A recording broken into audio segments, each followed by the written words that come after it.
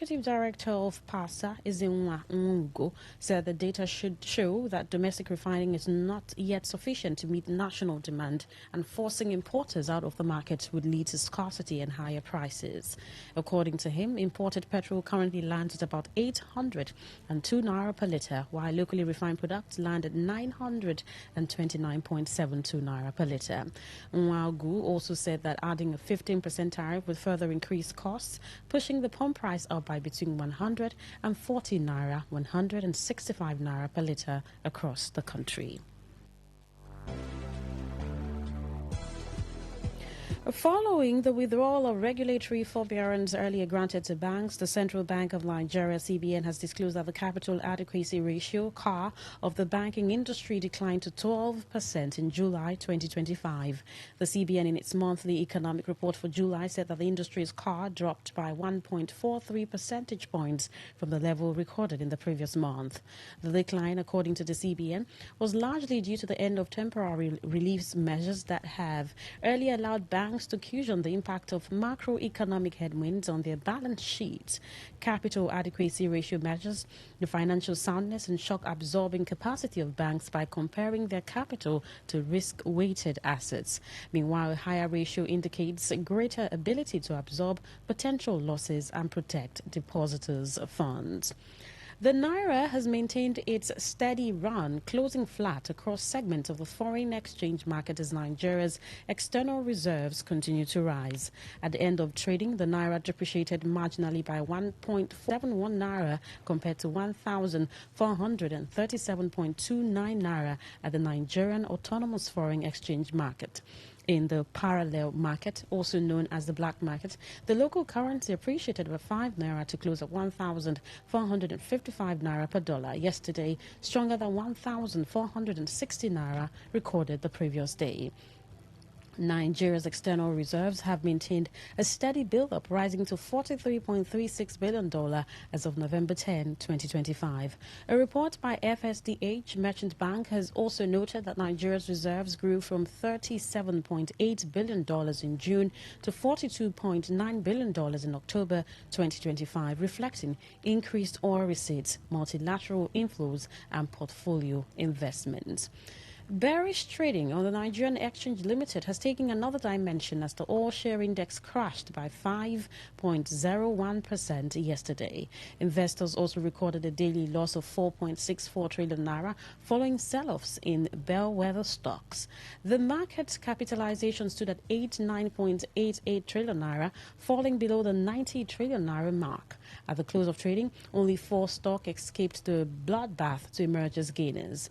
Meanwhile, the trading metrics show total volume traded increased by 80.03% to 65,500.95 million units, while total value traded rose by 186% to 29.39 billion naira. Despite billions of naira spent yearly to cushion hardship, a new World Bank report says Nigeria's social safety net programs are failing to reach those who need them the most. In the new report titled The State of Social Safety Net in Nigeria, the bank revealed that only 44% of total benefits from government-funded safety net schemes actually reach poor Nigerians.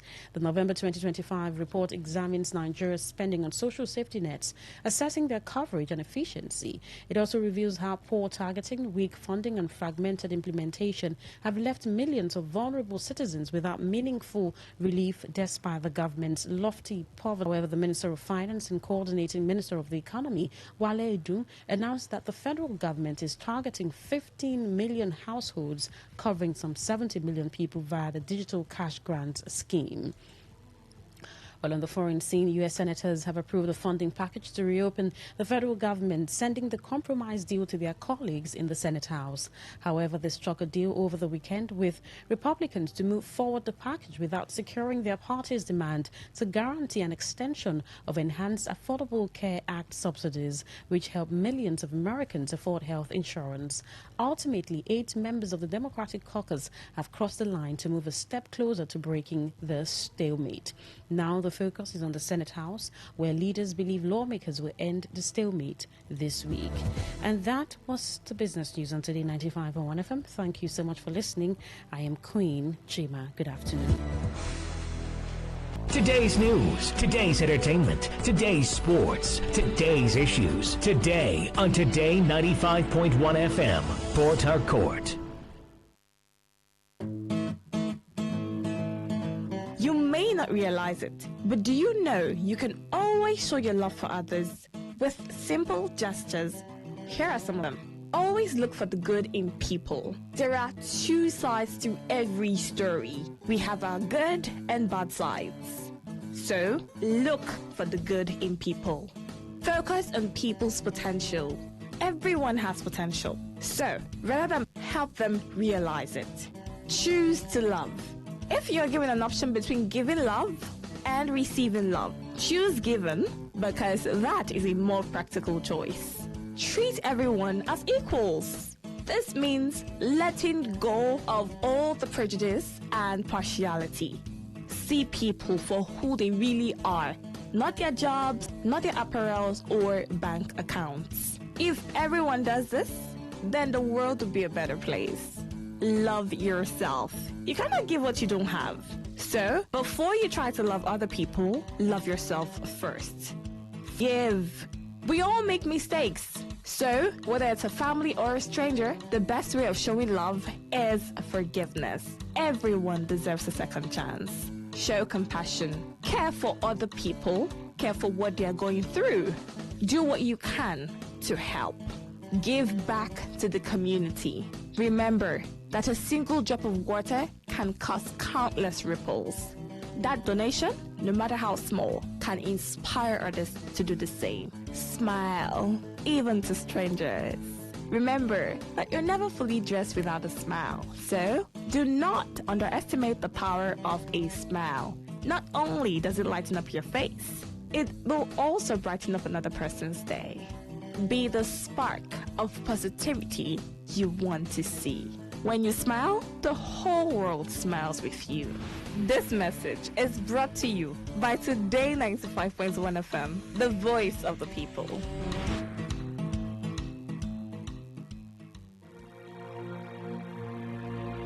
Today is business. Today is a new trend for your businesses. We give you all the information you need to grow your business, new ideas and innovations that keep you earning more and staying relevant. Every day, we engage in business, buying and selling, trading, and exchanging of services as individuals or as a country. Money goes round, it goes up and down. But have you ever wondered what business is all about? And have you ever wondered how you can stand out in your business? Today FM has got you covered every Wednesday between the hours of 1 p.m. to 2 p.m. Learn all you need, professionals on how the country runs its business affairs and how you can be an outstanding entrepreneur and grow your business. Business Today. Today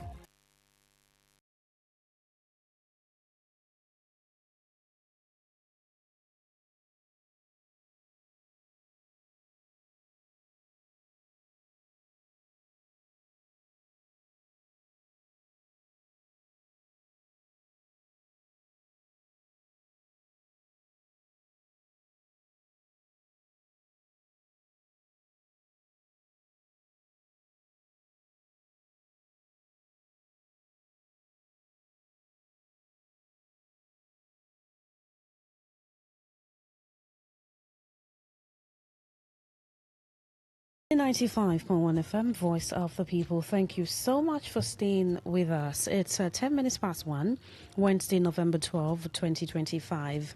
It's Business Today. Yes, we look at business talks in the country. But this is necessitated by a message sent by someone last week, and because we find your contributions important on our shows, and we try to meet up with your questions, with your demands, right? Because you're very important to us. We thought to have this discourse today. My name is Queen Chima. Welcome to Business Today once again. We're just going through the news, the business news, and seeing that the federal government has said that there would be targeted 15 million households covering some 70 million people via the digital cash grant scheme. And then I'm just thinking about a number of these schemes and the beneficiaries. Actually, I mean, do we really have people who benefit from this? I mean, have you seen someone around you? Oh, it was the conditional cash transfer at that time, and monies for household, and now there's another 15 million targeted to cover some 70 million people via the digital cash grant scheme. All right, away from that first. Last week, someone sent a message saying, please, can we have a conversation here about investments? And that I have some money and I'm looking at what are possible investments that I can put my money into. Because, I mean, if you're a business person or if you're a progressive person, you have some cash, you're thinking instead of just letting the money lie there in the bank, what can I do with this money? Popular opinion may be there. I mean, you have some people who tell you, oh, these are investment opportunities that you can try. It could be digital, it could be a physical business, or some people say, oh, agriculture, start farming, start trading, it's a number of options that people can give you, and you begin to weigh your options and ask yourself questions. What exactly can I do, right, to ensure that my money goes to the right place? While right place may be exclusive to you and not to another person, but then information is important, and that's why we're having this show today.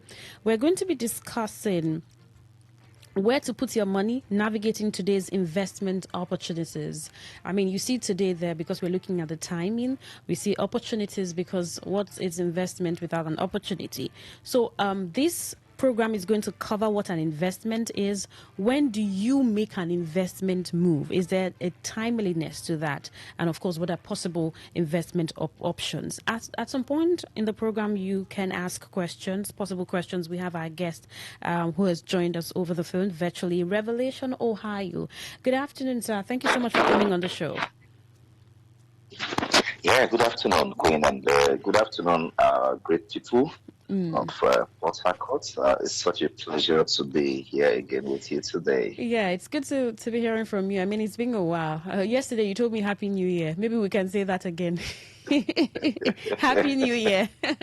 It's good to have you on the show. Yeah, same here, my dear. All right. All right, thank you. It's my pleasure. Absolutely. Let's get right into it. I mean, when you hear the term investment, what really comes to mind? Maybe in simple terms, and what is investment? All right, thank you very much. When we mention the word investments, a lot of things come to mind for different people. But of course, let's just rebase it for the benefit of all. The word investment means committing your money, your time, or your resources into an asset, business, or a project with the expectation of earning profits and returns in the future. It simply means, or in simple terms, you can say investment is making your money work for you rather than just saving it in the bank. So that means investment is when you commit resources, and that resources is not just cash. When you commit your time to a particular project with the purpose of getting returns. Okay. There are people who work and they invest their energy and time for 30 days and get money. They invested that time and they invested that energy. So they become distraught if at the end of the month, agreed upon, ab initio, nothing is coming out, they are not being paid. Then they're like, why will I invest my time and, energy into something that I am not being paid for? So investment is, putting in money, putting in time, putting in energy, putting in resources of any kind. It can be machinery. So I don't want us to be focused on just money alone in this context. A lot of people think and they say, oh, I want to invest, but I don't have money. Yes. But there are a lot of things you can, go into an investment with that can produce money. In fact, I Yes. like that part more. Yeah, for instance, I'm a speaker, so I learn, I grow myself, I read books, I get education, I get ideas. Then I come speak in an event, and you give me. So that's an investment Yeah. for me. I mean, that what you said is important because for some people, the moment they hear investment, what comes to mind is money, and it must be, oh, it's only for the rich. So I don't Yeah, have enough money, it so has I to be can't make any cash. investments. Yes, but what's the first step Yes. someone should take before deciding to invest? Whether you're investing your time, your resources, or maybe in terms of cash and other things that may be tangible or not. What's the first step you should take before you invest? Yes, the first step to you investing, number one, is gaining adequate knowledge, Okay. because it is a sin in the world of investments to put your resources, your time, energy, or whatever into something you know nothing about. Okay, so you have to first of all understand the sectors that are growing. You have to make research. You have to get an education. You have to get financial or expert opinion or advice, in terms of what you intend to go into, and that will now put you in a position of an informed investor, whether it is tech, whether it is agriculture, whether it is real estate, whether it is finance. Because to every trade, there is a trade secret.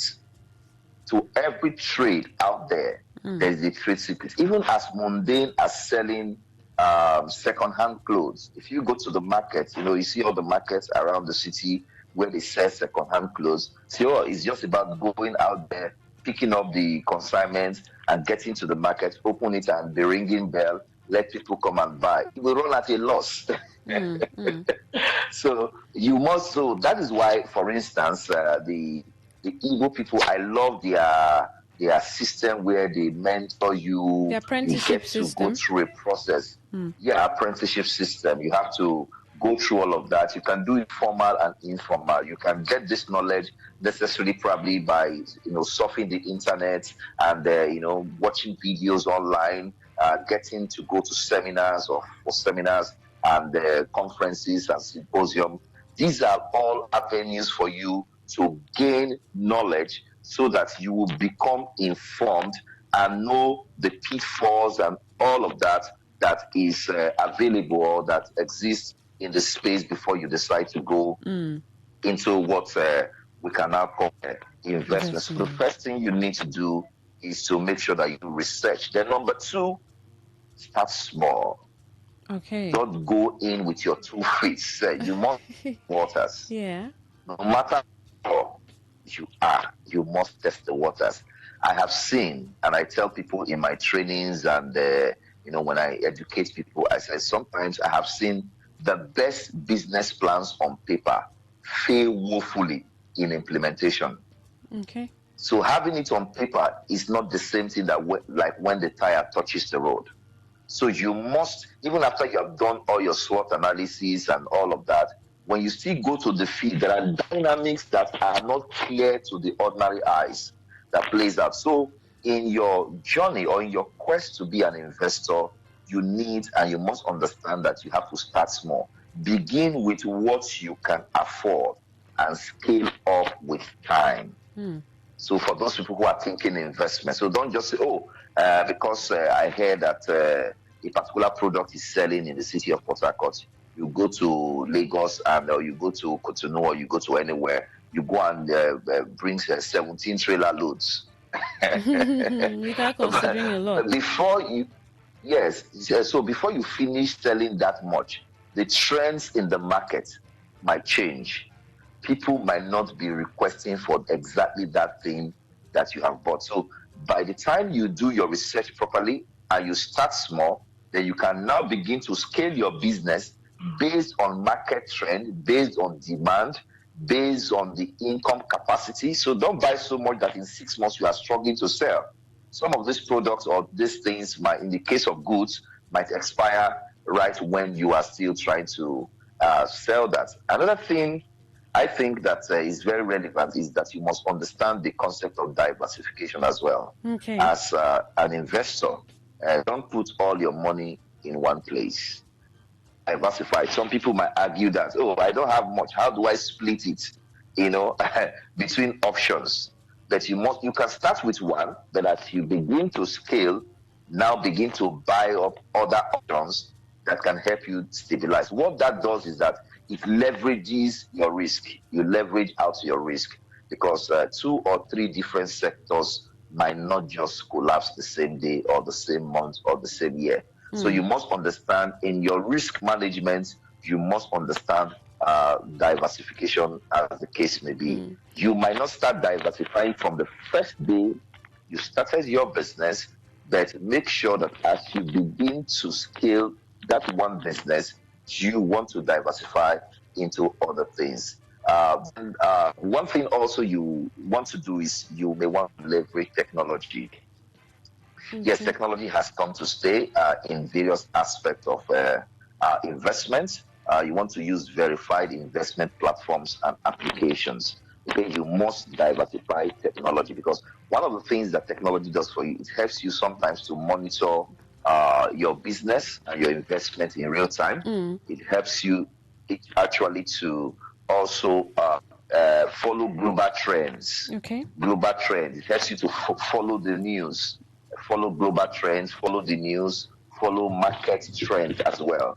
That helps you to make decisions on the go as far as your investment is concerned. And by every means, haven't jumped into the zone of using technology, make sure that you stay informed.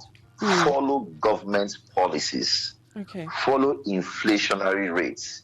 Follow trends and exchange rate. All of these, they play a very huge part in you becoming a very successful investor, especially exchange rate. Do they also determine your readiness? Because I mean, this is like gathering information and momentum, right? Before you step out or you put your foot into the deep water. But do they determine readiness, or and maybe at what point do you know that okay, I think I should just kickstart? There is no best time to start. If you have not started yesterday, the next best time to start is today. Okay. And another thing I want to say here is that you shouldn't wait to know it all because, as a matter of fact, you will not know it all. Okay, so some people say, oh, I want to know everything before I start. I have been an investor for more than a decade and a half in some sectors, and some people, I meet them, I talk to them about my investments or opportunities I share. I say, oh, I want to know you cannot know everything from this standpoint. Like I said initially, the best plans on paper do fail in implementation. So you have to start at the point where you are. You don't need all the money to start. You don't need all the knowledge to start. You just need the willingness, the readiness, and the ability of adaptation. You have to be highly adaptive when you are going into investments because you might just go into the investment with the information available to you and just one government policy will change it. You can even anticipate it when you see where the government policies are going because, for instance, money follows policies in government. It is where government is putting priority that they fund. If their policies is tilting towards real estate, it's time to move in the direction of real estate. Okay, so if their policies are favoring agriculture, you know that it's time to go into that sector and position yourself. If it is favoring their policies, talking about manufacturing, you know that you now need to start moving in that direction. So you must have that ability to read and be proactive in that regard. So the best to be ready is when you are ready. And when are you ready? Today is the best time you are ready. Don't wait for everything to be perfect. There are no perfect conditions in going into investments. Okay. So could you walk us through some common types of investments available today? Maybe common and easy to access, or common and from your point of view, your perspective is a venture to get into in terms of investment, in terms of investing, whether your money, your resources, time and others. Yeah, in Nigeria today, for small capital investors, though we have quite a number of people who can go into investments with large funds and all of that. But let's speak to the general populace, people who have probably between, let's say, 500,000 naira, probably to maybe 10 million naira. Okay, those are still average regular investors. Okay. First of all, I want to mention agriculture. Okay. It's agriculture and agricultural products. You might not be the farmer, or you may not be the farmer, but you can also participate in the supply chain. You can participate in the conversion chain. You can participate in processing. You can participate in transportation. You can participate in distribution. So any aspect of the value chain in agriculture is highly profitable. I give you an example. Some months ago, I traveled to Plateau State, in Just Place, for business, and I came across this set of young ladies who were youth corpers. Some of them, I think one of them actually came from River State, others from some eastern states and all of that. And some of them had finished serving their 1 year service year, and some of them were still in active service. And these young ladies, the business they were actually doing as youth corpers was that they were getting farm produce from Plateau State, which is Jos and environs, and they were sending those produce to the south, to Port Harcourt, to other states in the south. And these ladies were making huge income. Okay. So and they were just using WhatsApp groups to get this done. They have customers who orders for rice, who orders for that, and they are just busy couriering and waybilling this thing and making huge profit. What you can buy maybe probably at 10,000 naira here in River State is being sold 2,500 naira in Jos. And probably they put another 1,500 naira for transportation, or 2,000 naira, and they are going home with up to 50% of what the market rate is here in River State. That is one sector that you can never go wrong going into agriculture. Whether you are a farmer or you are selling farm produce or you are processing all of this, go to all the supermarkets. You see everything right now can be produced, processed and put on the shelf. So you must just now find where your niche will speak and get into that space right now. People are hungry. We always say people are hungry. So somebody must go out there and either get this food. And I was traveling from Abuja some few days ago. I was traveling down to the southeast just about 3-4 days ago. And our vehicle stopped at a village where they were selling a 4-liter paint rubber of fresh pepper for 600 naira. 600 naira.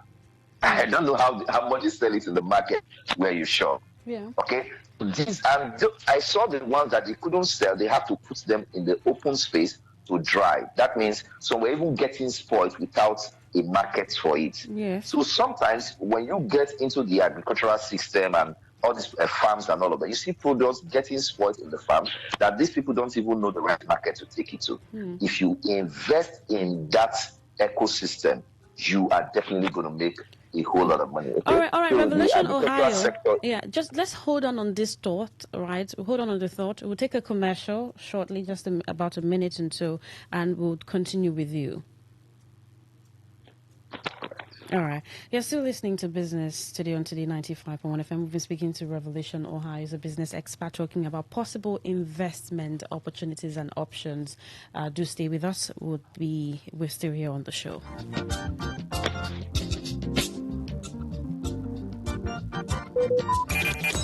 Talk radio. I listen to a lot of talk radio. 95.1 FM. This is a public announcement from the River State Ministry of Youth Development. Rivers youth are urged to take advantage of the ongoing Nigerian Army 90 regular recruit intake. This is your chance to serve the nation, build a career, and secure your future. Application closes November 14th, 2025. Application is free of charge. Do not pay anyone. Basic requirements include Nigerian citizenship, NIN and BVN. 5 credits including English and mathematics. Ages 18 to 22 and 18 to 26 for tradesmen and women. And minimum height of 1.65 meters for women and 1.68 meters for men. Applicants must not possess higher qualifications such as HND or BSc. To apply, visit the official recruitment portal www.recruitment.army.nil.ng or visit the River State Ministry of Youth Development, Block C, 7th floor, State Secretariat Complex, Port Harcourt for guidance. The River State government has made full provision of logistics to support all shortlisted Rivers youth throughout the recruitment process. Parents, guardians, traditional rulers, and community youth leaders are engaged to mobilize and guide our youth to take advantage of this rare opportunity. Remember, enlisting in the Nigerian Army is not just a career, it is a call to service, discipline, and patriotism. Signed, Rohama Chinedu KJ, Permanent Secretary, River State Ministry of Youth Development. Talk radio. I listen to a lot of talk radio. 95.1 FM. Well, business today on Today 95.1 FM, Voice of the People. If you have been following, we've been discussing possible where to put your money, navigating today's investment opportunities. What is an investment? What do you need to make an investment move? What are possible investment options? We've been speaking to Revolution Ohio business expert, and I mean, he started off with what an investment is, what and when you can or you should invest, and now we're talking about those possible investment options or opportunities, especially if you have been thinking or racking your brain about what to do. This might just be a perfect guide to begin that investment opportunity. Revolution Ohio, thank you so much for staying with us.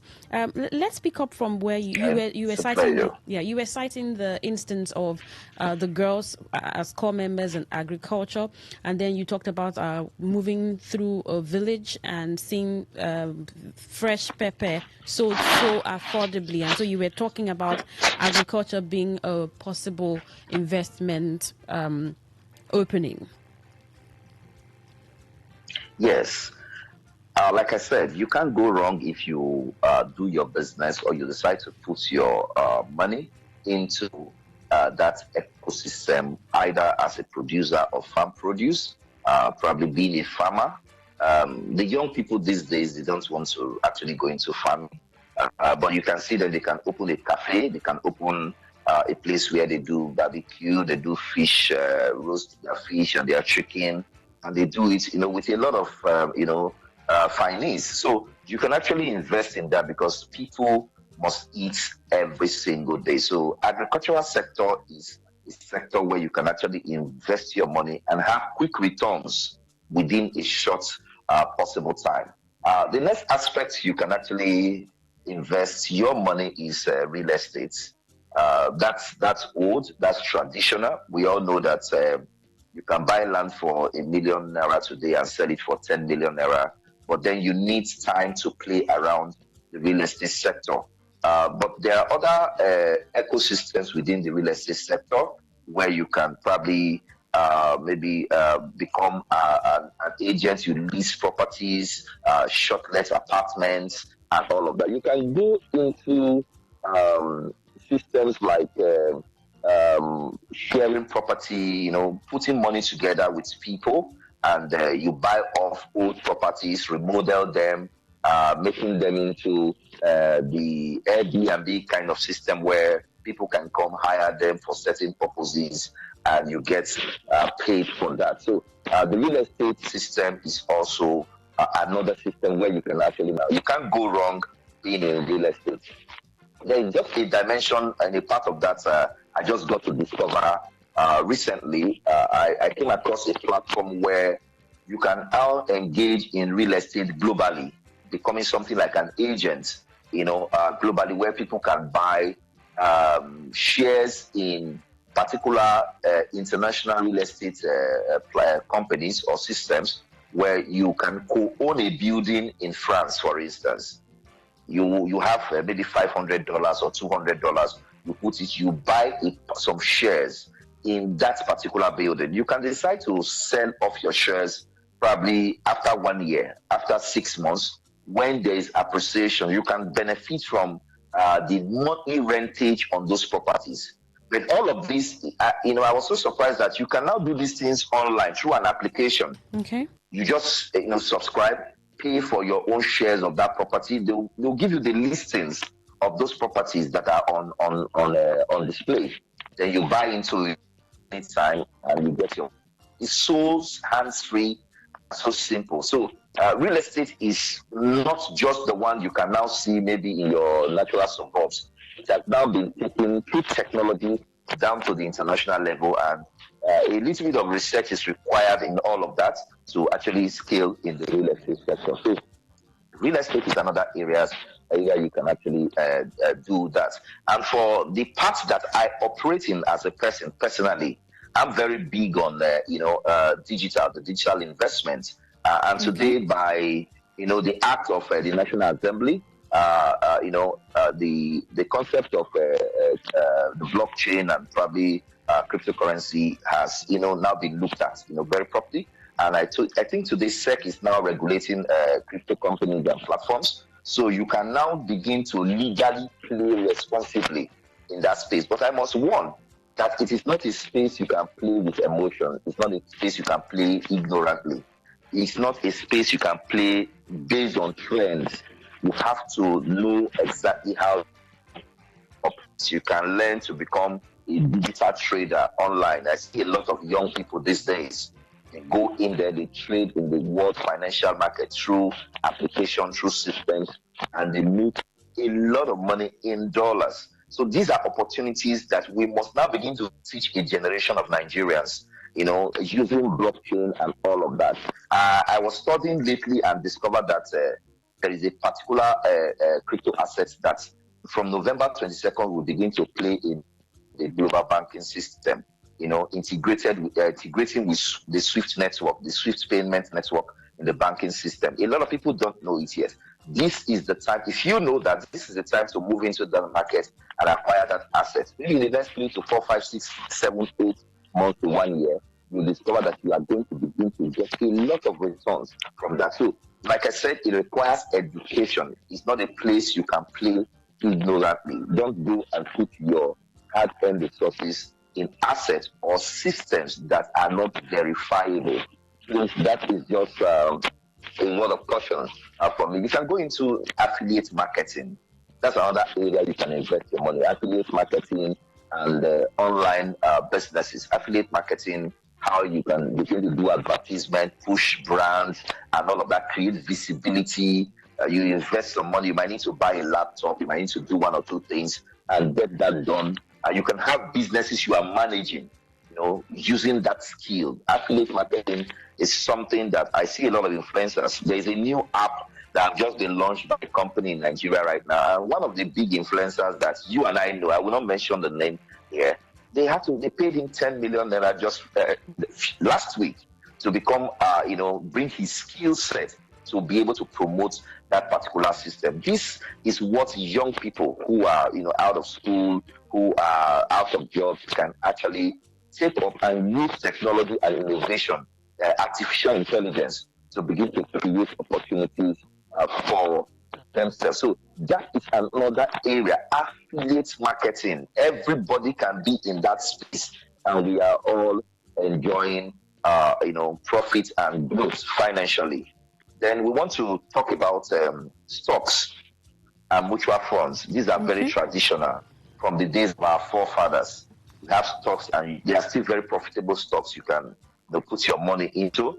You can buy today and sell tomorrow and take the difference, and buy again and sell. And so it's not that when you are going into stock and mutual funds and all of that, you have to keep your money there for 20 years.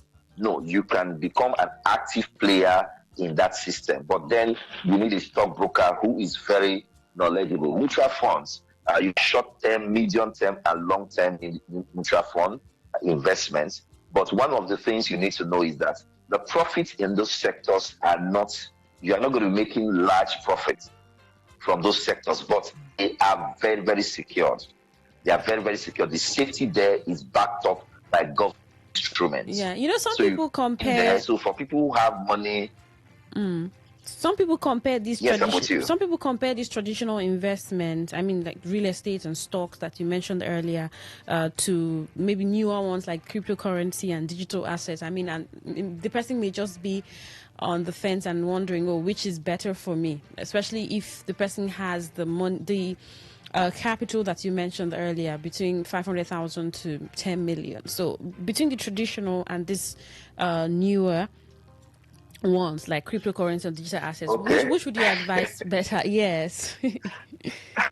That's a very tricky question for me. But then I want to state that on this program, I am not actually standing out as anybody's financial advisor or investment advisor. But then if you ask me, I would choose to go into cryptocurrency and blockchain because let me just give you a background story to that. I don't know if it's relevant here, but I'll say it.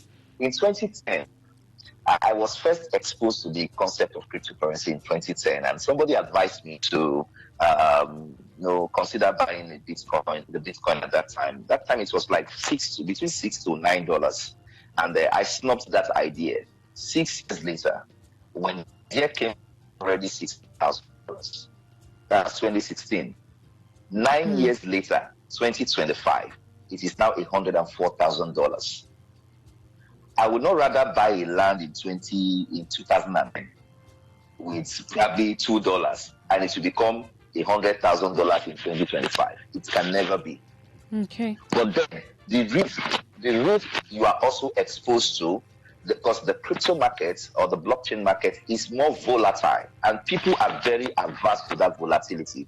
But however, you must understand that if you buy a good asset like the Bitcoin or Ethereum or maybe XRP or any of those top 5 cryptos in the market and hold it, don't go into all these trade. People that say we're trading for you, we are multiplying for you. You don't have a lot of assets. If you can buy 10 pieces of that asset and keep it the way you will keep land. When you buy land, you don't spend it the next day. You keep it for 5 years. You keep it for 7 years. You keep it for 10 years. I bet you are going to be in serious money. Like I said, this is not an investment or financial advice, as the case may be. We are just educating our listeners on this. So everybody can now go and know exactly what you have the capacity to go into. Some people are risk adverse. Some people like security. So if you like security, go into real estate, because you can't also go wrong, in real estate. You have to play with time. In terms of property appreciation, and you must have the knowledge to know where to put your money in real estate. Don't go and buy bush. Some people they tell you it's 5 minutes from the international airport, but in the next 50 years, nothing is happening in that place. It will continue to be bush. So you don't go and put your money in the bush, okay?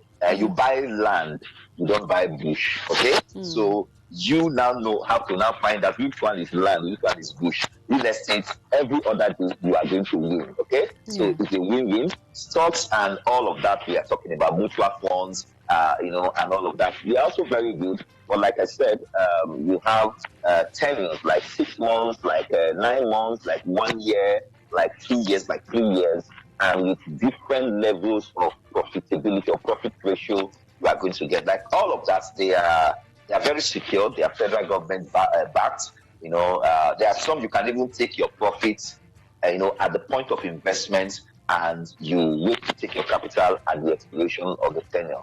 So you have your profit upfront. So there are some of them. So you have to maybe meet your financial advisor and your experts to actually get that across to you. But you must know that these are areas you can play safely. With good knowledge, you can also play safely in cryptocurrency. That's where I really I do my business personally, and I'm enjoying it for the life of me. Skill-based investments. You can learn a digital skill. Content creation is what is making so much crazy money for this generation, the Gen Zs. Okay. I hear them, okay? Content creation, but I always am an advocate of responsible content creation. In the name of content creation, don't go and be adding problems to the problems we already have in the society. Okay. You understand? But content creation on social media, whether on YouTube, whether on Facebook, whether on Twitter, whether on TikTok and all of that, you could actually also go into content creation, and it's going to Yeah. make a lot of money for you. Okay. It just means that technology, I mean, social media is also impacting or reshaping investment opportunities. It's actually driving it, not impacting. It's actually driving it in this generation. Oh, okay. It's driving it. Okay. It's driving opportunities right now in the entire state. Okay. Okay. Well, before you talk about possible investment opportunities, let's open the phone lines, especially for someone who may want to ask a question, a clarification, or be a little specific with, oh, I have this amount and I don't want to do this, I have done that. And while you're not advising financially, but I mean, with some of the things you've said can stand out as a guide for that person. You've been listening to Business Today on Today 95.1 FM, voice of the people. Well, we've been discussing with Revolution Ohio business expert, and we have been talking about investment opportunities, right? These investment opportunities are where to put your money, navigating today's investment opportunities. What is an investment? Where do I make an investment move? What are possible investment options? And Revolution Ohio has been giving insight into that. Well, let's get your thought, maybe questions that you have to ask on the program this afternoon, Business Today, 0810 951 951. That is 0810 951 951. 4 calls. Now for text or WhatsApp messages, 0701 9339 962. So what are other Revolution Ohio, other possible investment options that people can get into? Are there some others, or maybe these are the ones you're able to put together? Yeah, putting your money in fixed deposits and treasury bills is also a form of investment. Okay. Stock and bonds, we have mentioned all of that. We have mentioned agriculture, livestock farming and processing, or marketing of all of this. We have talked about buying land, building, or renting properties. That's part of real estate. Those are traditional investments. Then we looked at modern opportunities, which are now within the space of digital investment. And we just mentioned cryptocurrency and blockchain assets like the Bitcoin, XRP, and all of that. Then we have Forex trading. A lot of people have also done that over time, and it's still very much profitable. Okay, so Forex is also another one. Then digital real estate, like I mentioned, there's the real estate, which is virtual, which is actual. Then there's the virtual real estate. So globally right now, the business of virtual real estate is also booming. You can go into it from the comfort of your home. You can actually go into virtual real estate and you are selling this asset and buying this asset and making a lot of, profit. Then we have a peer-to-peer lending platform, lending money through verified digital apps. Those are also areas that you can also make money.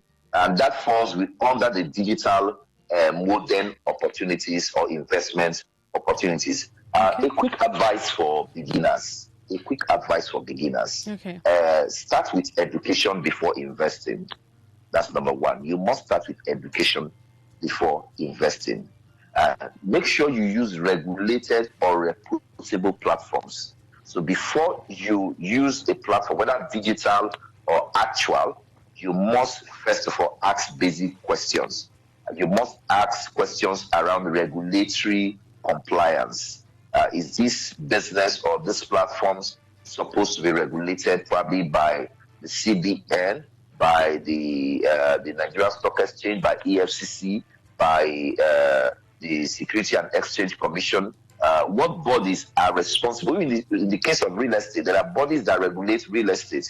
You must find out before you go to that company and buy a land, and later to discover that they sold where it's designated by government for projects in the future. You are going to definitely lose that property. Okay. So you must go for knowledge on regulatory compliance. It's very important. It saves you a lot of stress. Don't be in a hurry. Anytime somebody is rushing you to go into something, step back, because they tell you that patience is a mask. Sorry, is a weapon that unmasks deception. So don't rush into anything at all. Take your time, do your due diligence. Don't think if they tell you it's going to end tomorrow, tell them, okay, if it ends, I'll do the next one. Until you are sure, don't move. Okay? Yeah. Because once they begin to hurry you up, you need to do it. It's closing this Friday. If you don't do it Friday again, you can never get anywhere in the world. Be careful, okay? Yes. Use regulated and reputable platform.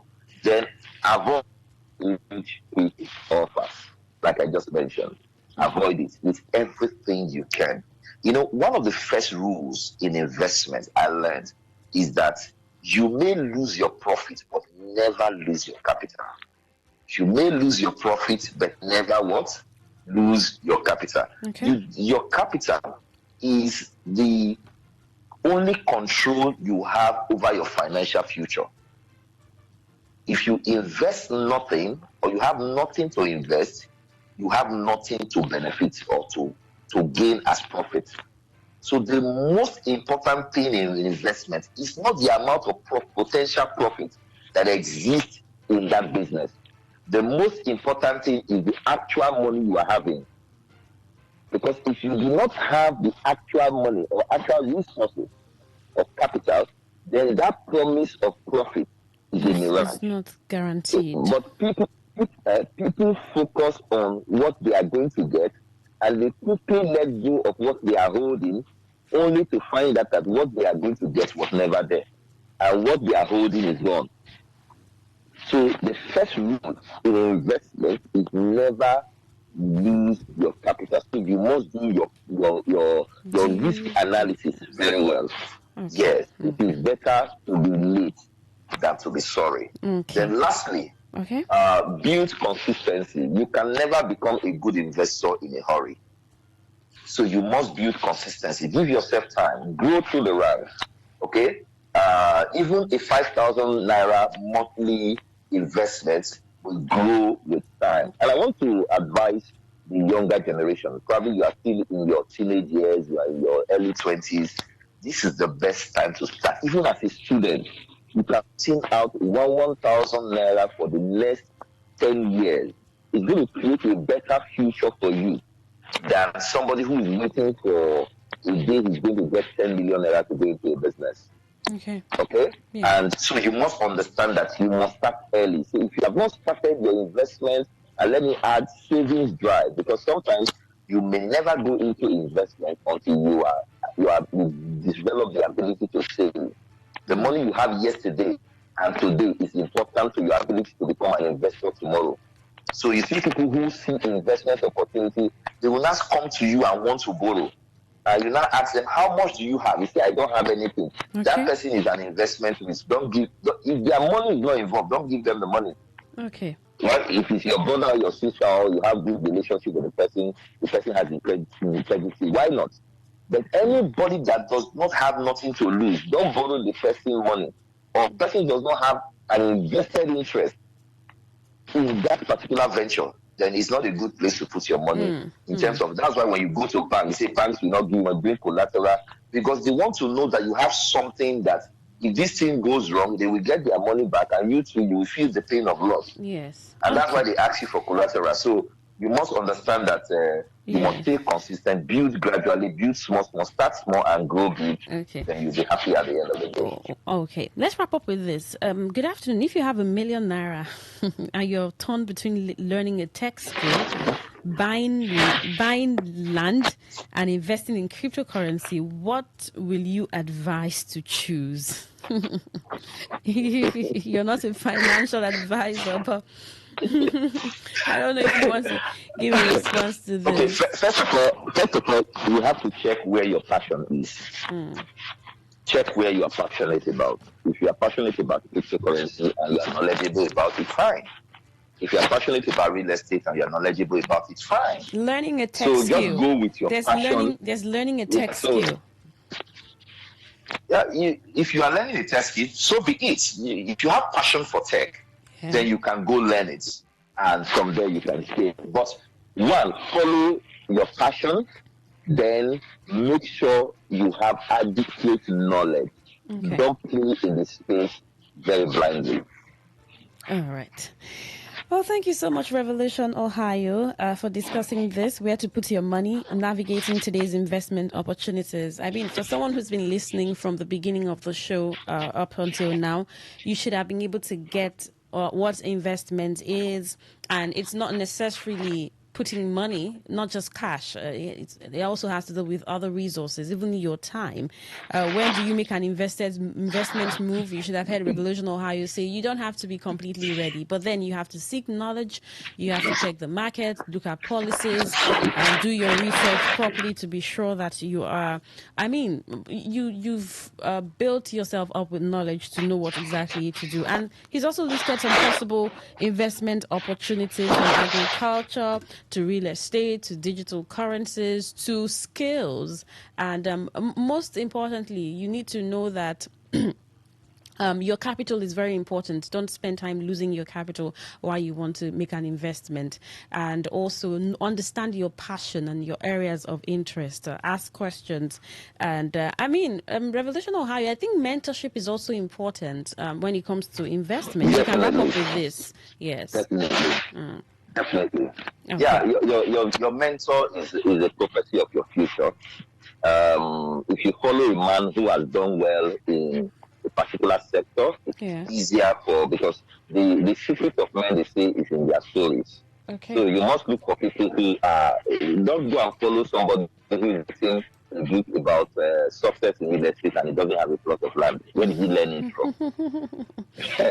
Or he's not into the business of real estate. He's a teacher, but he wrote a book on real estate. Don't buy that book. Buy from the man who has been into real estate for 10, 15, 20 years and has been able to make a success. So mentoring is very critical in success, also in investment. All right. Thank you so much, Revolution Ohio, for having this discourse with us.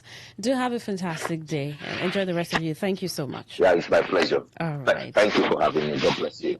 Bless you. God bless you too. Well, that's our program today, Business Today, and I hope you got value for your time. Thank you for listening through the show from the beginning up until this minute. It's 1:58, 2 p.m. We'll take the news update. Afterwards, we'll be here still for Talk That Talk. Just stay with us. It's Today 95.1 FM. I'm Queen Chima. Good afternoon.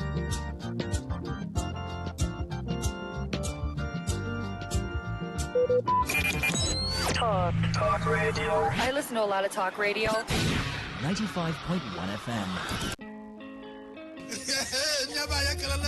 Wetin dey happen late? They say wahala dey finish. Na this one wahala be like bicycle. They just dey quick. Wetin dey happen? Wetin dey happen? Wetin dey happen? Na for Today 95.1 FM, 5 p.m. Monday to Friday, bom kwem. Na here you go hear wetin dey happen for Naija and obodo the world. Na that time where we dey bring you ogbonge tori dem wey go shock you. You go wonder say na person do like this. Na so we dey bring am come give you as e dey hot. Now where we dey find way to sweep this country, don't run. You go stay abroad, you dey chapa. You say this one, no worry. When time reach, I'll say I want to take. Make I see where they go. Homeland is homeland. Me, I go open gate for them. I no go be gate man at that time for airport. Wetin dey happen? Make you no miss Mazi Ike God, Ike Machuku, and MC Kuro for wetin dey happen. You go enjoy yourself. No forget to say, woman dey chop our recharge card, woto. I don't tell una say, this place na education center. As you sit down here with us from Monday to Friday, you go enjoy wetin dey happen. Wetin dey happen? Make you no miss am at all.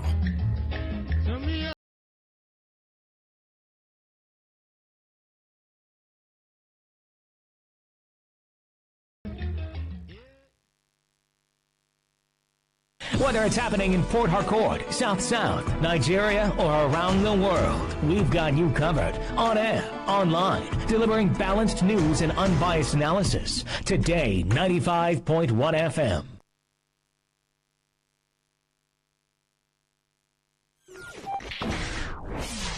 Today, 95.1 FM, Port Harcourt. News update.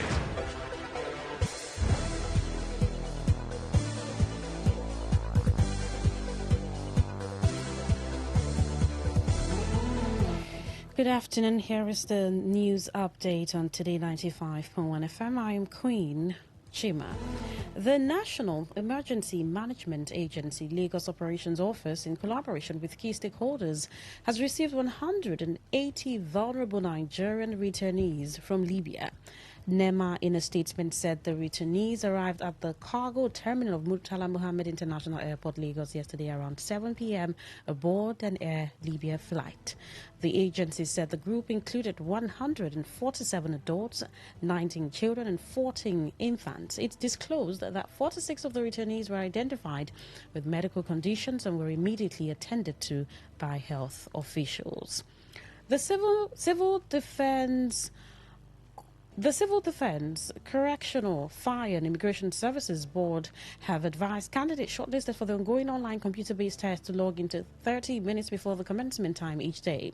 This was contained in a statement issued by the Secretary to the Board, retired Major General Abdul Malik Jibril, in Abuja. Jibril said the online CBT phase of the recruitment exercise, which commenced today, would continue until next week, beginning daily at 9 a.m.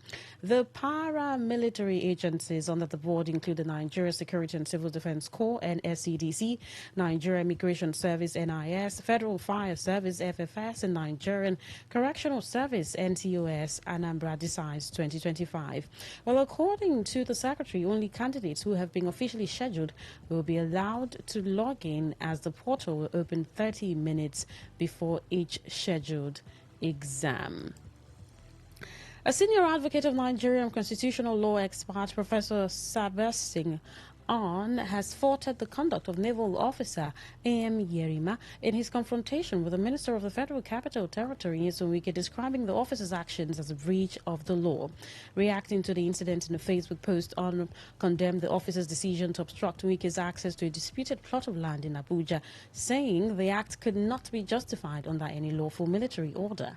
He wrote that the duty of a junior officer to obey the orders of his superiors, even though strongly upheld in military and paramilitary cycles, has its own limitations recognized by no other authority but the Supreme Court of Nigeria. On cited Supreme Court rulings in Onunze versus State 2023 and Nigeria Air Force versus James 2002, which according to him clearly established that military officers are not bound to obey legal or manifestly unjust orders. He said the illegality in the order stems primarily from the fact that no service law of the military permits a serving military officer to mount guard at a private construction site of his boss, especially under suspicious circumstances. He added that if security concerns existed, the retired naval officer ought, under the circumstances, to have engaged the civil police. On further stress that as the FCT Minister Wike exercised the powers of the President over land administration in Abuja, pursuant to Sections 297, subsection 2, and other provisions of the 1999 Constitution as amended. On the foreign scene, Turkish defense firms are showcasing their weapons at an inaugural 4-day military fair in Mali's capital, Bamako. They are the only companies taking part in BAMEX's 25, which comes as the two countries deepen military ties. It opened a day after the African Union called for urgent international action to address worsening security conditions in Mali. An export specialist for Hadif Defense, Sabri Gula, said the firm had met with clients both from the Malian military and from private security firms. He said the government and foreign delegations are much more interested in assault rifles and pistols because they provide coverage and are much more important for border surveillance and protection. Malian Defense Minister Sadio Kamara addressed the crowd at the exhibition, accusing external powers of supporting the terrorism that has plagued Mali for the past 15 years. And that was the news update on Today 95.1 FM. Thank you so much for listening. I am Queen Chima. Good afternoon.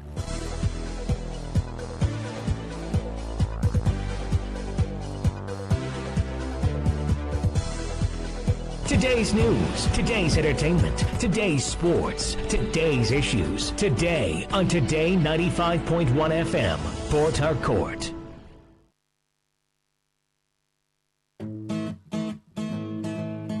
You may not realize it, but do you know you can always show your love for others with simple gestures? Here are some of them. Always look for the good in people. There are two sides to every story. We have our good and bad sides. So, look for the good in people. Focus on people's potential. Everyone has potential. So, rather than put them down, help them realize it. Choose to love. If you're given an option between giving love and receiving love, choose giving because that is a more practical choice. Treat everyone as equals. This means letting go of all the prejudice and partiality. See people for who they really are, not their jobs, not their apparels or bank accounts. If everyone does this, then the world will be a better place. Love yourself. You cannot give what you don't have. So, before you try to love other people, love yourself first. Forgive. We all make mistakes. So, whether it's a family or a stranger, the best way of showing love is forgiveness. Everyone deserves a second chance. Show compassion. Care for other people. Care for what they are going through. Do what you can to help. Give back to the community. Remember that a single drop of water can cause countless ripples. That donation, no matter how small, can inspire others to do the same. Smile, even to strangers. Remember that you're never fully dressed without a smile. So, do not underestimate the power of a smile. Not only does it lighten up your face, it will also brighten up another person's day. Be the spark of positivity you want to see. When you smile, the whole world smiles with you. This message is brought to you by Today95.1 FM, the voice of the people.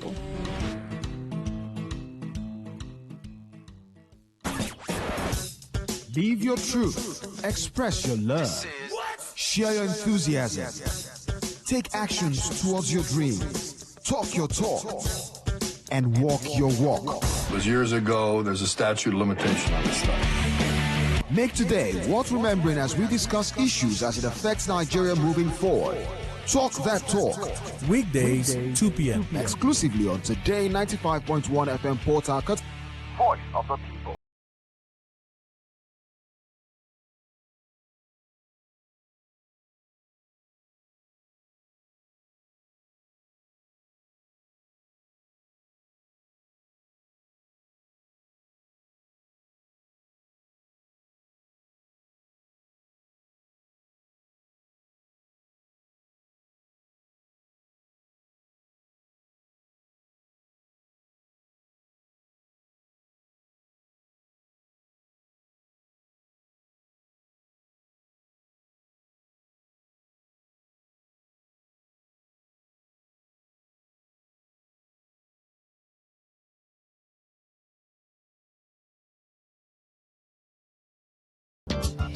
Today 95.1 FM, Voice of the People. It's Talk That Talk, 8 minutes past 2, and Wednesday, November 12, 2025. My name is Queen Chima. Hope you've been having a great time hanging out with us from the beginning of broadcast up until this minute. Well, yesterday we were talking about Ogoni, and I remember someone calling and asking the question, please, how many Musa presidents do we have? And I mean, you don't have these presidents without supporters or without issuing releases, organizing events. And this brought to mind a topic that we should talk about. And I mean dualities in political positions. And we've seen that happen both nationally and in state levels, even in local government levels. I mean, from public offices to private, maybe social private offices, how you want to attack them. But most importantly, political offices, political public offices, where these people are expected to serve. You have claimants of positions. So you've seen several instances where two individuals claim the same political office, sometimes even getting conflicting court judgments. What exactly does position duality mean in this context, right? So there is this, we could say factional, the factional president of this, factional chairman of this, and factional representative of this. This may be a little confusing sometimes because for you as a Rivers person, you say, oh, I support this person, I'm right behind this person. The court has stated that this is the right The court has said that this is the person. The court has ruled, and all of these conversations continue. And, when we do comparisons politically, we want to ask, in other climes, do you see things like this happen? Okay, even if it does, is it as consistent as it is, as we see in this part of the world? There may be so many reasons to that. Sometimes these dualities linger for as much as an administration ends, depending on the level. So we're going to be discussing this. If you've thought about it, wow, we brought it on the radio for us to talk about. If you've never thought about it, it's something for you to ponder, and so we can analyze it. At some point of the program, you'll be part of it by giving your thoughts. One office, two claimants, the politics behind position dualities. Well, even in River State, we have seen two claimants for political position, with each garnering their supporters, sometimes against court orders. What do you think is responsible for this power play and dualities for political positions? Well, we'll be speaking to our guest who's joining us virtually, Andy Akpotive. He is a social reformer, a public analyst. Good afternoon, Andy Akpotive. It's good to have you on the program. Yeah. Good to be here, Queen. Good to be here. Good afternoon to you and to Port Harcourt people and your listeners all over the world. I think it's convenient for me to say Happy New Year to you. It's been ages. Absolutely. Happy New Year to you and Today listeners. Okay. Great to be here. Yeah, I'm sure you followed through my introduction. Just yesterday, if you listen to our program Talk That Talk, I had a conversation with Fegalon Suke. He's a factional president of MUSOP. And even on the show, he said, the court had ruled that I am the president. And there was a report that I read. Now, we're not talking Ogoni. This is just giving an instance, and to so many other instances that you would give, or even our listeners give. We see dualities in political positions, especially even here in River State, Nigeria, here in River State. I don't know what you think about these dualities. The moment you hear this faction or the other faction, or the right leader or not the right leader, or who do people want or who do people do not want, or you're seeing 2, 3, most times dualities in political positions, what comes to mind for you, Andy Akpotive? First off, I'd like to say where there is no law, then crime is right. Where there is no law, then nothing that is an absurdity can be so termed. Why you have organization is largely because of the fact that consequences, there are penalties, there are punishments, and there are rewards for doing things good or doing things bad.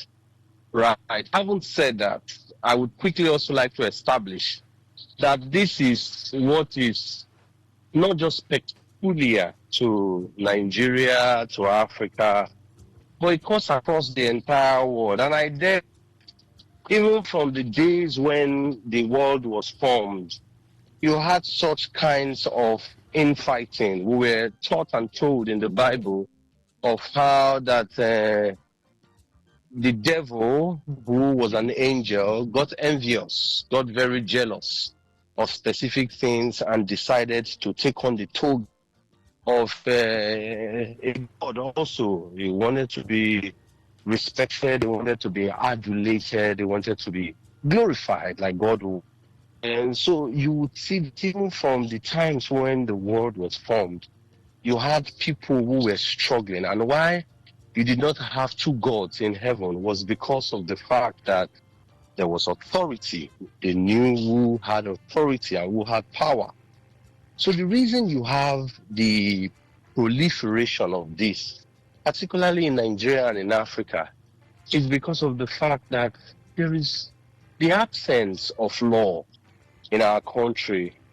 There is no law. What we knew as law yesterday, has largely been bastardized. Then you may not want to say there isn't law. There's law, there is the law, but maybe following it is the challenge. Okay, so it's about semantics, right? I choose to say there's no law because if there is law, then following it will not be the challenge. If there was law in and of itself, if you attempted not to follow it, there will be consequence. It is because of the perversion of law, which in any case means there is no law. That's why you have what you have. So it's semantics. It depends on how you want to see it. For me, largely, there is no law. How do you explain the case of River State, where the court has said the K is the chairman, and the national leadership of APC is insisting that the K is not the chairman?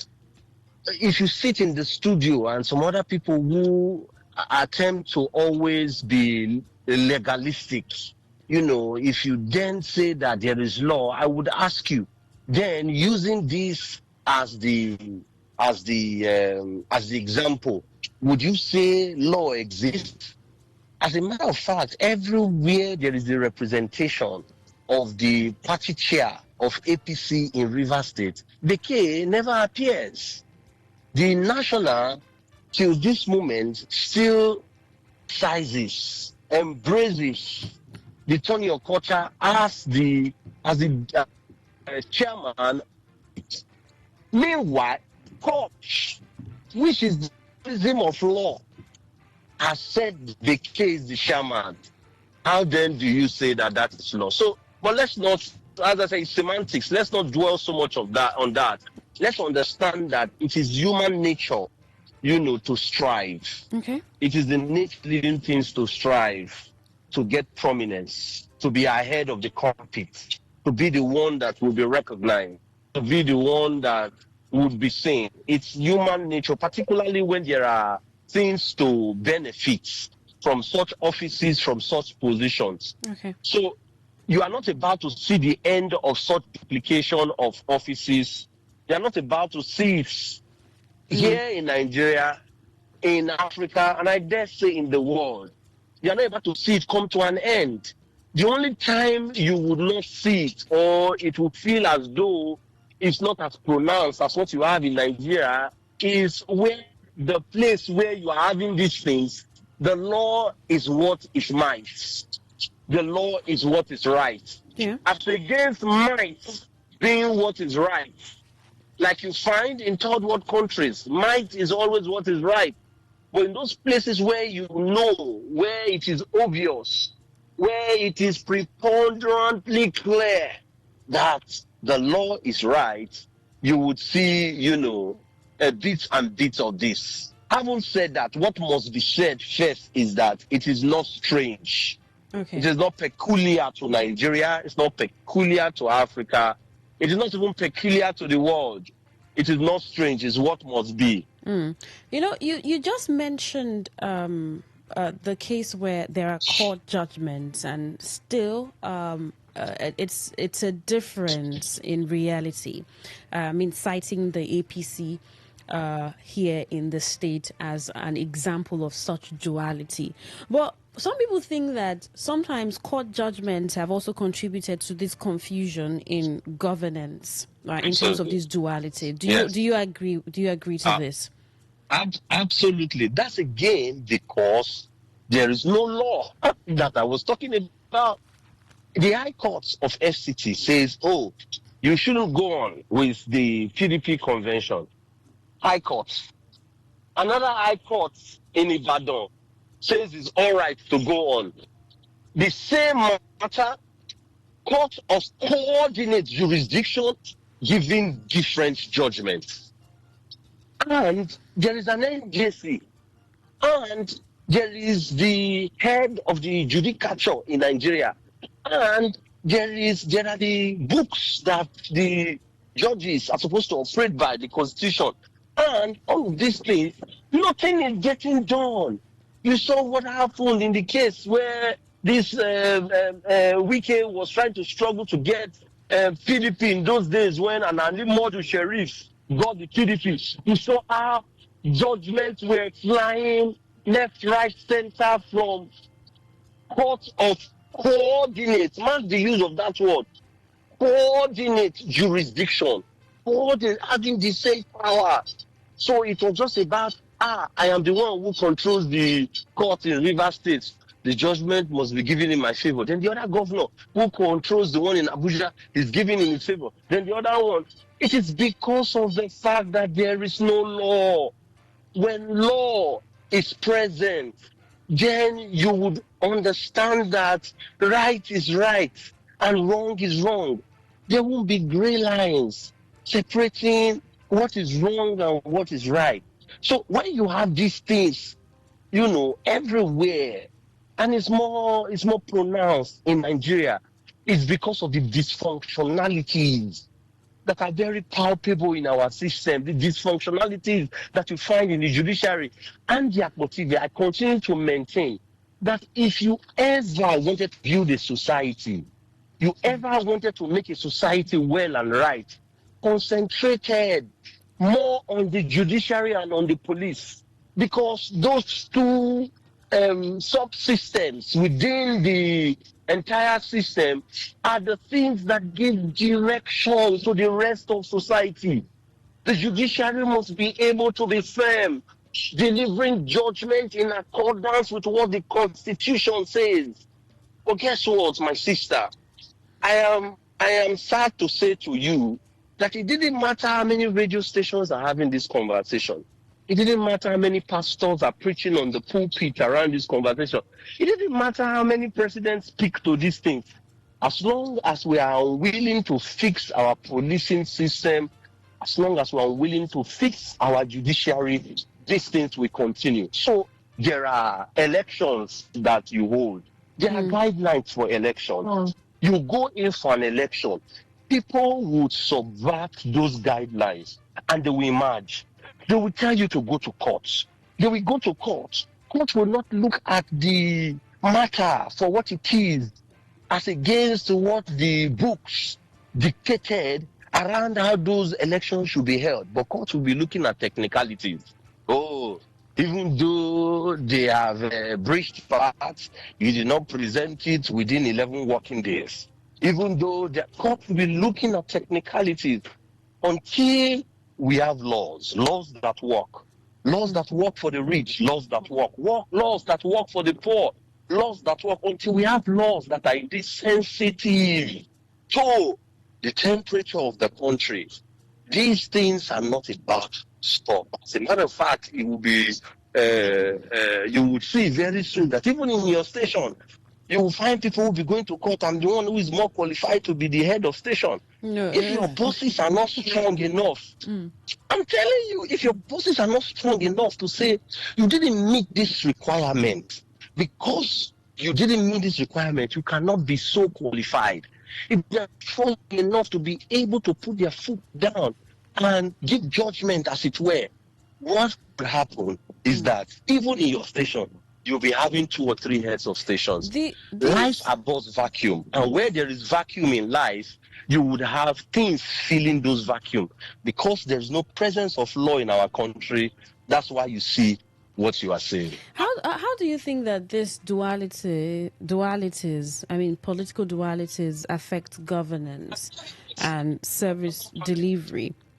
In terms of development, we'll take a look at River State as an example, right?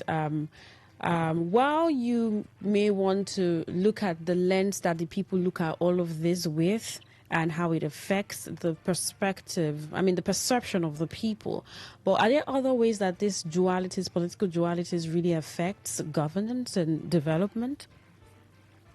Absolutely. It creates instability within the system. It creates instability. Nobody is sure of what is what or who is who.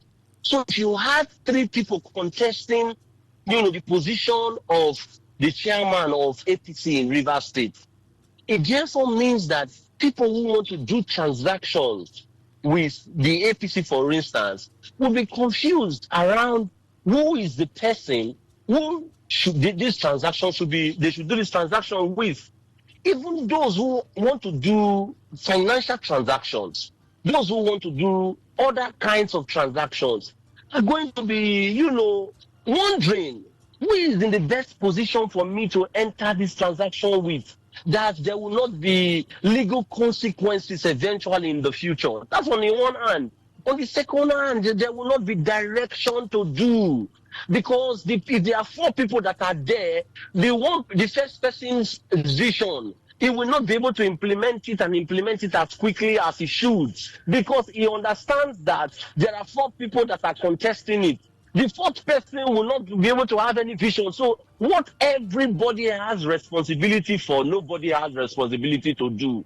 But once there is somebody that has responsibility for, we know somebody has responsibility to do. That's exactly what's happening in our country. So there are 4 chairmen that are contesting to be the chairman of the board of the Golfers Association. There are 3 chairmen that are contesting the MPA. There are 2 chairmen that are contesting the NMA. There are 5 chairmen that are contesting the NLC. There are 3 chairmen that are contesting the TLC. There are just on and on. Because of this, nothing gets done in our country. Because nobody is responsible. Nobody is responsible. You are not sure. Even Nance, you're having that. People sneak into NAS. Recently, did you not see that they banned a certain youth body in Nigeria as a result of the fact that more than 2 people are contesting to be the rightful chairman of those positions? This is exactly how we have boxed ourselves into this conundrum where nothing, absolutely nothing gets done.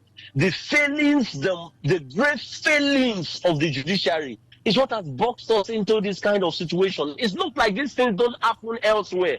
But once they happen, the judiciary quickly steps in to rectify the incongruencies that are contained within that system. The judiciary quickly steps in to regularize the challenges that are there.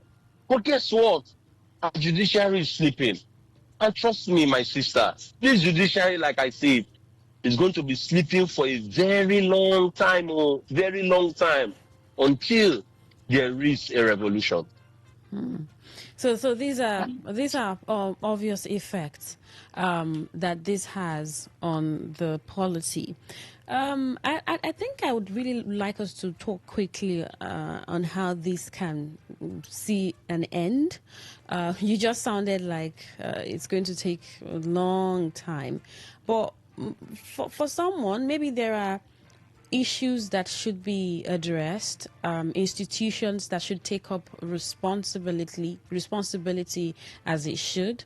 In terms of political parties, I mean, some will talk about internal democracy and then the right things being done, how it's supposed to be in terms of political parties. Because if you have the APC in the states, you have the APC national, PDP, or what other party? I mean, there are rules and that they should stand by. And so what is the challenge? So you're looking at these structures and these institutions. We are not lacking in rules, Queen. We are not lacking. You just said it that there are laws. We are not lacking in rules and laws. All of these bodies that you have, 2 people, 3 people contesting for the positions, they have a body of law that actually governs how people should emerge. But they forget this body of law, and they go to court and judiciary does nothing. Okay, see what I said on my show the last couple of weeks. Do you know when the case of Naira, the Naira issue that was started by CBN governor, when it came and the likes of the former governor of Kaduna State and co said they wanted to go to Supreme Court, they went there and Supreme Court quickly delivered judgment, right? Supreme Court quickly delivered judgment on 2 other cases, less than 2 months, when those cases that were very challenging, got to them. But as I speak with you, do you know the Supreme Court has refused to deliver judgment on the Rivers State debacle, the one that brought about the suspension of a governor? How many months have passed? Over 7 months. What does that tell you? Is there a lack in constitution? Is there a lack in the body of law as to what gives the president the power, whether the president had the power to do what he did? Was there a lacking of any kind of law that should point that this to the direction that is right and the direction that is wrong? No. But it is the lethargy. It is the lukewarmness. It is the lackadaisical attitude of the judiciary, the failings of the judiciary to do what they should do. That's why you have all of these aberrations within the body policy of our country. And I've just said to you that the only way we can control it is to go back to the days when Chukwudufe Oputa and co.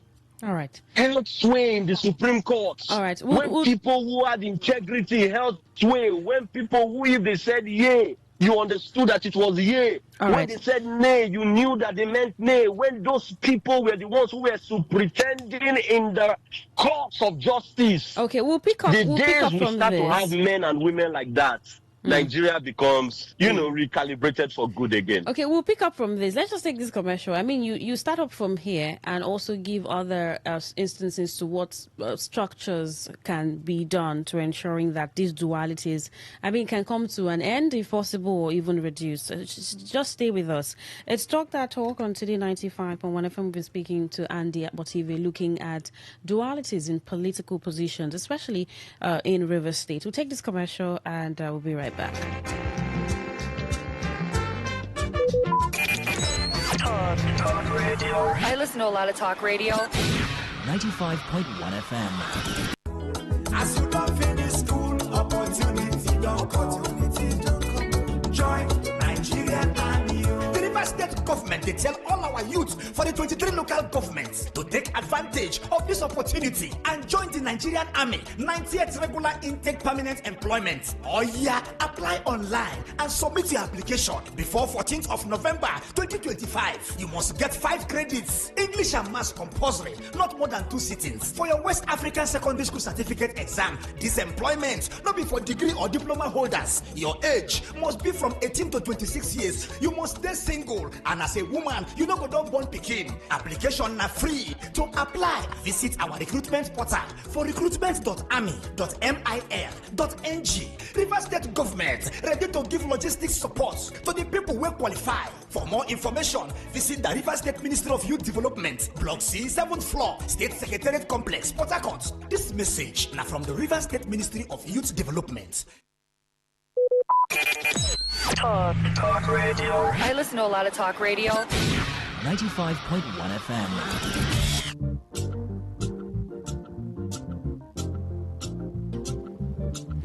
Talk That Talk on Today 95.1 FM, Voice of the People. We've been looking at one office, 2 claimants, the politics behind position dualities. Now, even in River State, we have seen 2 claimants for political position, with each garnering their supporters, sometimes against court orders.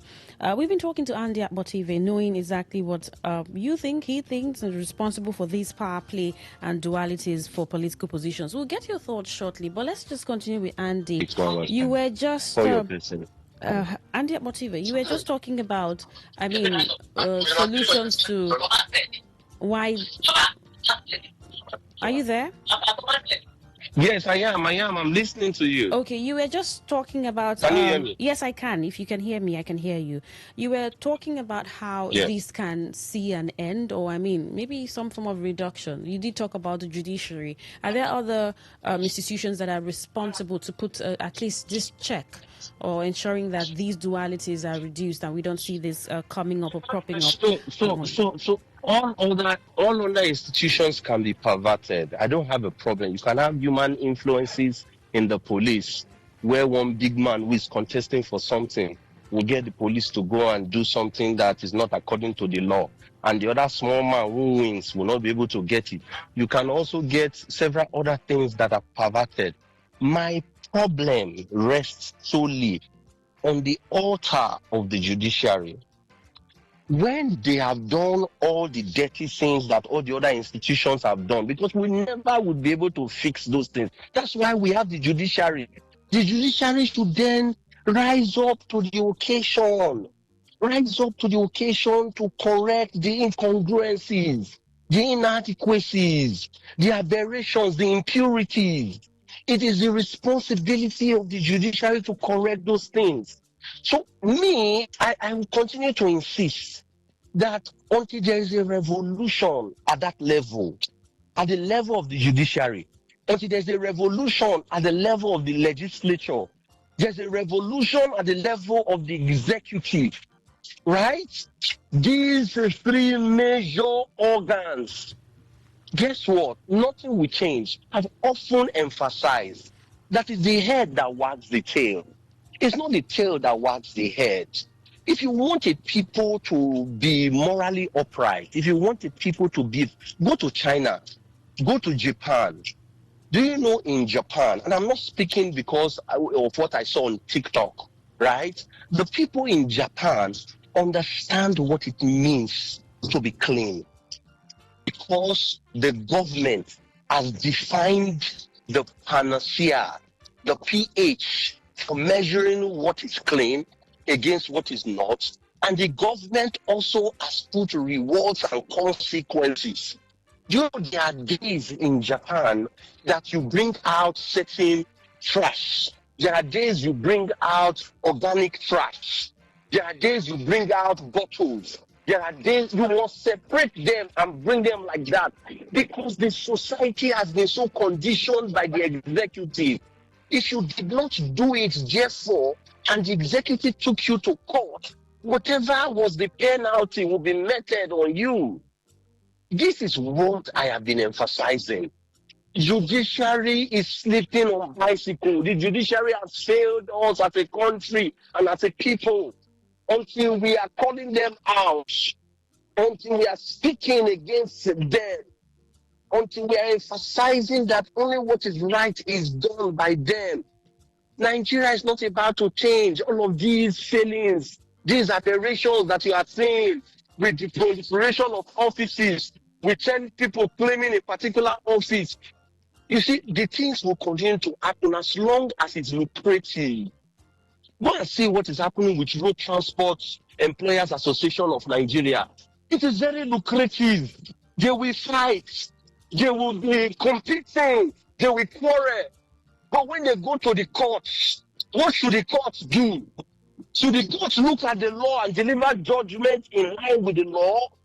Or the court looks at the law and delivers judgment in line with who has money and political influence the most? All right. The judiciary has failed us. So I keep emphasizing, until the judiciary is fixed, all of this will just be akin to, academic exercise that we are speaking on radio every now and again, that we are having seminars, that we are having, they will just be, akin to mere academic exercises. Right. If you really wanted to do organic change, you fix the judiciary. And I can tell you, if your next question is how do we fix the judiciary, I can tell you, we fix the judiciary first by the people speaking loudly against judgments that are perverted. These people speaking loudly against it, calling out those judges. Who says the judges cannot be called out? Who says judges are above board? Who says judges are God? If it is clear that this is how judgment should be, for instance, see what happened in River State. See how it was obvious that the people defected. The people defected. When they defected, the people went to swear to an oath that they are defected. But did you see the judgment? All right. Did you not see the judgment? All right, Andy Motive. Thank you what so then much. happened in River State? No, let me just tabernacle here. What then happened in River State after that judgment? Did you see that there were a lot of people who came against that judgment? No. People started pitching tents. The ones loyal to this was, the judges are the best thing that happened in Nigeria since fried egg and toasted bread. This or that. So until an amalgam, a concert of voices that speak to things that are right, once we bring these voices together and speak against evil, judiciary will understand that the name is better than anything else. All right. Thank you so much, Andy Motive, for your thought on the program this afternoon. We're getting our listener to get their thoughts too. Thank you so much, and thank you for making time out of your schedule, and to have a great, great day. Thank you so much for having me. All right. Well, we have been speaking with Andy Motive, looking at One of is too clement. The politics behind position dualities. I mean, you could have heard on the radio. You have maybe asked one of these days. Wait, I thought this was the chairman of this. Is there another chairman? Please, who is the chairman exactly, or who is supposed to be leading this position? So you see, yesterday on the news we saw the NYCN. This person saying, "Oh, he's not the chairman." We even see this play out even in institutions here in River State. I mean, tertiary institutions, where student bodies and there are dualities in positions. It comes to play in political parties, in political positions, and then this person saying, "I am the chairman." This other person says, "I am." The court says this person is rules. This person is the chairman. Well, they have followers. They have supporters.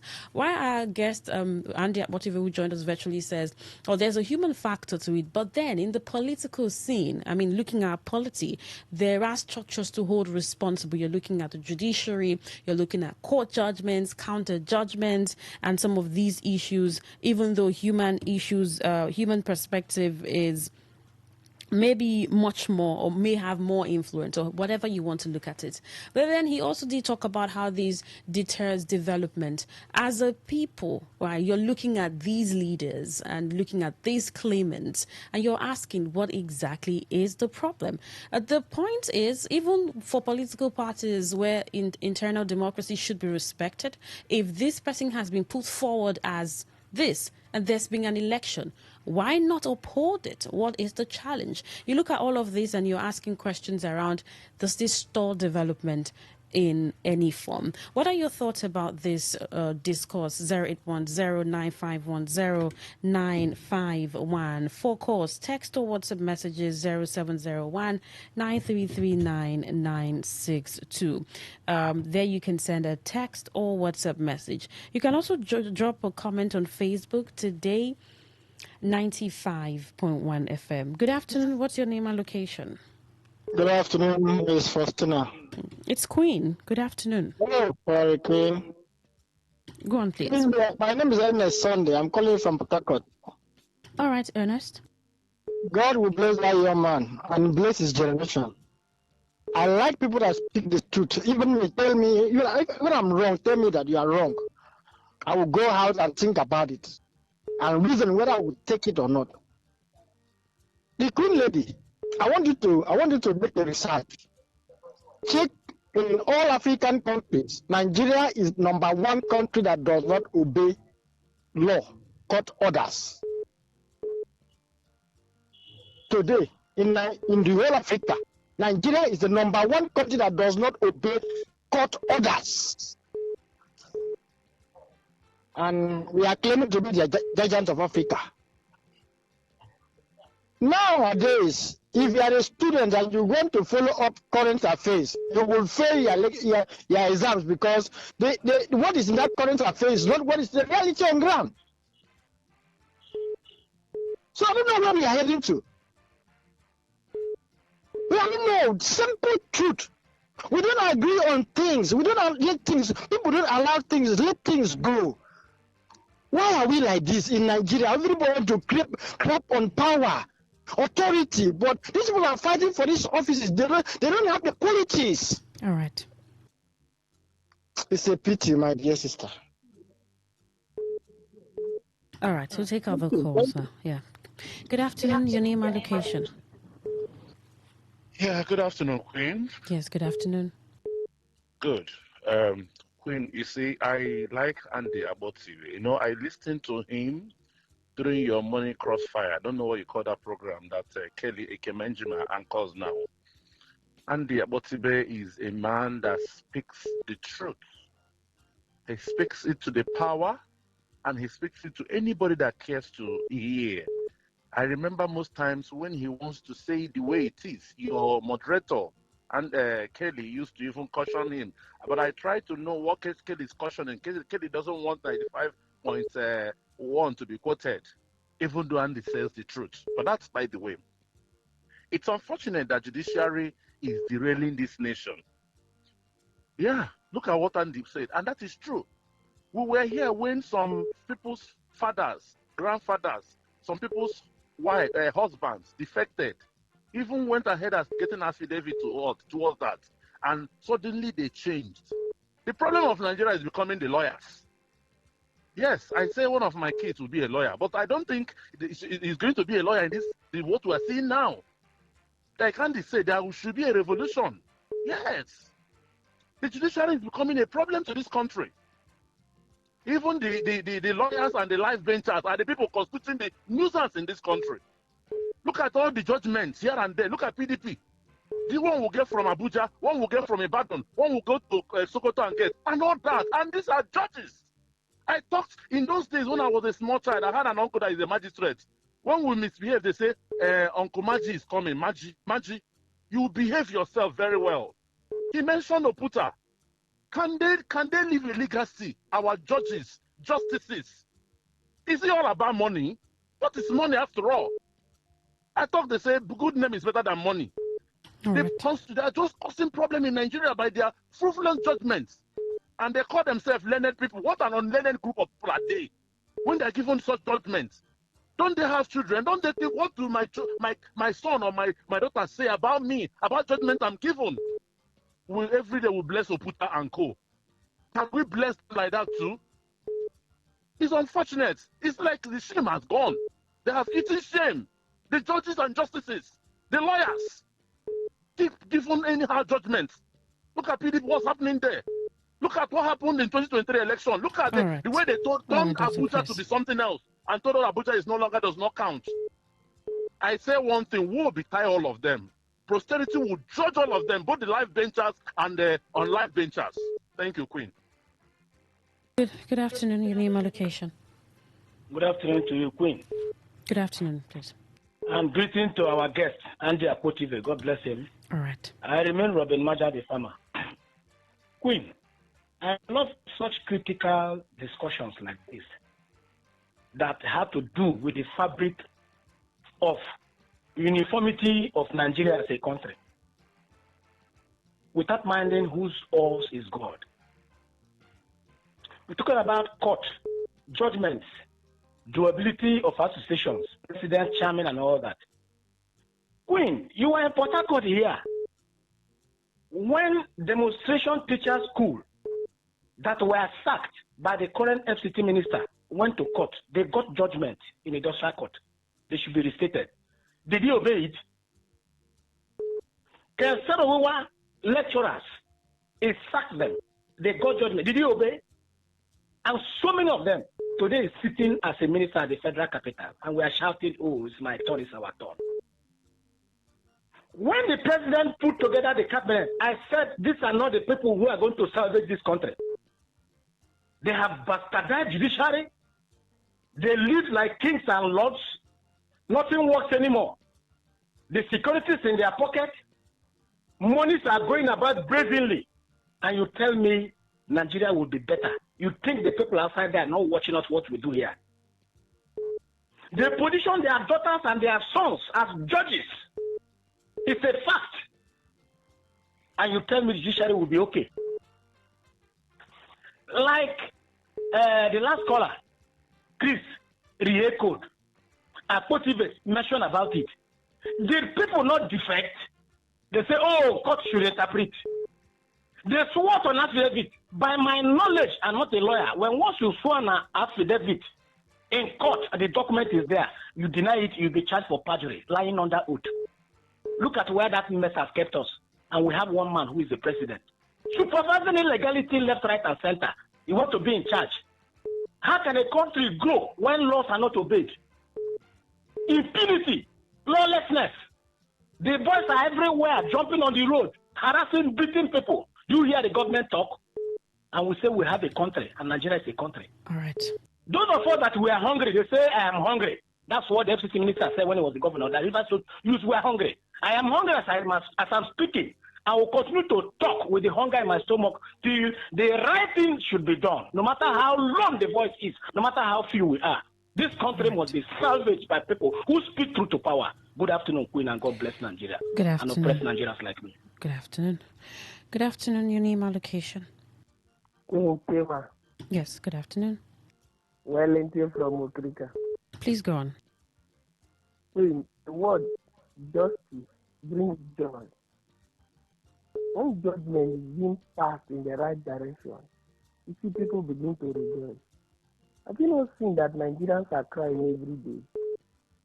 There is no joy in the street of Port Harcourt, in the street of Nigeria, because judiciary can no longer maintain peace and decorum in the society. Can't you see it? Nobody wants to go to court again. You just feel like you want to go to court, hold your money so that you go get justice. You know they feel you will be journalist, you know they hear you know they talk to you. Somebody they stand trial, they no need the lawyers again. They won't make them tell and waiting in commit. He don't present for the best lawyers for this world. Hey, okay, since I don't want to listen what they mean now, where am I the prosecute? I don't come. Can I tell me what I do? Oh, I don't stay for prison 1, 2, 3, 4, 5. Inside your custody. Oh, tell me what I do, make I go jail. You never fit to do it.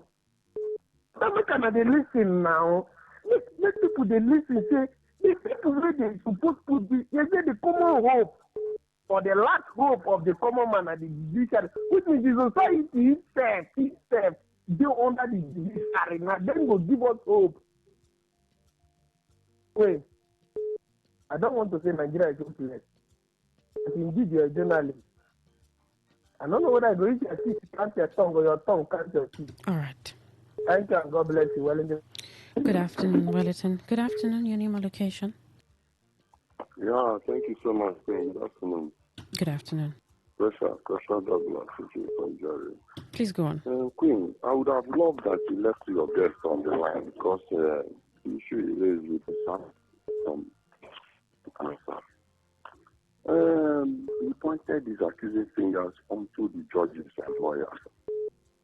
Queen, this matter is not a matter for flippant discussion. It requires specific and proper analysis.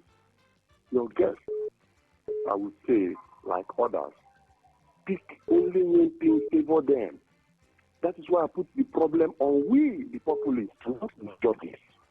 If we decide to be sincere with ourselves and obey the laws and follow it accordingly, this country will be better. Some of these issues will not come up and we'll begin to blame judges.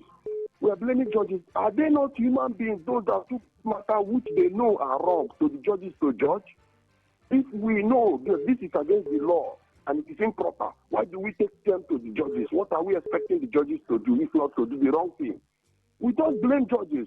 Your guests who left the studio, I remember back then when Rotimi Amechi and Jonathan were having their issues. Rotimi Amechi was the NGF chairman, recontested. That won, they say 16 became greater than 19. Your guests, I remember they supported those who said 16 was greater than the larger number. Was that the cause of the judges? Was that the fault of the judges? They were pointing about assembly members defecting or not defecting. Is that the issue? The law say defection is a crime. The issue was that the governor acted outside the constitution by declaring their seat vacant, which is not constitutional. The constitution says only a speaker will declare a seat vacant. All right. So what do you think? What do you think about the dualities in political positions that we have? That's what I'm driving at. The duality is not caused by judges. It is caused by we who know that this is against the law. We will only support it if it favors us. If it does not favor us, we will now say it's a crime. But when these things were going wrong, like the crisis that happened in River State, people supported the wrong thing. But when the law turned around, they began to get angry. All right. It is not good. We all should be sincere with ourselves and do the right thing.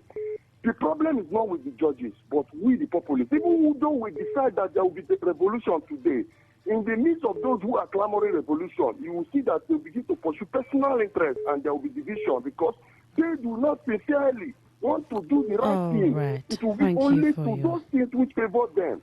So the problem is not the judges. I disagree with your guests and the fellow supporters. All right. Good afternoon, your name and location. Yeah, Queen. Good afternoon. Good afternoon. Are you there? Good afternoon. Are you there? Okay, I think that call dropped. call back again. We've been looking at dualities in political positions in the, even here in River State. I mean, you hear this person is claiming the political position for this, the other person is. They have supporters. I mean, they do. All right, so what do you think is responsible for this power play and dualities for political positions? Let's take this call. Good afternoon. Hello, Queen. Yes, I can hear Can you. you hear me now? Yes, I can. Good afternoon. Yeah, good afternoon. Yeah. I think I want to think along the line of the last caller because we keep blaming it only on leadership and others. Let me agree with what my friend has said and today. Are there laws governing our existence? Queen, I'm asking. Did God give us law governing our existence? Can we fault that of the laws of God? Then why are we living in disarray as humanity? Because we refuse to obey the laws, the humans. The institution we are talking about did not create itself. It is this quality of humans that runs these institutions. Can you give what you don't have? You don't give what you don't have.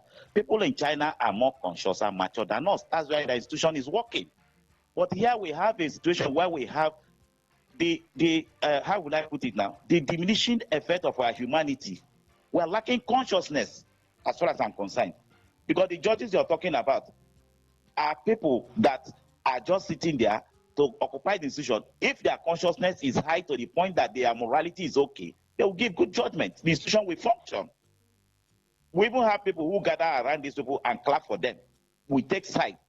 The truth of the matter is that the quality of our humanity in Nigeria is diminishing. It's not leadership alone. And as such, it is only such people too that can emerge as our leaders and as our judges, as everything we're complaining today. How will I have a conscience and I say I'm dragging something that court has said I am not supposed to be, and still I'm going and dragging the thing, and people are clapping? Let us increase our level of consciousness and humanity so that our institution will function. It is not leadership alone. It is a general problem, including the people. That's why leadership is a reflection of the people. Our quality as humans is diminishing. No conscience anymore, no morality. All right. All right. So we'll just hear from you. Good afternoon in a minute. So My we wrap name up. is Madiba. All right, Madiba. When somebody talk about give example of issues, instead of tackling the issue, people are calling and attacking the personality involved. Why? And he just gave example. And when a judge is sitting, it's representing an institution. Am I correct? If a judge is sitting, definitely that judge is representing that institution. So if we are saying that a judge is just sitting down, somebody bring that, because of that he will lose his conscience. Queen, have you seen in the past, while growing up or whatever, that you see a serving chief judge will be attending a party where a minister or whatever God will come and invite him? But we are seeing that happening right now. So the society we are talking about, the delegates of the society has fallen to zero. So we need to get those upliftment. That is just what the young man said. And make examples. And again, somebody talk about when you must not be a lawyer to know that when you swear an affidavit, it's binding. When you say you release from me, that means it's forgery. And that is why they say you need to go to court and swear an affidavit. All right. And what are we talking about here to say somebody declare somebody's? That is not even the bone of the conversation. And they just call and turn the whole thing upside down. The thing is that it is that morality that has gone. That's why people keep on claiming to be what they don't want to be, and so refusing to be loyal to the authority that is being instituted. And actually you see several fashions. All right, thank you. Thank you for your thought. All right. Thank you for your thoughts. That's our program, Talk That Talk, on Today 95.1 FM. I'm Queen Chima. Good afternoon.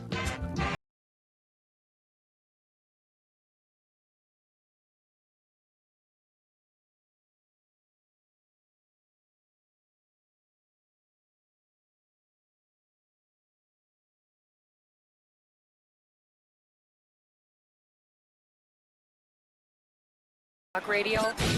95.1 FM. On this day in history. On this day in history. On this day in history. Today in history, 12th November. In 1936, the San Francisco Oakland Bay Bridge opened, becoming one of the engineering marvels of the time. In 1956, Morocco gained independence from France after years of struggle for autonomy. In 1968, Equatorial Guinea was admitted as a member of the United Nations following its independence from Spain. In 1971, the American space probe Mariner 9 became the first spacecraft to orbit another planet, Mars. In 1999, Daily Massacre took place in East Timor, where Indonesian troops killed almost 200 people as funeral procession, drawing global condemnation. In 2001, in New York City, American Airlines Flight 587 and Airbus A300 en route to the Dominican Republic crashed minutes after takeoff from John F. Kennedy International Airport, killing all 260 on board and 5 on the ground. And in 2021, Sudan experienced a military coup attempt, sparking international concern and protests from citizens advocating for democracy. On this day in history. On this day in history. On this day in history.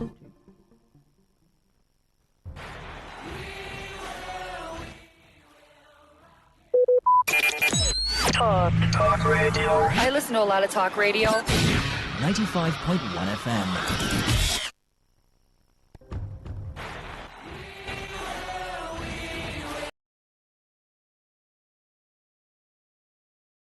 Showdown. The fastest men in the world. Hearts racing. One light, two lights. They're backing off and backing. Pulse rising. Who will come out on top? Who'll take 3 lights more? He's ready to be the star. The anticipation. Powerful, strong, compact. Tyson get right hold all the way. He's looking right. The heart stops.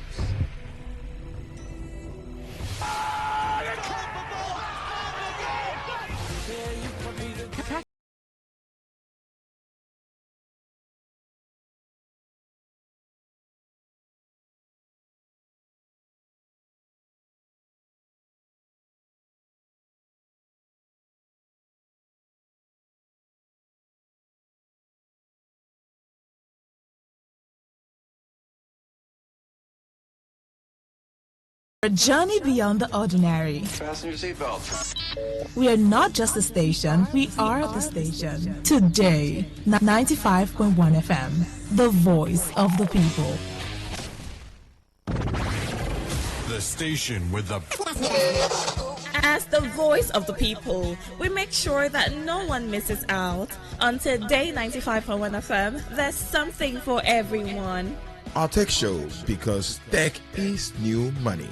Our kids show, because we love the little ones. Our gospelration, because it's the moment of truth. Our high life show, because high life is vintage. Our sports show with the adrenaline. Our midnight show, because we care about your love life. Our nostalgia drive, because old is gold. Our show for young people, because Gen Z code is on. Our pidgin bit, because na Naija we dey. Our book review, because books are a mirror. Our big stories, because big things only. Our health shows with seasoned health experts, because we care that you're healthy. Our eyewitness report, because we want to hear from you. Our reggae show, because Rastafari. One love.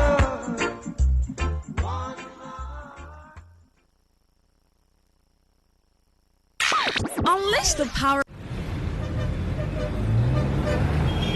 Live from the Garden City of Port Harcourt, Nigeria. This is Today 95.1 FM.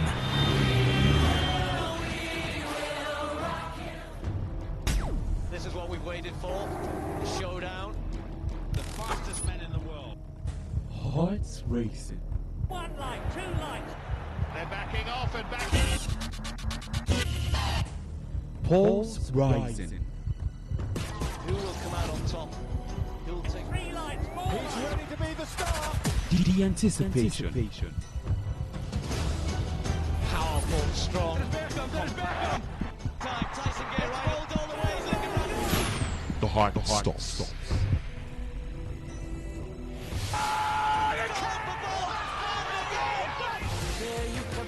Catch the sports game on Sports Attack Mondays through Fridays, 7:30 a.m.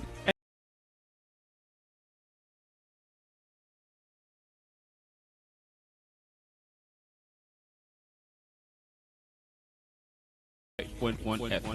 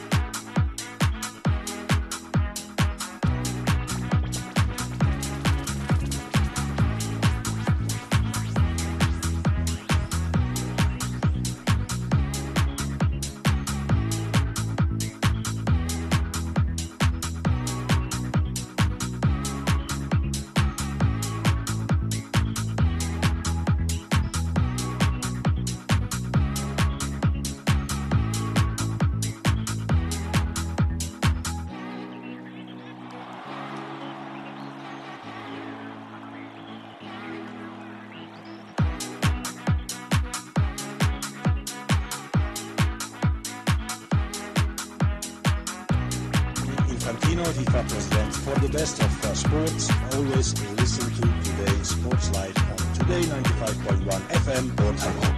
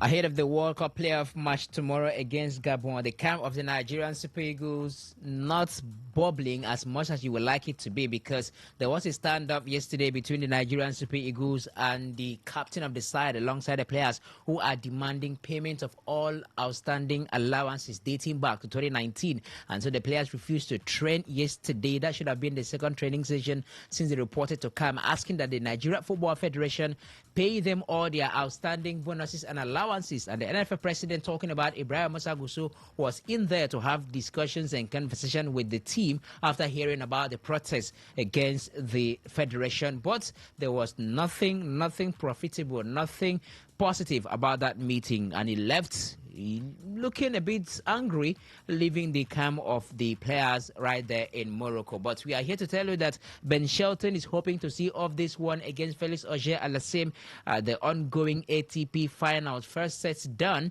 between Ben Shelton and Felix Auger-Aliassime. The Canadian 6-4 Shelton was able to win that one and is leading in the fifth game, I should say, of the second set, 3-2 at the moment. That is how we bring to you the very latest footballing conversation, sporting conversation right here on Today 95.1 FM, situated in the Garden City of Port Harcourt. My name remains Reliable Reliance Odonyan. I am your reliability spokesman, the classical gentleman. These days I'm being called the man Sabi one in sport, and together we shall be looking at interesting interesting matters. But we do have little development and update, by the way, regarding the standoff between the Nigeria Super Eagles and the Nigeria Football Federation, just as much as we have some latest information for you regarding Ademola Lookman and Atalanta. Is he going to be staying? Is he joining Galatasaray? Or Atletico Madrid is coming back into the market for him? All of this will be discussed on the show, and definitely you will have the time to be a part of the conversation. Let me introduce on the other side Henry Ogugwo. Brilliant. Good afternoon. Good afternoon to our lovely listeners out there. Great to be here this lovely Wednesday afternoon to talk about everything happening in the world of sports. And look at the Super Eagles and what's happening, and you're just disgusted. Reports have it's over 30 matches that these players have been owed bonuses and allowances for. According to a report from a certain place, an NFF official talking from anonymity says just only £2,000 and $2,000 they're being owed. And I find that hard to believe that if it's just only $2,000 these players are being owed, that they will boycott training. I find it easier to even believe that they are being owed for over 30 matches, because what is $2,000 to most of these players? You've been owing them for a long time. They played the AFCON being owed bonuses, and they made it to the AFCON finals. I think they are running around being frantic now because they know they've created a mess. What happened to the 12 billion the president released during the AFCON to clear the backlog of bonuses before the AFCON? What happened to all that money? What has been happening so far? We talked about, when we were coming in, we talked about the Super Eagles World Cup Trust Fund the president created. What has been happening to all the money that has been going inside there or into there? Why are the players being owed their bonuses and allowances? They will not protest if it's not true. Some people might come out and castigate them and say, you're not being patriotic. Yeah, being patriotic. But if they don't arrest these issues, they will be owed. And they will go to that World Cup and they will not see their money. And at the end of the day, to be swept under the carpet. So as much as it's sad that at the end of the day, it might actually hamper or determine or have an adverse effect on our qualifying for the World Cup. Maybe we might end up not going to the World Cup or beating Gabon tomorrow. But I think the NFF have to cover themselves in shame. And even the National Sports Commission, they have to cover themselves in shame that this mess is happening at this point in time. 0701933992. That is 0701933992. That is our SMS and our WhatsApp portal for your reactions. The phone number to call will be revealed much later. I know some of you do have the numbers already in your phone. Thank you very much for doing that. But much later, I'll call it out in case there is a mistake or anybody wants to have it for the first time. So let's get straight into the conversation, talking about the ATP finals ongoing at the moment. We do have Ben Shelton up against Felix Auger-Aliassime, and Aliassime just even the sixth game of the second set, 3-3. It stands at the moment after Ben Shelton won the first set by 6 points to 4. And yesterday we saw some actions. It was Lorenzo Musetti who defeated Alex de Minaur in 2 sets, that is, but not in straight set. He lost the second set after winning the first set 7-5, and then went on to win the last set by the same number of points difference to march on and gather more points in that group. Carlos Alcaraz was able to see off Taylor Fritz, not in straight sets, lost the first set to Fritz 7-6, or make that 6-7. Eventually went on to win the next 2 sets 7-5, 6-3. And of course, those were the matches played yesterday. Later today, we're going to see Yannick Sinner come up against Alex Zverev. That's an interesting match to watch out for. That match comes up at 30 p.m. Yannick Sinner against Alexander Zverev at 30 p.m. for your watching pleasure if you're a follower and a lover of tennis, just like some of us here in the studio. So that's regarding the ATP finals. Let's face the matter that is causing growing concerns to many Nigerians. That's the matter between the Nigeria Super Eagles and the Nigeria Football Federation. Backlog of allowances and outstanding payments dating back to 2019, as reports have it. And the players are saying, we know do again. You have to pay us all of this before we get into the pitch of play. But we understand that negotiations between the Nigeria Football Federation and the Super Eagles are nearing resolution. This one broke just a couple of hours ago, after a tense standoff over unpaid bonuses and allowances that led to the players' boycott of training session in Rabat, Morocco. The disputes erupted just days before Thursday's crucial 2026 FIFA World Cup playoff against Gabon. According to reports from Punch, Sahara reporters, and the BBC's Oluwashina Okeleje, the Super Eagles players and technical crew halted training to protest outstanding payment dating as far back as 2019. The arrears reportedly include unpaid bonuses from the 2025 Africa Cup of Nations qualifiers and the ongoing World Cup playoff campaign. "We are tired of empty promises," one player told the BBC, expressing deep frustration over what many see as the Federation's chronic neglect of its contractual obligations. The impasse has drawn widespread criticism of the NFF financial management, particularly amid growing public scrutiny of the Federation's handling of player welfare across national teams. It is possible that the controversy follows reports that Nigeria's under-17 women's team received only 100,000 naira in total allowances, wages, and bonuses after their recent World Cup campaign. Sports content creator C. Mubarak alleged that the players were forced to cover personal expenses, including travel, kits, and medical cost claims that have intensified outrage over the NFF's treatment of athletes representing the country. Similarly, the under-17 men's team reportedly earned just 15,000 naira in additional bonuses, underscoring what critics describe as systemic welfare failures within Nigerian football. While some fans have condemned the timing of the Super Eagles protest, others have defended the players, calling their demands legitimate and the situation, quote, an avoidable embarrassment for Nigerian football authorities. Reports have it that both sides are now close to an agreement, with discussions focusing on a potential, quote, special bonus package. However, the BBC's Okeleji cautioned that a similar proposal made by the NFF more than a month ago failed to materialize, reflecting a history of unfulfilled promises. Further updates from Toby Adikpoju of Oganla Media, a football journalist, make that a photojournalist, suggests that the players are demanding $30,000 per win, while the NFF has offered to retain the standard $10,000 per win payment alongside performance-based incentive, $30,000 per goal against Gabon and $50,000 per goal in the playoff. Head coach Eric Shell and some team officials are said to be against the boycott, as Toby reported, but a few players showing willingness to return to training as talks progress. With the World Cup playoff blooming, both the NFF and the Super Eagles face mounting pressure to reach a resolution and shift focus back to the pitch. Negotiations are expected to continue through today as officials race to restore calm and confidence with the national team camp. Now, there have been several reports surrounding what has been described as special bonus, or the players demanding special package from the NFF.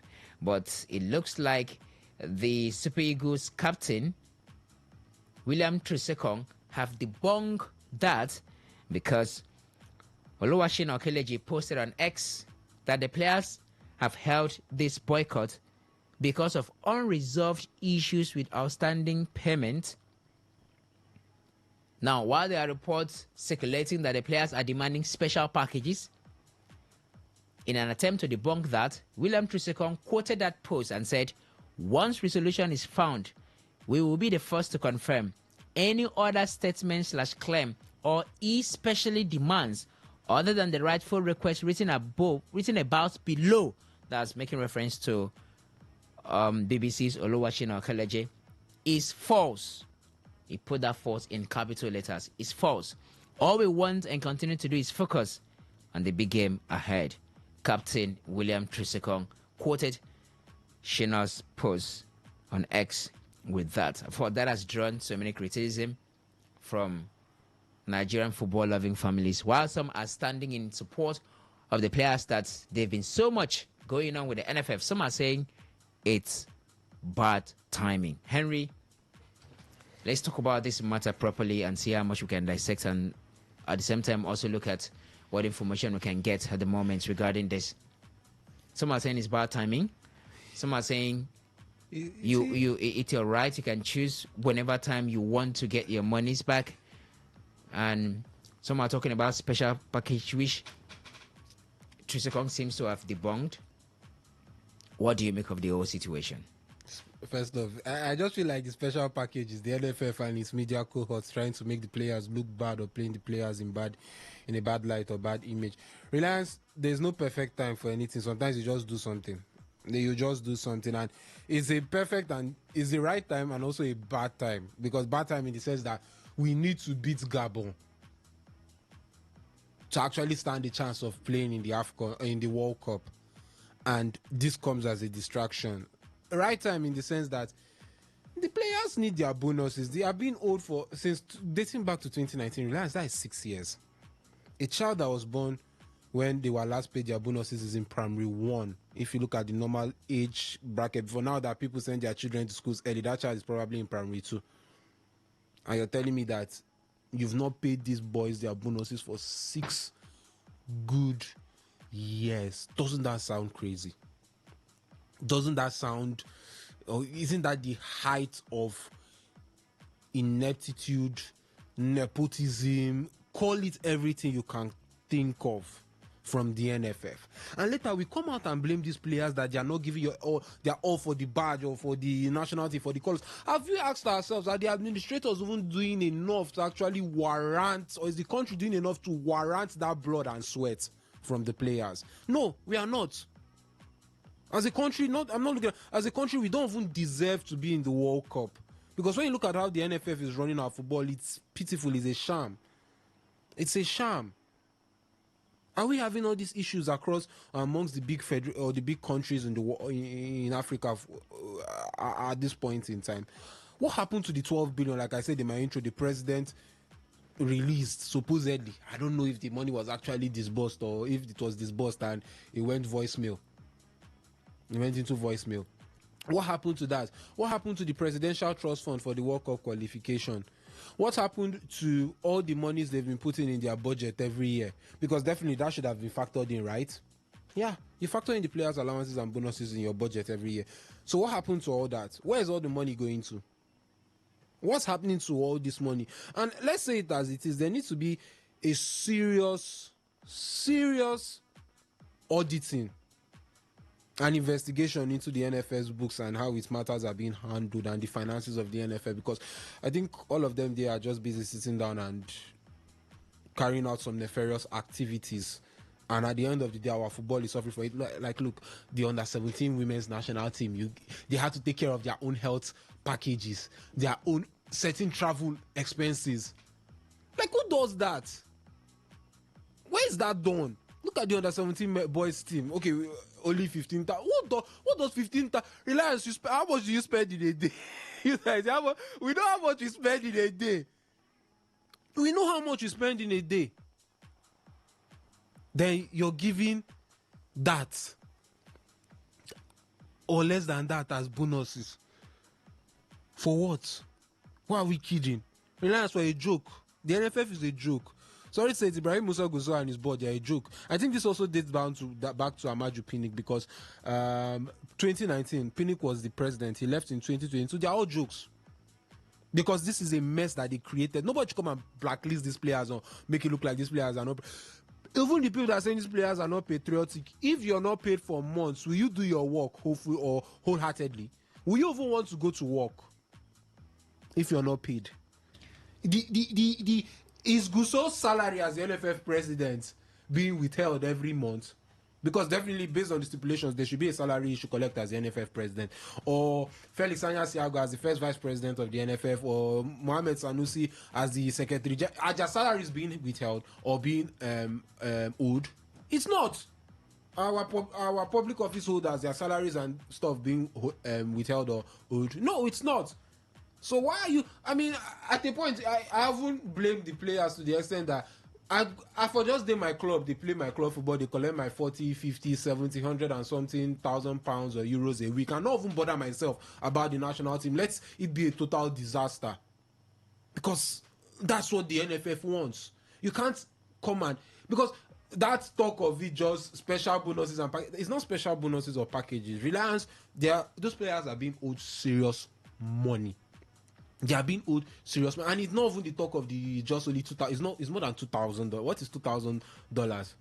I mean, you've heard stories from the likes of Pooja and Toby Adeboju, when they go to, or I remember a story they were talking about when they went to Spain and they Samuel Chukwueze, they hung out with Chukwueze and to be shopping. How much? Say the money Chukwueze spent there, even then they shock. Like this boy is 2,000 is so you can't come and tell me that it's just 2,000. It's not. It's more than that. The NFF is doing damage control, probably like what Barra was doing after the whole incident and the whole thing escalated. That's what the NFF is trying to do, is damage control. But they know they've messed up. They know they've messed up. And that's the simple truth. You think that it won't blow back in your face.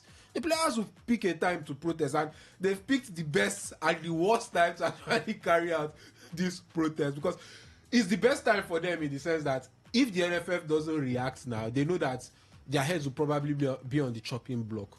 As much as you might want to castigate the players and say, even if they decide not to turn up for tomorrow's game, that they didn't do well, at the end of the day, if a new coach or a new NFF board comes in, they'll still call up those players. That's even in the same country where things are done well. I don't know, Nigeria could actually be different. You could end up seeing MPFL names in the next list next time around. All right, Henry, let's see if we can bring in the NFF president in an interview granted Elegbete TV regarding this particular matter. Let's see if we can quickly tie in that conversation. So we hear what he has to say. Ibrahim Musa Gusso speaking to Elegbete TV. I don't know how I can jump into you. You try to talk to me about, they say some people are owing 30 matches. It's not true. That's a story that's everywhere. It's not true. Because the story out there is that the NFF is if somebody want to say that as a journalist, you have the right, you have the power to call any of the players, including the captain, to get the first-hand information for him. But basically, it's not true. It's not true. Immediately after the AFCON last year, we sat down with the leadership of the team. We made a negotiation. I said, look, I don't want us to go back to these qualifiers of the World Cup with any issue of money. Can we please sit down and agree what is your outstanding? Please, this is what we can do to make sure that we clear that. Let us go on a clean sheet so that we face the issue of qualifiers. And we reach an agreement with them. All right, so that is how far I can give us that. Hopefully we'll get to hear more on that interview tomorrow morning on Sport Attack. But all right, so Alex Iwobi and Shemi Ajayi spotted outside the camp for the first time. You like say those boys lock up. They don't even want to come outside. Spotted outside. So the NFL president saying it's not true. It's not up to 30 matches. That they called them, let's have an agreement. Whatever the agreement was, he didn't say. So probably he's feeling that the players have betrayed the agreements they had. I don't think the players have betrayed any agreement. If he wasn't, or if he was sure, or if he was saying the truth, I don't think he would have been that vague. Okay, you say they reached an agreement. Okay, what I wanted to hear is, no, they have been paid. Because which looks like what the NFF is trying to paint, that no, it's not about the bonus, it's about extra package. No, okay, now another story from another place filtering out now. No, it's just 2,000 we're owing them. But all the players are speaking in one voice.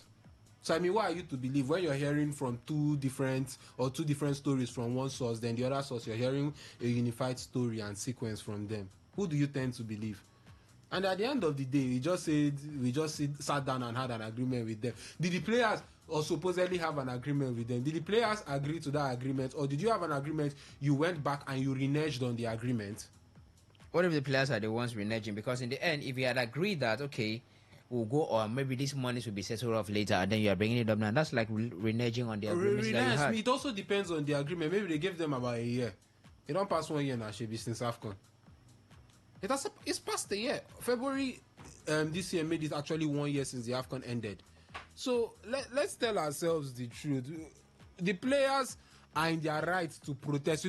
Definitely a lot of details are being withheld because of, definitely you won't get necessarily full details as regards this until the further it passes, or certain details will be withheld for certain reasons. But I mean, we have to tell ourselves the truth. Look, the players are within their rights, and they have a case because it's the NFF. Same bad habits, same old habits. Every new board, every new NFF administration, it's the same bad habits or old habits that are part of it, or still keep on moving from board to board, from regime to regime, and you don't expect anything different. They know they are not doing it, but they'll come out and tell you they are doing this. So that's just how the NFF works. That's how they've been operating right from time. And truth be told, I don't know if it's going to change anytime soon. So let's tell ourselves the truth. The players are within their rights, and there's more to this thing. Like I said, the NFF is trying to do damage control now because they know it's gotten out of hand. A lot of Nigerians saw this playoff as the glimmer of, or the last shot, or the last glimmer of hope of us qualifying for the World Cup. And all of a sudden, we're about to lose out because of their mishandling or mismanagement of the team. Let's go to the market, Henry. Once we are back, we will continue the conversation, and we'll see how much we can get further facts regarding this matter, so that when you're weighing in, you know the right place to stand. This is a public announcement from the Rivers State Ministry of Youth Development. Rivers youth are urged to take advantage of the ongoing Nigerian Army 90 regular recruit intake. This is your chance to serve the nation, build a career, and secure your future. Application closes November 14th, 2025. Application is free of charge. Do not pay anyone. Basic requirements include Nigerian citizenship, NIN and BVN. 5 credits including English and mathematics, ages 18 to 22 and 18 to 26 for tradesmen and women, and minimum height of 1.65 meters for women and 1.68 meters for men. Applicants must not possess higher qualifications such as HND or BSc. To apply, visit the official recruitment portal www.recruitment.army.nil.ng or visit the River State Ministry of Youth Development, Block C, 7th floor, State Secretariat Complex, Port Harcourt for guidance. The River State government has made full provision of logistics to support all shortlisted Rivers youth throughout the recruitment process. Parents, guardians, traditional rulers, and community youth leaders are engaged to mobilize and guide our youth to take advantage of this rare opportunity. Remember, enlisting in the Nigerian Army is not just a career, it is a call to service, discipline, and patriotism. Signed, Rohoma Chinedu KJ, Permanent Secretary, River State Ministry of Youth Development. 95.1 FM, Voice of the People. And we're back. Yes, truly, we are back to continue the conversation. Today's Sports Live, it is the midweek edition of the show, reaching you from the studios of your premium news talk and sports radio station today, 95.1 FM, situated in the Garden City of Port Harcourt. The voice you're hearing is that of reliable reliance to Daniel alongside Henry Ogugwo. We're trying as much as we can to look at this matter holistically regarding the Nigeria Football Federation and the Super Eagles, the standoff. And I mean, a couple of just about an hour ago or thereabouts, Alex Iwobi and Shime Jai were seen outside the camp, the hotel, but they wouldn't talk to journalists as suspected. Of course, they wouldn't talk to journalists about this boycott. But yep, before then, there's been a long meeting. There was a meeting last night between the NFF president and the players that did not yield any positive fruits. So the NFF president left the camp, returned this afternoon. They've been in a meeting, and we are yet to get feedback. If there is anything positive, the players are saying they are not going to train. They're not going to do anything unless those monies are being paid. Where do you stand on this? Do you think it's so much of a bad timing? The AFCON is coming, and they've qualified for the AFCON. They could go out and hold a standoff in the AFCON saying, look, we're not going to play the AFCON. At least they have 3 group matches. They can start it with the first match, knowing that they see her, because in the end, it's also their careers, right? Some of them have not played at the World Cup, and some of them would only play in this particular World Cup. Okay? So they can also say, okay, no problem. Let's let this one go. Go to the AFCON, hold a standoff in the first match. Matter gets resolved. They come back to play the second match where they still have an opportunity. Don't you think that would have been the case? Or do you also think that, look, this is the best time because they desperately need this? The NFF desperately need this particular one. And so for that reason, they've chosen the best time that will move them to action to get their demands met. All right, this story just coming in from Daily Trust. Following the recent boycott of the training by the Super Eagles, the Director General of the National Sports Commission, Honorable Bukola Olakpade, has clarified that all funds allocated to the national football team have been duly remitted to the Nigeria Football Federation since he assumed office. Olakpade made this known while addressing concerns raised about the team's unpaid allowances and logistics and logistics issues, which reportedly led to the players' decision to suspend training. He emphasized that the NSC does not disburse money directly to players or team officials, as all financial transactions for the national football matters are handled through the NFF. Recall that President Bola Ahmed Tinubu appointed Bukola Olakbade, former Ogun State Commissioner for Youth in Sport, as the Director General of the National Sports Commission on November 14, 2024. The NSC has remitted the funds to NFF as at when due, since I became DG. Can't be contradicted. NSC pays to the NFF and all expenditures for their activities is done by them. Up until yesterday, there has not been a reason to query. So wait and see. All I can say for now, he said. Just like Henry made reference to in January, President Bola Ahmed Tinubu brought relief and excitement to the Super Eagles camp ahead of their preparations for the 2023 Africa Cup of Nations in Ivory Coast by approving the payment of 12 billion naira backlog owed to the team by the federal government. The financial gesture, which covered outstanding match bonuses and allowances, also extended to their national teams, including the Super Falcons, Flying Eagles, and various youth and development squads. The move was widely praised as a morale booster for the players and coaching staff ahead of the continental tournament. We equally praised that move in the studio. We did here now. We were here. We were all here. Don't be the last one when we come up for here. We were all here. No. We were here. Now, the Commission's chairman, Shehu Diko, confirmed at the time that all bonuses had been promptly paid following the team's last two 2026 World Cup qualifying matches in March against Rwanda and Zimbabwe. The bonuses were paid immediately while the players were still at dinner. Before they had even showered, the money was already on the table. That level of organization shows respect and commitment the NSC had then said. Now that time, maybe now. So NSC don't they say our hands no they this So the NSC is distancing itself. Bukola Olakbade's statements definitely says it's. They said they've remitted all them, and definitely they can't do payments directly to players. It's through the NFF. Yeah. Everything, even if it's boxing, if it's wrestling, if it's athletics, is through the Tenobo Cocoa, AFM board. AFN, yeah. No, the NSC won't do it directly themselves. So the NFF should come out and explain to us, because at least even if I don't know any other money that has been released, that 12 billion way after AFCON. Or that was just before the semi-final against South Africa, if memory serves me right. The president came out to say that he's giving them 12 billion to clear all outstanding bonuses before, and even in tournament bonuses were also part of that. So explain to me what happened to all the money. Even in your budget, realize it's not the first time. 2014 World Cup qualification for the World Cup. We had similar issues like this during the late big boss Stephen Keshi, his time. 98 World Cup, one of the reasons we lost to Denmark. The talk said that they share money for hotel the night before the match because of bonus that they were being owed.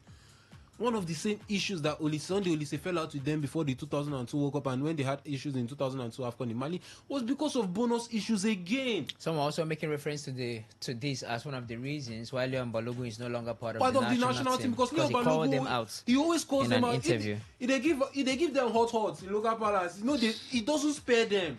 He doesn't, and they don't want anybody who can put them out. I'm sure they'll be happy. Oh, thank God, Ekong will soon be retiring, because I don't think Shell will be in a position where he will even want to drop William Trist Ekong. But don't be so shocked, because it looks like he's the one spearheading it because he's the captain of the side. So I don't get all this madness or what this thing is. It's simple. Somebody does a job, you have an agreed amount with the person, pay the person. It's not rocket science. It's not even algebra. Okay. It's not quantum physics. It's just basic arithmetic. 1 + 1 = 2. All right, Mikel Obi has weighed in on this one. Says the corruption has to stop. The corruption has to stop.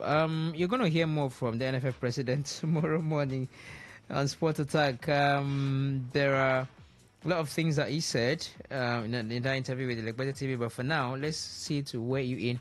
Now, Sports 247 just reported a couple of minutes ago that the players have agreed to return to training. But I need to confirm that further. We'll confirm. Yeah, we will. Yeah, we need to confirm that further. Just to be sure. Jejo Kocha is also on this one. Let's bring you in. What What's the way forward regarding this matter? Where do you think the problem is? The NSC has come out to say the money will be done sent and give NFF via the DG of the NSC, that's Bokola Olopade, saying that the monies were transferred to the NFF because they're not going to have to pay the players directly. What do you make of this? What's your thoughts regarding what's the way forward? What do you think ought to be done? Bad timing, wrong timing, good timing? How do you see this will distract? Do you think this is going to be a major distraction to the players tomorrow when they file out against Gabon by 5 p.m.? Let's have you talk to us. 0810 9510 951. That is 0810 9510 951. Good afternoon. Good afternoon. Yes, Kabula Barry, talk to us. Yeah. About the issue on ground. Yeah. Wait a minute. I always tell now when I call and say, now NFL be our problem for this, our Nigeria, where we get for this, our football. Nothing when we start come for radio contact. Why not talk say they don't pay? Why talk say which agreement with them? We no fit pay people. The agreement na secret code agreement. See, these people they know they use us the play. Only things where they keep us happy for this country, they want to come spoil. Waiting the boys and do me, they support 100% because now so my brother John Noble, they never pay him money up to today. That one don't go. So if the players don't go do anything, where they go do, get their money, make them do. If we don't qualify for the World Cup, will not go for. Because those ones, then they find where they want to go to achieve it. And they don't want to make the players happy to play ball. Why then they do us like this for this country? These NFS and Guza, if they don't know what they do, make them leave this place for us. Make them carry their corruption, come on, go play politics. Make them not carry politics, come for inside our football. Only thing where they keep us joy for this country. All right. I beg. Thank you. Guza, I beg you. If you know if you do, leave us alone. Okay. Thank you very much, Kabula Barry. Guso, if you know if you do, leave Nigeria alone. Good afternoon. Brother, good afternoon. Good afternoon. Welcome. What's your name? Ernest on the line. Okay, Ernest. Talk to us. I'm earnestly praying for one thing in my life. And in my next world, God should not send me to Nigeria. My brother, let me shock you that Nigeria, as giant of Africa, they said, does not have a national stadium. If I'm lying, just tell me. If not, they want to Akpabio, this bad and wicked Akpabio built at you. Okay, be careful with your words, please. I'm sorry, I just, because that's what they attacked him today. That's what the nations attacked him today. If not Akpabio, Nigeria will not play home match. If I'm lying, tell me I'm lying. If not Akpabio, the Senate president. It's a shameful situation. Thank you very much. All right, thank you for stopping by. That's the only FIFA recognized stadium in Nigeria. Good afternoon. Simon, welcome. Thank you. You see, these people that are managing our football. It's just that we're on earth. I know the kind of word that I will use. That is the reason why when somebody always telling us that we are not footballing nation, person like me will be arguing with him that we are footballing nation. It's just that people that are managing our football are just drawing us 100 years back. I don't see anything that we're supposed to, or any country that we're supposed to even rub, shoulder with in this African soil. Are they doing people that are managing our football? They are doing their 40%. I even asked them, yesterday, please, they should just give us 40%. I don't even need their 50, 80, 70, whatever. Just 40% of their bet. I will tell you that Nigeria football will go to next level. But I urge players, I'm begging the players, you people needed this World Cup, please. A female, I know you needed this World Cup more than every other person. Just, charge every other person. Charge them. Because I believe that they're listening to you. True second. Please, the players, just unite yourself. Unite yourself. He can decide to boycott nation sports. Maybe tell them that before you even enter any flight to go to even Morocco for the Nations Cup, that they must pay all the last detail of the amount that they are owing people. But for this World Cup, please, you people should go and train. Let us qualify for this World Cup. These people, it's just that they are serving the nation. They are serving the nation. So please, if you are doing this thing, you are doing it to us, the spectators, the people that love football. We that would love this country. We that are the owner of are you also putting them into context? So if they have to do it for you, don't you think they also deserve their welfare to be well taken care of? These ones that are doing it for you. That is the reason why I'm begging them to just take it upon themselves, qualify for this World Cup. But after qualifying for World Cup, for Nations Cup, they should come out openly, tell them if they don't pay the last total of the money I owe them, that they are not going to honor the Nations Cup. So please, the players, if you are listening to me, please, let us take this World Cup qualifier now, this playoff, very, very, very, very serious.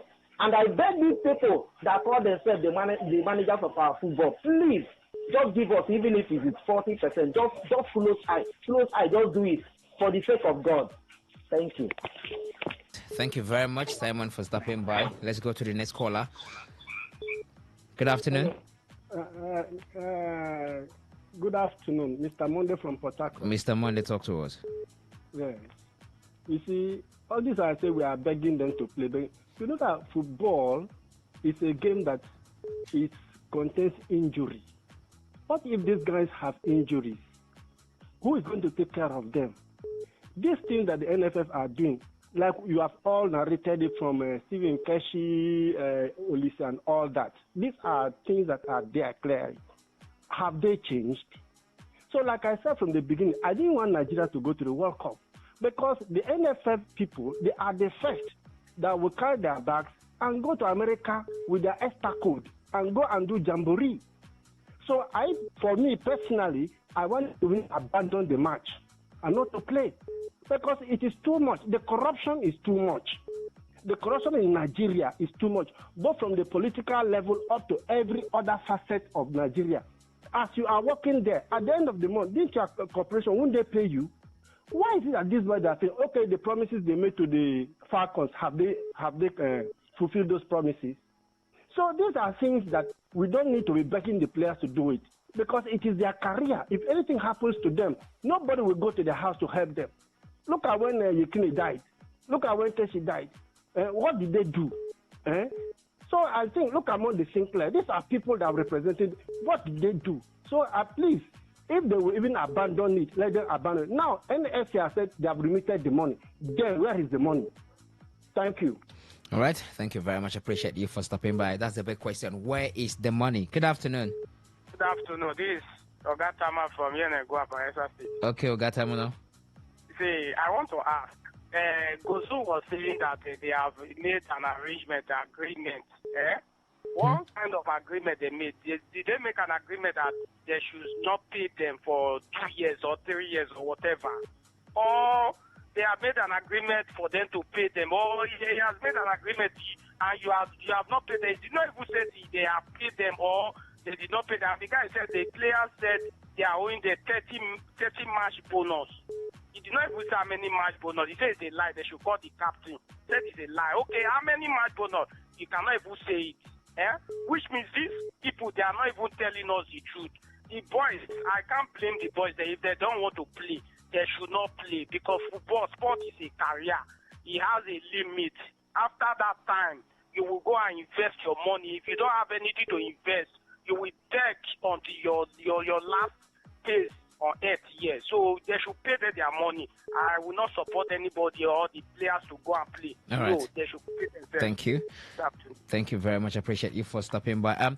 We'll come back to the phone lines. We're seeing those calls. We're going to take all of them and get your thoughts. We'll come back to you. But Henry, do you think this is like a case where the players are looking at it and with all the receipts? Because when Mobike came up with the allegations that the under 17 girls paid 100,000. We give you 100,000 naira. They had to take care of their medicals, pay their transport to come and all of that stuff. He came out with receipts. He showed transfers made to the players. What's supposed to look like a transfer made to the players from a certain Ahmed So it did not come. There is no normally if Today it should be like an official. So if Today FM is paying us salary, all come is directly from an official source. Yeah. That carries the official name of the company. Yeah. But this one carried a name of a citizen Ahmed who made transfer according to what he did, and it also showed a letter the NFF sent to the players. Do you realize what that it looks like? Okay. So, these players need their money. Oh, these people know they stop me.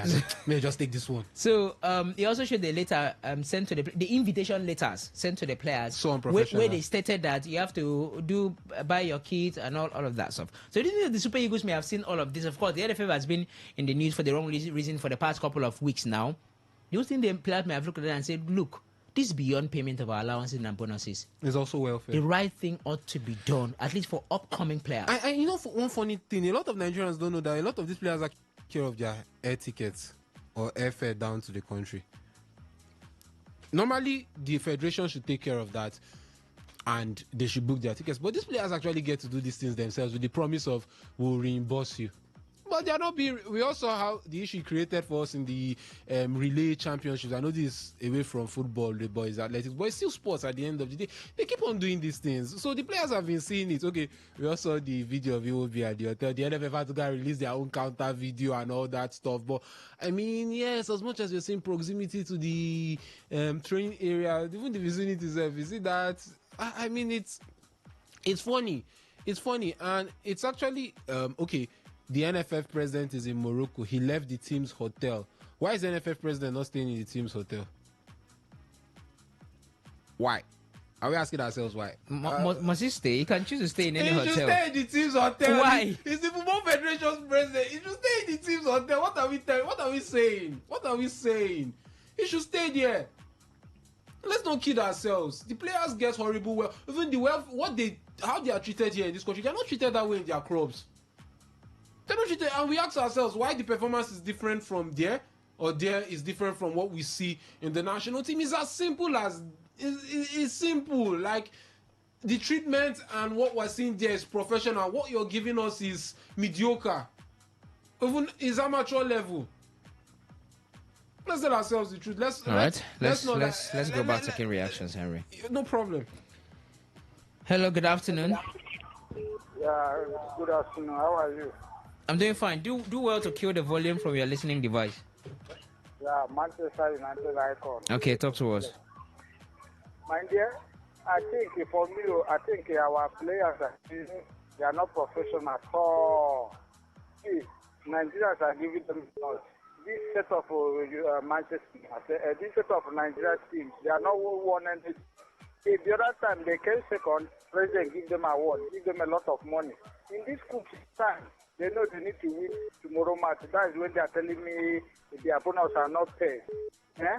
It's unfair now. I don't think they are poor. All right. These guys, they need to sacrifice. Yes. So because they are poor, because they are not poor, you don't have to pay them what's due them, right? My brother, this qualify is very important. If it's very important, why don't you ask to show that it is important? You are the regulators of football in the country. My brother, it's not now they owe them according to based on what I got. So why would they allow the match to go on? You don't tell a man who has been owed. Do you tell a man who has been owed the time to come and collect his debt? Thank you very much. Thank you. They are not committed. Okay. All right. Thank you very much. They are not committed. He says. Good afternoon. Hello. Good afternoon. Welcome. My name is Marvelous. I'm calling from NT Road. I didn't get the name. My name is Marvelous. Marvelous. Okay, go ahead, please. For me, if they do not pay, I hear me. If they do not pay, they should not play any match because all of them in that office, when Monte they are collecting their salary, and if they make mistake, Nigeria will lose this match tomorrow. God, we not forgive them. But have you also factored in that many of these guys might not go to the World Cup again in their career? So why don't they just look at it and say, okay, this AFCON is coming. It's better off we do this during the AFCON and find a way to get this one out of the way. But they should do the needful now. They should pay the guys that can play for the competition that is coming. Yeah, we know they have to pay, but should they do this right in a tournament that also means a lot for them in their career? That's another question to consider.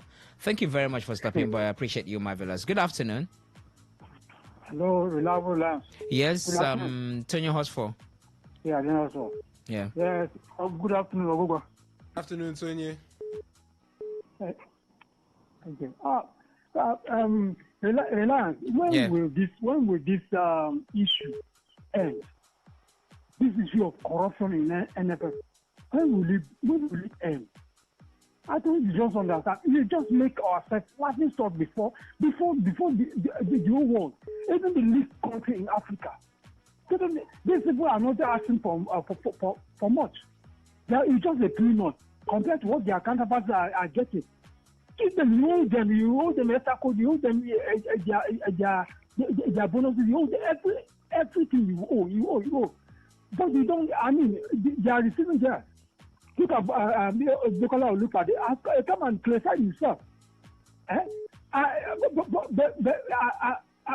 they are there. Tomorrow, I think, tomorrow is the match, right? Yeah, tomorrow by 5 o'clock. Crucial. Look at how crucial. Look at how precarious, the situation is. How do they want the boys to play out their heart? I don't know how we'll get around this issue. I don't know. FIFA should help us. FIFA should help you pay your. Anyways, thank you very much. Your concerns are well noted. Thank you. No, what I'm saying is FIFA should help us and treat and investigate. All right, thank you very much. Yes. Thank you. Let's take some messages now. In as much as I dislike the fact that these players are owed till this long, but I have a problem with the timing. The last thing we need now is disunity and disagreement in the team. I just hope this doesn't affect the team performance tomorrow, because if anything make us lose that much, their head will be on the chopping board. With Daniel from Mozobat. Daniel, thank you very much for contributing. Good afternoon, my wonderful man. This is my wonderful sports crew. God bless you all for the great job you are doing. Thank you very much. The NFF should be ashamed of themselves, because we are tired of the same attitude of massive corruption going on in that in that useless association. He says, if the Eagles fail to qualify for the World Cup, that glass house must be brought down. Oh. It never is like that, my brother. How can you owe someone for 6 years? Are they? The players should, I'm looking for the area of your messages that I can take without offending anyone. The players should boycott the game and support them 200%. The NFL president is a bloody liar. He's not saying the truth. I've never seen a useless association like this. The players should go back to their clubs. They should not play the game. God bless you all. Pastor Emma Oyibo from Oyibo. Pastor Emma, thank you very much. That message is not pastoral at all. Micah Elliott from Mozobat says, anybody suggesting that our Super Eagles are not patriotic because they boycotted the training session in protest of unpaid ambulances is not being sincere to themselves. It's just a pathetic situation. The NFF has put Nigeria football. I feel so sad and pained that while the players are doing all to qualify, the NFF is working hard for the Super Eagles not to qualify. I have given up faith in the Super Eagles qualifiers. Good afternoon, guys. I don't think these players know what it means to play in the biggest football level. They didn't time it well, because most Nigerians are really looking forward to a good outing from them. The Nations Cup would have been the best time for them to do this. They just don't care about their fans. They need to forget about the corrupt NFF for now. I beg. This is Oladimeji from Afam in Oyibo. Thank you very much. Good afternoon, Reliable Reliance. Man, my son was born in 2019 and he's 6 years old now in primary 2. At least to an extent, he knows his left and right. How can the NFF owe the players for 6 years and Goso is collecting his salary every month? This is pure wickedness and inhumane treatment from the part of the NFF. This will surely affect the performance of the players. There is no best time for the Super Eagles to protest. The best time is now. The NFF knows what is at stake. If they miss the World Cup, they will lose millions of dollars from FIFA. What happened to the billions given to the NFF to settle the outstanding debts of the players? NFF is really corrupt, and EFCC should step in and make an arrest. This is why some Nigerian players prefer to play for other countries. Mr. Happy from Sarah House, NTA Road. Thank you very much. Whoa, Mr. Happy. Good evening to you on the studio. About the Super Eagles / NFF issue. This man in the glass house, they are the problem of Nigerian football. They are the reason why our football is not growing. They are all there for their selfish interest. None of them have the love of Nigeria, the nation. That is the reason why Nigerian football is not growing. After we calling ourselves, okay, you meant to write after we call ourselves Giant of Africa. Your name is Ndu Welder. Thank you very much, Ndu. Why is it difficult to do back transfers to these boys to their bank account if there is no dollar to pay them. For me, no payments, no match tomorrow. Budu from Port Harcourt. That's not even the issue, Budu. But thank you very much. Good evening, my brothers in the studio. Nigeria cannot qualify for the World Cup again because NFF has spoiled the mind of our footballers. UD in Elelongo. Thank you very much. Those were messages from the WhatsApp portal. Let me see SMS portal.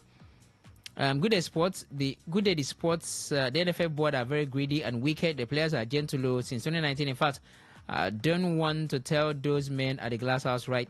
I don't know. I hope you meant to write, Mr. Dennis. Thank you very much. Good afternoon, amazing sports crew. Even though I know our leaders no get shame for the players knowing how crucial this match be for hold on first play. Prince sending in that one. As much as I blame NFF for this failure, I think the players are also trying to exonerate themselves from loss. So Nigerians don't blame the players. Amali Ifan Ichiku texting from the SMS portal. Thank you very much. Unfortunately, we cannot take further reactions. The phone lines are still buzzing. The more messages coming in. We'll hear the letters of this tomorrow morning, 6:30 a.m. Mikel Obi has said you hear more from Ibrahim Mazaguso, you hear from Jejo Kocha, you hear from Sunday Olise still regarding this matter. So do not miss Sports Attack tomorrow morning, 6:30 a.m. Until then, I'll make way for the news update at 4 p.m. My name remains Reliable Reliance Odanyan. Good evening to you.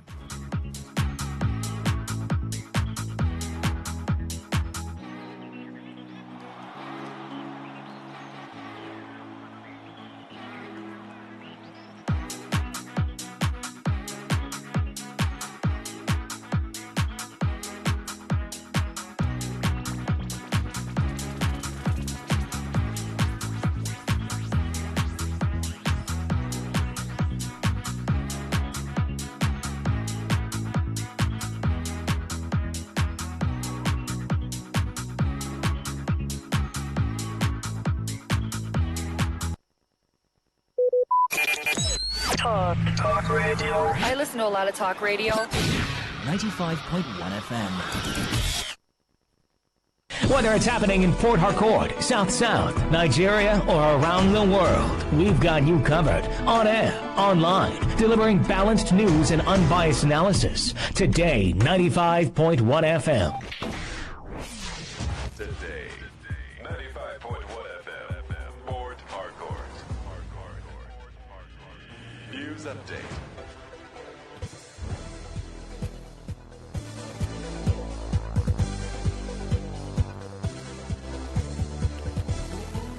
Good evening. Here is the news update on Today 95.1 FM. I am Queen Sheila. Former Minister of Education Obiageli Ezekwesili has called for stricter penalties to curb electoral malpractice in Nigeria. The economic policy expert who spoke at an ADC dialogue in Abuja said existing sanctions are too lenient to discourage violations. Ezekwesili also urged that the Independent National Electoral Commission INEC be given full legal authority over security agencies during elections. The Department of State Services has filed a 6-count charge against 27-year-old Innocent Chukwuemeka Onukwueme for allegedly calling for a military coup in the country. The charges brought before the Federal High Court in Abuja relates to posts Onukwueme made on his verified X account in October 2025. DSS stated that the post encouraged the removal of the ruling All Progressives Congress, the suspension of the federal government, and support for the military in taking over the country. In the charge filed by the DSS Counsel AM Dana Lami, Onukwueme's actions were said to contravene sections 46A subsection 1 and section 59 subsection 1 of the Criminal Code Act, as well as section 24 of the Cyber Crimes Prohibition Prevention Act 2024 as amended. Some of the statements attributed to him include: a coup in Nigeria is needed, dispose of APC, suspend the Nigerian government and join the AES. That is all we need now. He allegedly also wrote, it will happen eventually in Nigeria. The military needs your support now. Only they can save this country. In another post, he reportedly stated President Tinubu has to go and APC has to die for Nigeria to have any semblance of normal life. Onukwueme, a resident of Umushayo layout in Oyibo local government area of Rivers State, is expected to be arraigned later this week. The United Nations has warned that acute food insecurity is worsening in Nigeria and 15 other global hunger hotspots, putting millions at risk of famine between November 2025 and May 2026. While the UN described Afghanistan, the Democratic Republic of the Congo, DRC, Myanmar, Nigeria, Somalia, and Syria as very high concern zones, Haiti, Mali, Palestine, South Sudan, Sudan, and Yemen, it said, are facing an imminent risk of catastrophic hunger classified under the highest phase. According to the report, conflict, economic shocks, and extreme weather events remain the major drivers of hunger, while shrinking humanitarian funding threatens to push several countries towards catastrophic levels of food insecurity. FAO warned that without immediate funding, crucial agricultural support, including seeds, livestock care, and early farming interventions, will not reach communities before the next planting season.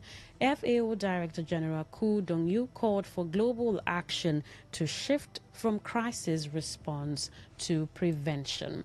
On the foreign scene, former Congolese rebel leader Roger Lumbala will be tried today in Paris over atrocities committed in the Democratic Republic of Congo's bloody eastern conflict more than 2 decades ago. Lumbala is accused of complicity in crimes against humanity for his role during the 1998 to 2003 Second Congo War. He was arrested in France, where he owned a flat under the principle of universal jurisdiction in December 2020 and has been held in a Paris prison since. If convicted, he will face a maximum sentence of life imprisonment.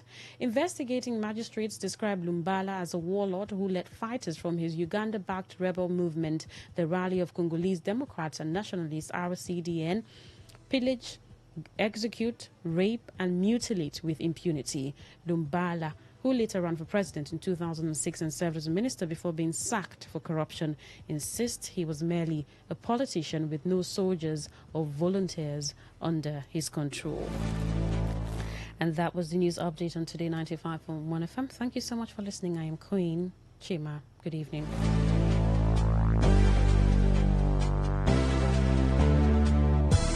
Today's news, today's entertainment, today's sports, today's issues. Today on Today 95.1 FM, Port Harcourt.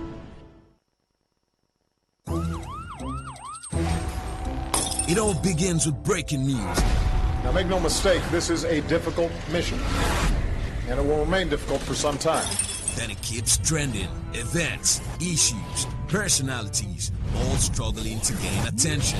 But in the race for deadlines, the intrigues, power play, undercurrents are often missed or underreported. Insecurity here is basically a product of poverty. But not anymore. As the platform on radio steps in to fill the missing links on events, issues, and personalities in the news. I'm not afraid of anybody. Yeah! The platform on radio serves only the hottest topics and trending issues. Only on Today 95.1 FM. 95.1 FM. Port Harcourt. Weekdays, 4 p.m. Get on the platform on radio and be served.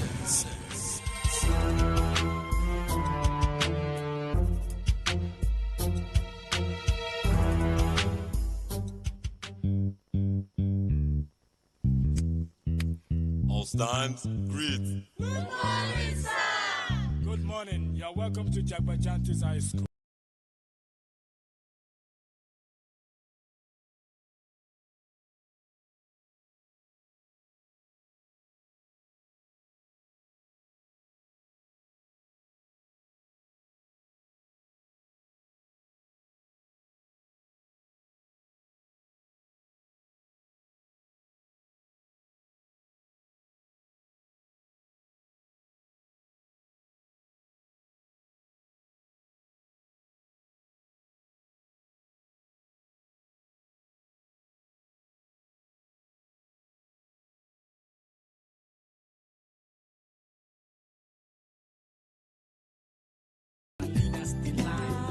The answer you get now waiting, they make young boys and girls join party.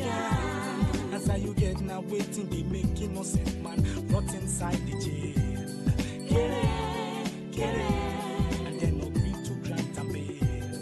Get it.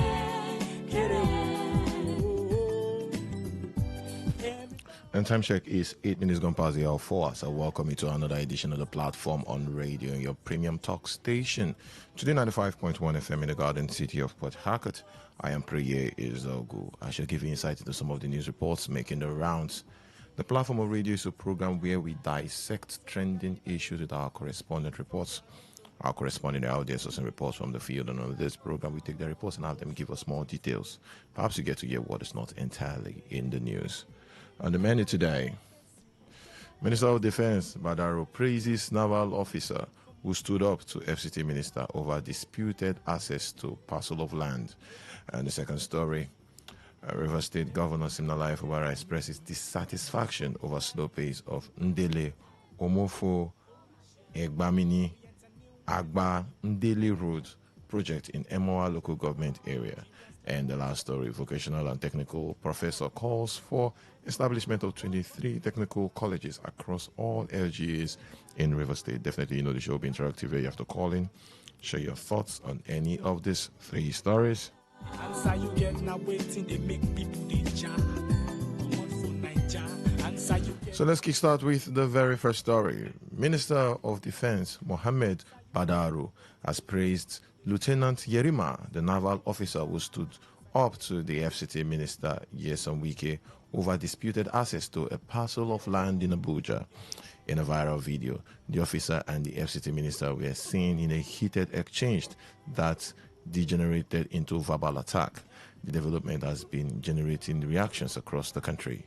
Addressing journalists at a ministerial press briefing on the 26th Armed Forces Remembrance Celebration held on Wednesday at the National Defense College, Abuja, the minister said the federal government will defend and protect every member of the armed forces performing their lawful duties.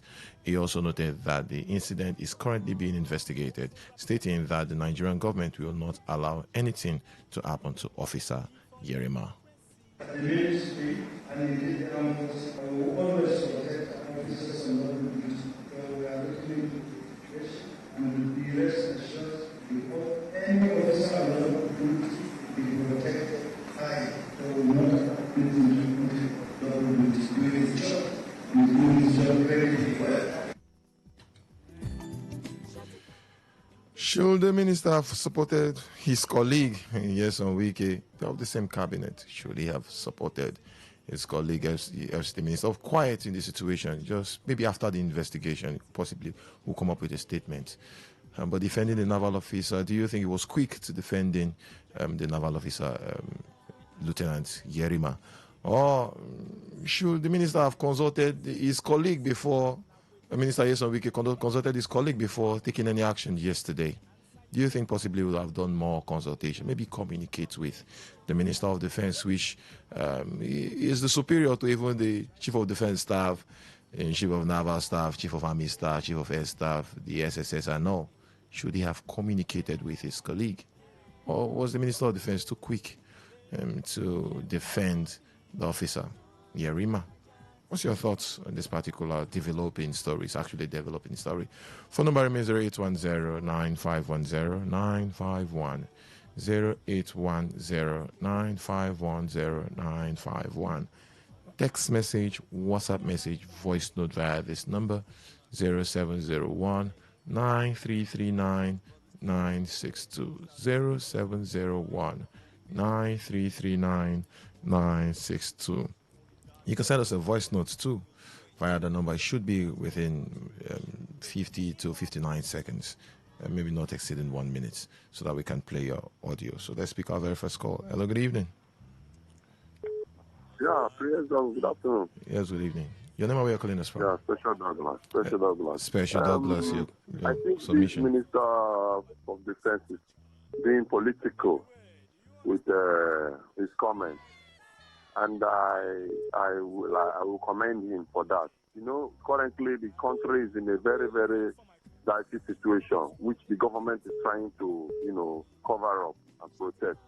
That is where I also would seemingly fault the FCT minister, because he shouldn't have gone handling this matter the way he did, knowing the situation. There's currently a coup issue that they are covering up, trying to manage. it is obvious that some faction of the armed forces are supporting this coup based on what I saw yesterday. So the minister, the FC minister, should have followed this matter in a different way instead of going confrontational. Moreover, the man in question, the Yerima in question, is not the person that this thing, concerns. So the FC minister should have handled it too superior to Yerima, not going to that place himself, even though he has a court order. He shouldn't have been the one to enforce it. Thank you very much. That's enforcing it. It's not necessary. Thank you very much, so Special Douglas. Hello, good evening. Hello, good evening. Yeah, good evening. It's Priya Izogu. Good evening. Priya, good evening. This is Dakuku from Okeche. Dakuku, your thoughts? Let me talk about FCT minister and the soldier. You're not talking about the FCT minister and the soldier, Dakuku. You have to listen to your radio before you join the conversation. That's not what we are saying. Which station are you? What topic are you? That's why you have to listen. Let's pick the next call. You have to listen to the show, then you share your thoughts. Hello, good evening. Yes, good evening, Prince. Yeah, good evening. Your name and where you're calling us from? God bless you. Robin Maja, the farmer. Robin Maja, your thoughts, sir? Yes, the law of planting and reaping has started manifesting in Abuja. The FCT minister, when he was the governor, he said River State is 100% Christian state, though I disagree with him. If you plant, you will reap. The FCT minister felt if he has conquered River State, chasing everybody everywhere, including a day second boy, he chased everywhere, locked everywhere during campaign, nobody should campaign. He thought that will live forever. But a young, vibrant officer has proven to him that Abuja is not River State. That is simple. And the man, Yerima, is very professional. And that has earned him a very high level reputation across the world. Robin Maja, let's look at the conversation. Should the Minister for Defense consult with his colleagues and possibly do proper investigation before coming up with this statement? Consult who? Do you not hear the voice of the minister downplaying the former chief of defense staff? Do you not hear him? It's not a colleague to the correct man who is speaking there. No, now. When our brother is doing wrong, your son is doing wrong, tell him or her that you are doing wrong. The FCT minister is shooting above board. Thank you very much. He should take it easy. Thank you very much. Thank you. Thank you. If I speak other calls, hello, good evening.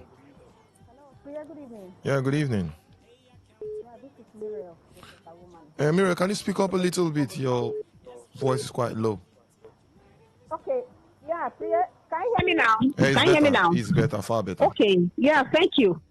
Well, it's obvious that the FCT minister has many enemies. Not many people love him. Not even, don't go, it will not be too much. Not many people like him. Very few. Maybe the ones that are gaining just very, very close to him. His own colleague, the Minister of Defense, is praising someone, that stood up to the Minister of Abuja. So you see, he doesn't have much strength. But I just think it's just ego and power play. Look, when you talk about character is very important. The Bible says, get wisdom and understanding. It is the most important thing. For you to know how to talk, when you want to talk with a child that you can give birth to an adult. You don't go to a little boy and begin to tell him that when you are in school, everybody. All is not about money. Look, Priya, know how to manage yourself when you're out there. You're the one that even brought up. He's even lucky. The boy is very insulting. The boy was professional.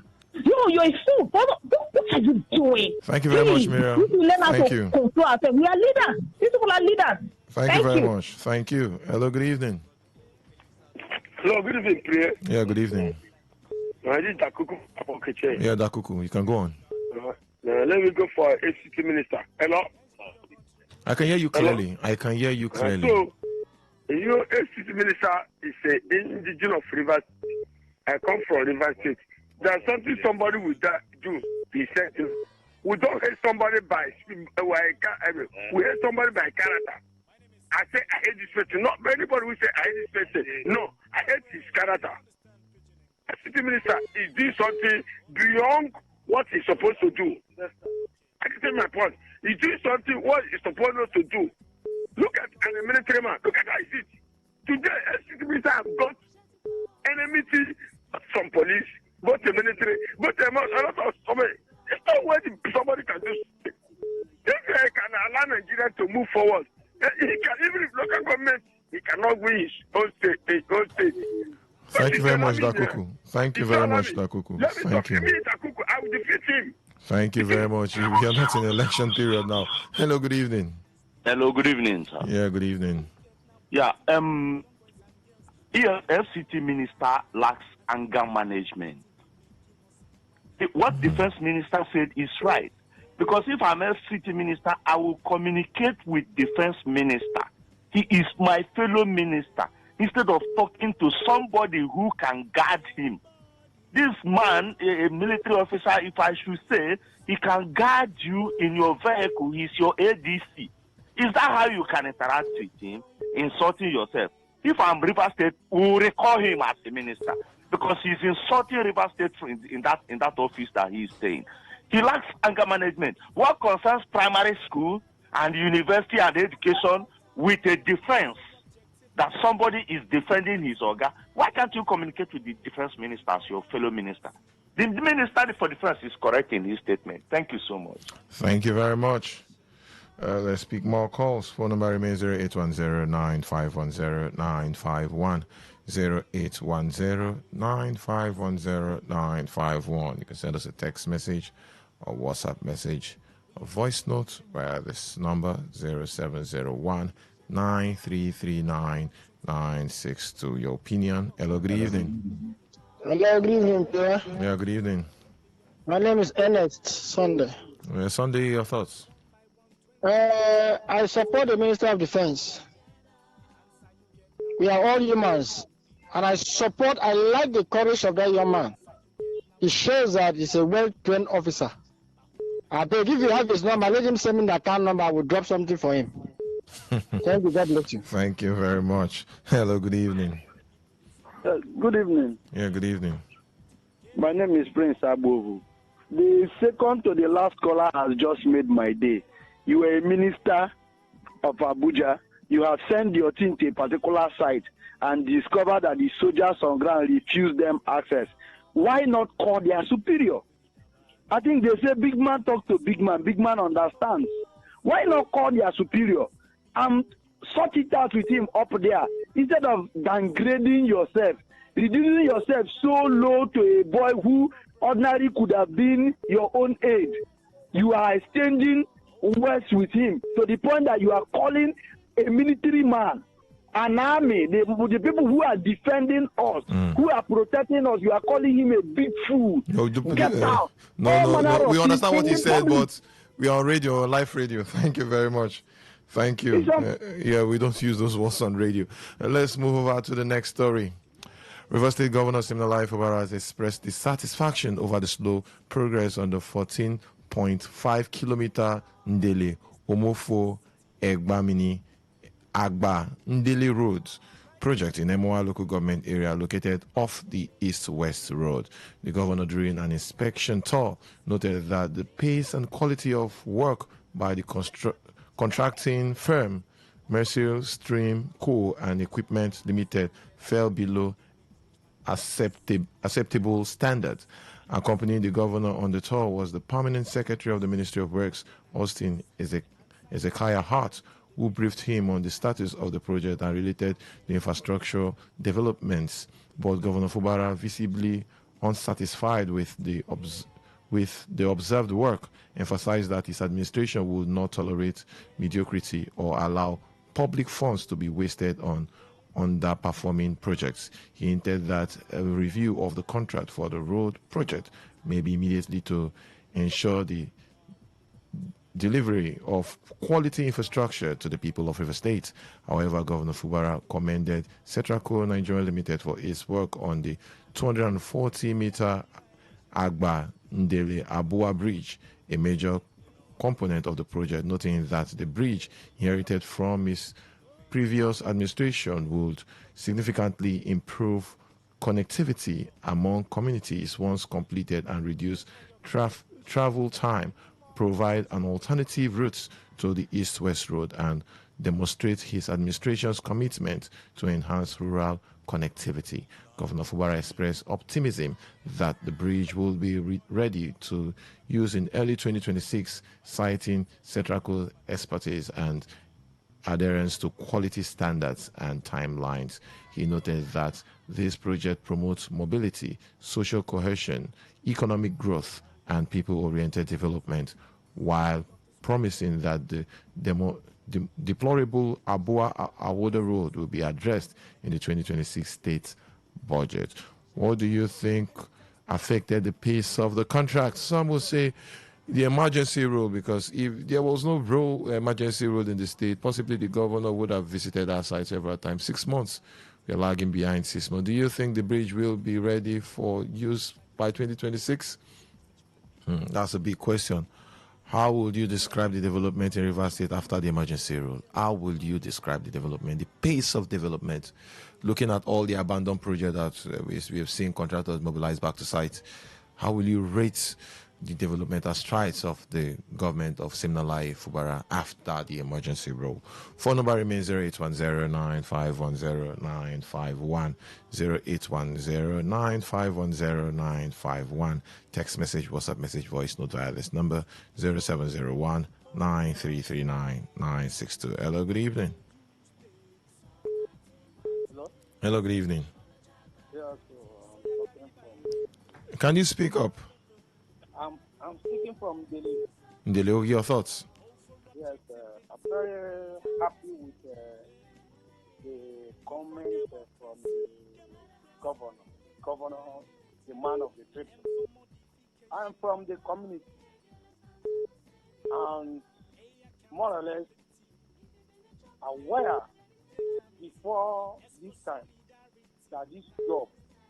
I spoke with a white man supervising the job last 3 weeks. I told him that what they are doing is not of standard.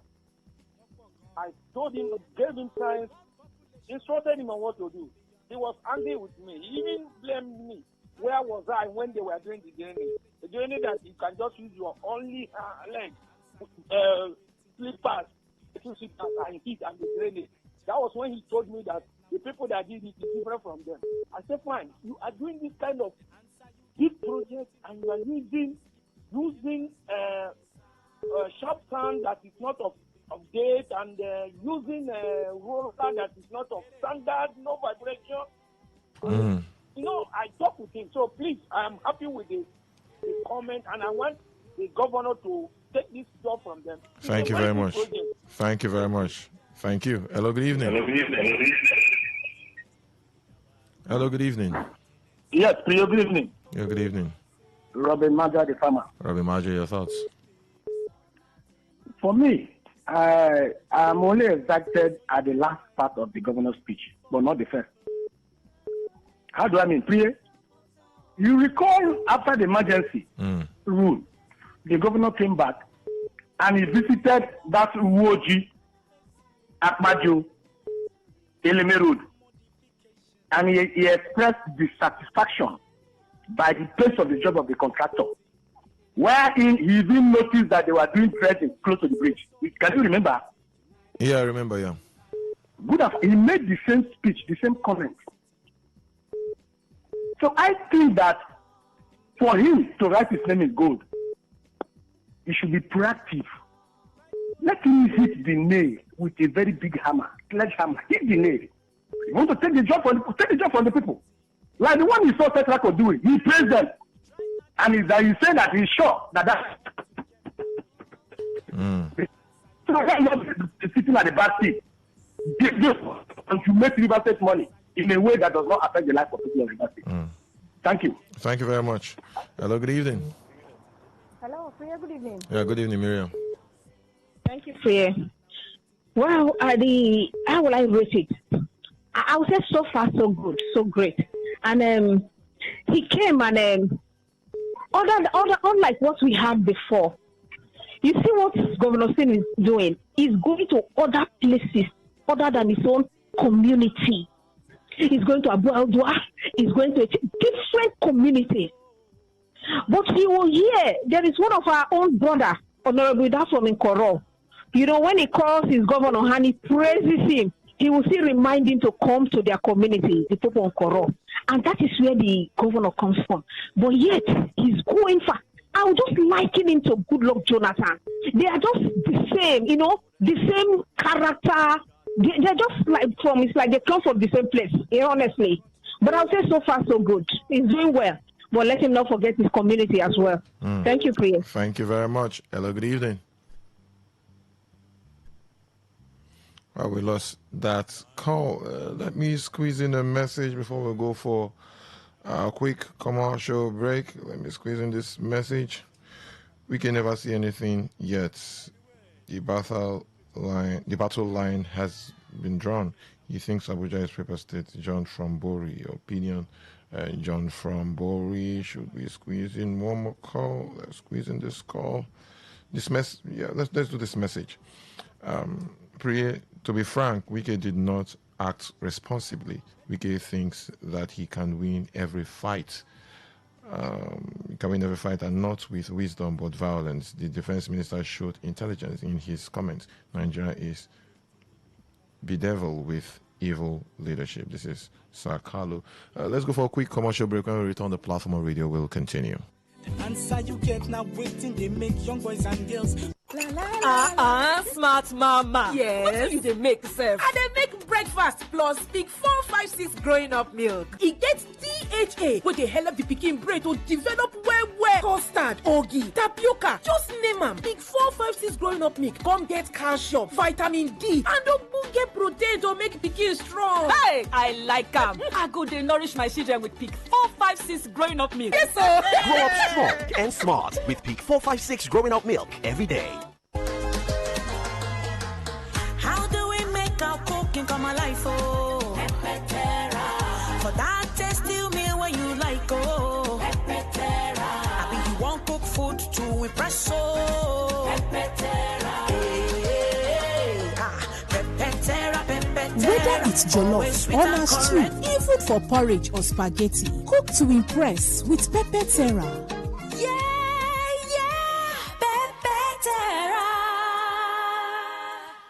Waiting they create, party for mouth.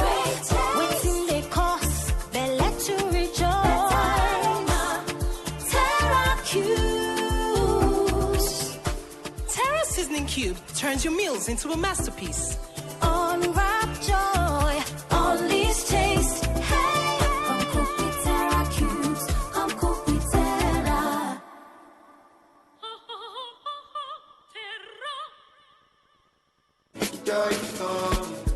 My people, if you never hear about this one, I beg pack well make I gist you small. Now Lambert Swiss Global Services Limited, we don't carry better land come your domot like this. The New Hope Global Estate for Elele, Port Harcourt City. Just check them. 2 minutes from Harcourt White Polytechnic, 5 minutes from Madonna University, 8 minutes from Harvard Midway University, and only 10 minutes drive from Port Harcourt International Airport. This land now 100% dry land. You fit use and build your house or even start agro cluster business. Now your choice. So promo price now just 550,000 naira per plot, and if you buy 4 plots, then go dash you 1 plot free. Instant allocation. You go collect free deed of conveyance, survey plan, and even enjoy free inspection. You know waiting? No bush entry, no agent fee wahala. Now direct better deal from Lambert Swiss Global Services Limited. Carry your phone now. Make you call the phone number 0803-528-1205 or 0708 253-0000 or Wakago Kings Plaza, Port Harcourt Owerri Road, Elele, Ikwere Local Government Area, Rivers State. Make you no hear from another person mouth later. Oh.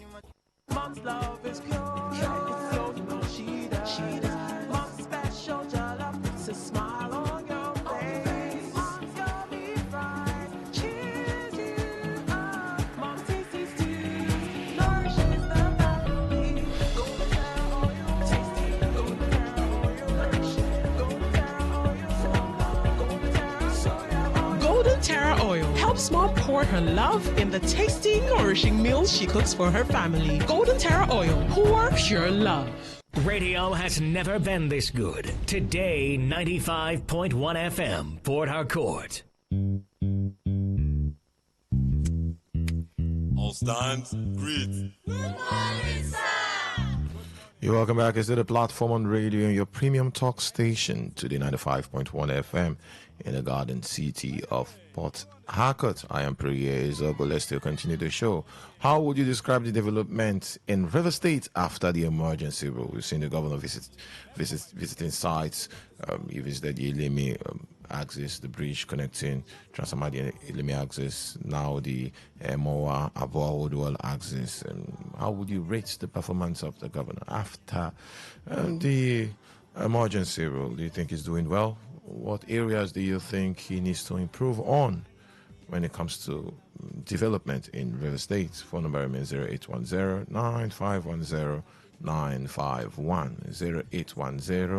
0810-9510-951. Text message, WhatsApp message, voice note via this number 0701-9339-962.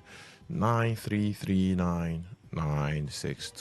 Keep your calls coming through. We'll try as much as possible to squeeze your calls. Okay, now let's move to the next story. The Dean Faculty of Vocational and Technical Education of Ignatius Ajuru University, Professor Isaac Ogudu, has advocated for the establishment of 23 technical colleges in each local government area to boost manpower development in the state. Professor Ogudu, who spoke to Today FM, Magnus Mwawa, said the move, if adopted, will address technical challenges peculiar to the environment. The University Don, who is also head of Ndele campus of the university, noted that declaration of state of emergency on technical education is necessary in order to achieve much needed technological breakthrough in the state and nation. While commending state government for coming up with the idea of establishing free technical colleges in the state, he also argued that only 4 existing technical colleges in the state is not enough to bridge the gap. Let's listen to Isaac Ogudu. The issue of vocational and technical education, the government should be intentional about it. The government has decided technical colleges free, encouraging people to enroll. That's a good one, commendable. But at 65, we should go beyond that. How many technical colleges do we have? The River State here, we just have 4. And they don't have the equipment. The facilities are not there. At least each local government should have 1 functional and well-equipped technical college. Let us start from there.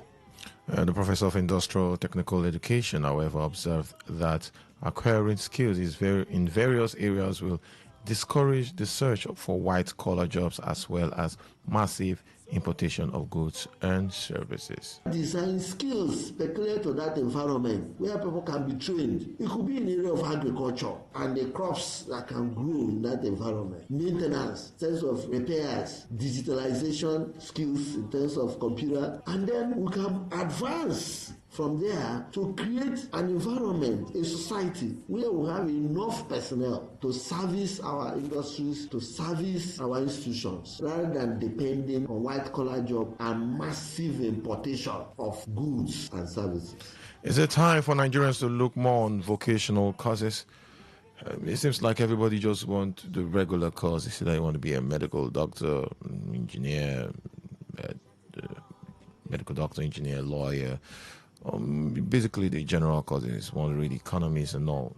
And you look at some of these technical areas, we are lagging behind when it comes to manpower. Is it time? Should it be a deliberate policy from the state government, including federal government, to see how we strengthen vocational education? Can you let your child do these technical courses? That's the big question.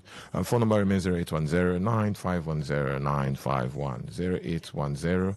0810-9510-951. Hello, good evening.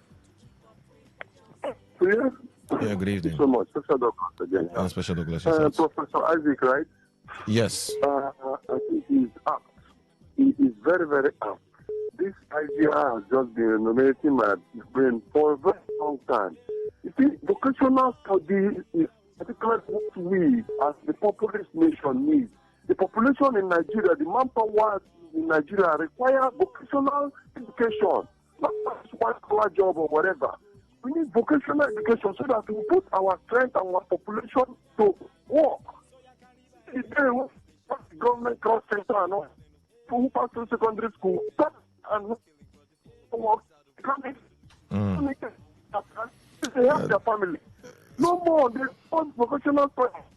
I believe in the procedure. Apologies, Special Douglas, your line is not that clear. Hello, good evening. Good evening to you, Priya. Yeah, good evening. The professor is on point. Priya, let me tell you something, or remind you. Do you know that you went to university? Now, where you are working, if the private sector did not open up that window, will you be working there now? Government has failed. I tell anybody who cares to listen, my friend, my brother, my sister, if you have a girl child, make sure your girl child learns a trade, either to sew or to make hair before she practices out from secondary school. It's the same to a boy child. If not, that's no future now. Where are they going to work? The political pushers have positioned themselves. They grab all the position and put their daughters and their sons. When it comes to recruitment of soldiers, they are advertising that which come and join soldiers. The only way Nigeria can grow is craft, handwork. Thank you. Thank you very much. Keep the calls coming through. 08109510951. Would you let your child do this technical work, painting, carpentry, welding, and some of these vocational courses? Would you let your child do? Let's make this call. Hello, good evening. Hello, good evening, Priya. Yeah, good evening. To establish national institutions is very no good in all states. I can see my point. But let them take care of it. You know, government, we will talk, they will not be able to do. That's the problem we have. Themselves, they will not be doing. Even the institutions that you have in this country, they were not able to take care of them. That's the bigger problem we have in this country. Not to be talk. They cannot be able to be doing. I don't support the what they said. I get in my point. The government have fed up the interest of themselves, not for the masses. That's no problem. Let me stop here. Thank you, please. Thank you very much, Dakuku. Let's move to the text message WhatsApp platform. We have some couple of messages on our WhatsApp. Let's start with this one.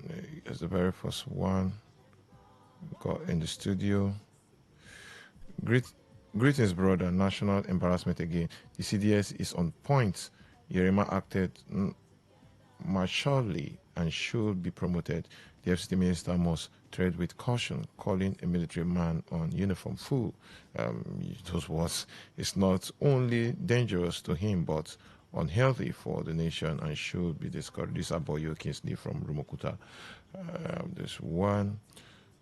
Son Melody from Port Harcourt. He thinks the military is Governor Sim and his supporters that he can intimidate anyhow. He doesn't have a record to be well behaved as a public officer, so nobody is surprised. Next time they will give them order to blow up. No, come on, Son Melody. We should be matured in some of these things we say. Okay, let me play this voice note from Ned Aguma. Hello, good afternoon, bro. To me, I think the statement credited to Chief of Defense Staff is a welcome development because I think this is the time where Nigerian security agencies need to remove every form of politics in anything they are doing. More especially this time that the eyes of the United States of America is in the country. And I want to commend him for that boldness. If it were other one or two persons now, they would have decided to play politics. But the defense staff, the chief of defense staff, decided not to play politics about this. And it's a welcome development. I commend him for that. Thank you. My name is Ned Aguma. Ned Aguma, the statement actually is credited to the Minister of Defense, not the Chief of Defense Staff. Let's play this voice note. Good evening, Priya. Good evening, Priya. I'm Kelsey from Port Harcourt. People are just praising the military young man, the naval officer. What they should know is you are going to defend a land. People who sent him or whoever sent him were supposed to give him a letter, the documents to show that you occupied and possessed that land legally. You saw the question Wike asked him. Who approved it? You don't just go, people are just praising him. You don't just go and acquire a land without any, and go and defend the land without any proof.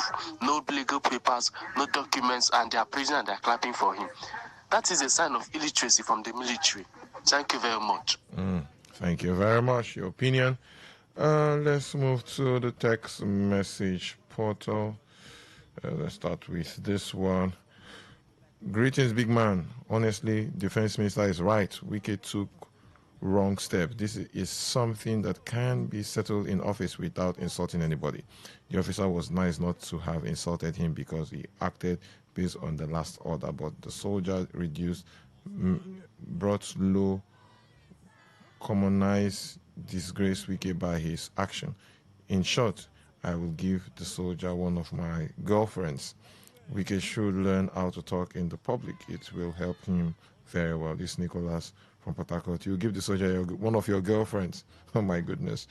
Every good evening. For me, Minister of FCT thought that the world belongs to him, but he's making a big mistake. I don't know why the president gave him that office. And Nebo, you're not the president. Let's see this one. Priya, good evening. For me, Minister of FCT thought that the war... Okay, the same message from the same person. Let's read this one. Hi, Priya. For me, Wike's action was politically correct. Why would a retired naval chief send his boys to prevent a serving minister from doing his lawful duty? Being a retired military chief doesn't make you above the law. Both the military and the minister are all symbol of the nation. Mr. Lucky, let me go back to the text message, the WhatsApp platform. Okay, we don't have any for now. You can actually comment on any of the stories we've discussed today. Any of the stories. Let's start with the very first one. Minister of Defense, Badaru, praises naval officer who stood up to FCT Minister Yeson Wike over disputed access to parcel of land. The next story. River State Governor Siminalaye Fubara expressed dissatisfaction over slow pace of Ndele Omofo Egbamini Agba Ndele Road project in Emoa local government area. And the last story, vocational and technical professor calls for establishment of 23 technical colleges across all LGAs in River State. Phone number remains 0810-9510-951, 0810-9510-951. Text message, WhatsApp message via this number 0701-9339-962. Hello, good evening. Evening, Priya. Yeah, good evening. How are you today? I'm very good, sir. Yeah. I am Enesa calling from Andoni. And if are your thoughts, sir? I want to speak on the statement credited to the Minister of Defense. You can go on. Minister of Defense is very, very accurate and on point. Because in the military or in the civil, we have what they call channel of communication. And this channel of communication follow to the letter.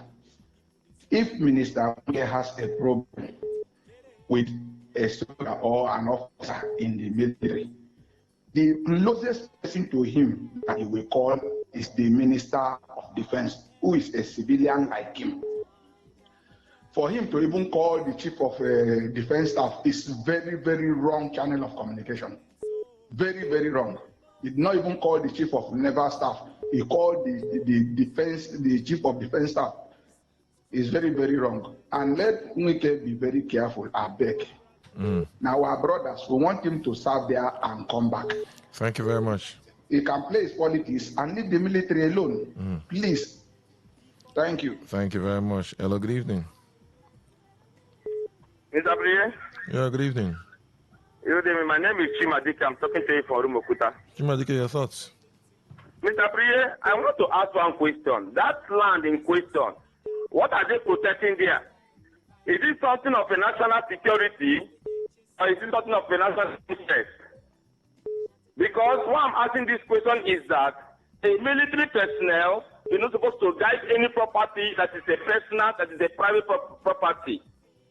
Now the issue is that if we have gotten such a vibrant military personnel, then why do we have so much insurgency and genocide in Nigeria? Officer, he called the superior. look, this and that is going on here, and you are hereby summoned through the ministry of this and that. But he felt he can intimidate everybody. He thought he can shout down at everybody. Thank you very much. Thank you very much. I can liken this of the elder of the David and Goliath. He thought he's a Goliath. The David has brought him down. Thank you very much. Look at the shame and disgrace he has brought to us as his people. Thank you very much. Let's speak other calls. Hello, good evening. You've spent over 1 minute, 30 seconds. Yeah. How are you? This is Christian on the line. Christian, your thoughts? Yes. I think this matter, wouldn't it have been handled more maturely? Because I think both of them disgrace themselves as far as I'm concerned. Because I was informed that I heard that the minister already were told that there was issue in that place. Why didn't he call the Minister for Defense to resolve it at that level? Why didn't he even send his permanent secretaries? Must he go and show power in that place? So I think he deserved what he got, as far as I'm concerned, because he would have been more mature, call the Minister for Defense and ask him, say, sorry, my boys are working somewhere. I hear that some soldiers are disturbing them or whatever. The man will take his own and call whoever that is necessary so that they would have resolved this matter. But every time he like getting into troubles, unnecessary trouble that you would have avoided. He was just lucky that the thing didn't go beyond that. Thank you very much. Thank you. Let's keep the calls coming through. 0810-9510-951. 0810-9510-951. Hello, good evening. Yeah, good evening. Yeah, good evening. Lawson from Rubus. You're lost in your thoughts. Actually, since the defense minister has disagreed with this former governor of the state, and that means that things are not, in fact, it's no longer working for Wike. It's becoming too much of him. The young man is there representing Nigeria. FCT minister is also representing Nigeria. So there are certain things they need to resolve inside. It's not everything is not outside. Everything is not power.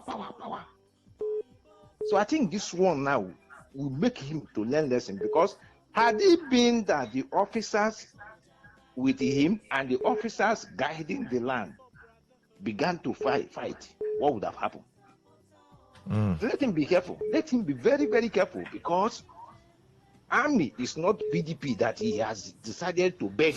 Thank you very much. Thank you. Thank you. Thank you very much. Hello, good evening. Good evening, PJ. Yeah, good evening. Yeah, Simon for Rumodmaya. Yeah, Simon, your thoughts? I will only advise our military to immediately promote that boy. That's, in fact, gallant military boy. You are even, okay, man. They should just promote him. At least fearlessness in him without insulting him. The man, the AC minister was just cursing the boy, telling him all sorts of words. And the boy keep on I am not, sir. He still showed AC minister respect. But he also told this AC minister that I am not a fool. In fact, he cannot just come and write me. I'm above that. So I love what just happened. And it's just a lesson. It's just a lesson. Nobody is beyond every other person. Thank you. Thank you very much. Hello, good evening. Oh, we lost that call. Let's move to the WhatsApp platform. Let's squeeze in this one. Good evening, Priya. If military personnel cannot secure personal property, then why are the police securing his private and personal property at the judge? I need an answer from the minister's supporters, please. My name is Arila. Arila, your opinion. Good evening, Priya. Wike knew very well that the military has chains of command as a lawyer, but decided to go and intimidate the officer as usual. Why didn't Wike make the call he made there before going to embarrass himself? Wike intimidation backfired this time around. The officer was only obeying his superior officer by way of military doctrine. According to the spokesperson of the minister, Larry Olaika. He said the minister did call the chief of defense staff before he left his office. That's an ongoing conversation. Let's move to the text message portal. Wiki outburst. I cannot imagine a man that once wanted to be a president of this alleged great nation can provoke himself this way. Our nation is not alleged. I'm trying to get the word there. Mr. Law, Wiki outburst. He sent the message twice. Read this one. The professor stands out on vocational and technical education is interestingly a call for productivity, enhanced manpower for national development. Chimene.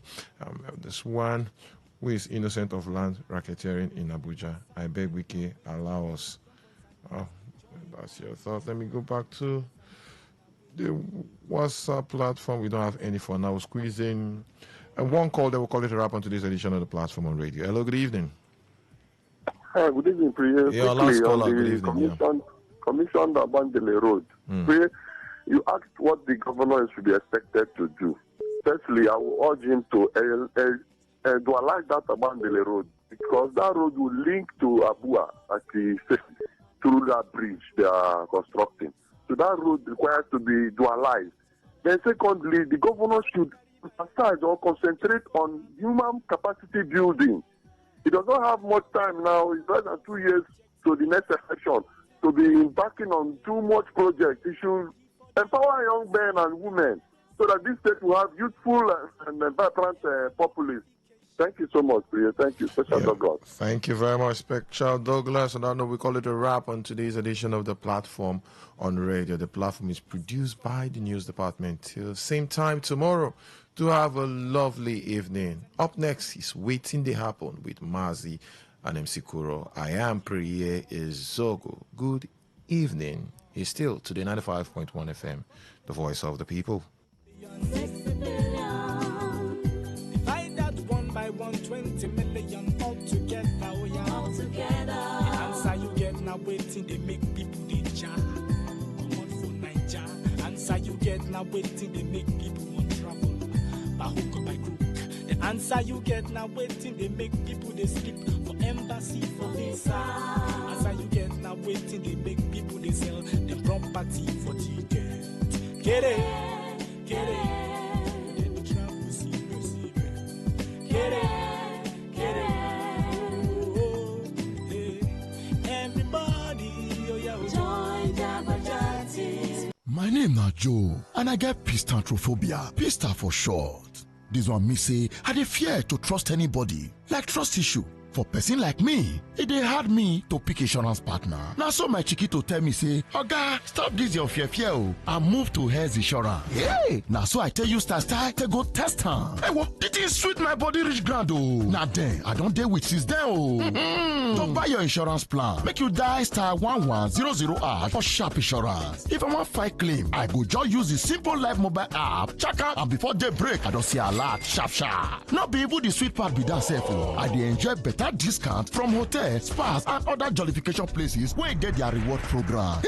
Play, my pista. I've been a fear of trusting people till they come on my body. Waiting you they wait for. Make you visit www.healthinsurancegroup.com. That is HEIROL. Or make you die 1100# to get fast insurance today.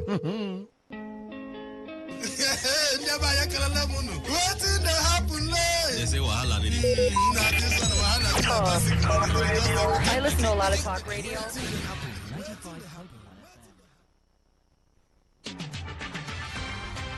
Today's news in 60.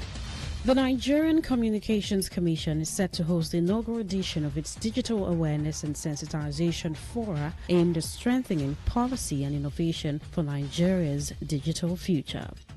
The Nigeria Internet Registration Association has announced the commencement of public voting to recognize individuals and organizations that have leveraged to enhance Nigeria's online presence and contribute to the country's growing digital ecosystem. Technology entrepreneur and founder of Alpha Geek Technologies, Oluwaseun Dania, has called for stronger collaborations between academia, government, and the creative industry to address AI bias in African media. The Nigerian agricultural economist Solomon Odiase has unveiled plans to develop a digital agro-allied marketplace to link rural farmers directly to consumers and vendors, as this will allow users to browse nearby stores, compare prices, and place orders online. On the foreign scene, Apple has confirmed removing 2 of China's most popular gay dating apps from its app store in the country following an order from authorities. Today's news in 60. In 60.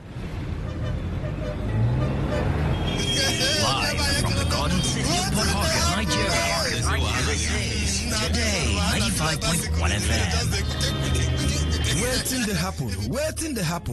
they happen. Now for Today 95.1 FM, 5 p.m. Monday to Friday, bomb quem. Now here you go here. Waiting they happen for Niger and Obodo the world. Now that time where we they bring you Ogbonga to them, where go shock you. You go wonder say a person do like this. Now so we they bring them can give you acid the hot. Now where would they find way to sweep this country? Don't run. You go start blood. You get chapa. You say this one. No worry. When time I reach, I'll say I want to take. I see where they go. Homeland is homeland. Me, I go open gate for them. Now me go be get man at that time for airport. Waiting they happen. Make you know Miss Mazi Ike God Ike Machuku and MC Kuro for waiting they happen. You go enjoy yourself. Not forget to say woman they chop our recharge card woto. I don't tell you say this place na education center. As you sit down here with us from Monday to Friday, you go enjoy waiting they happen. Waiting they happen. Make you know miss them at all.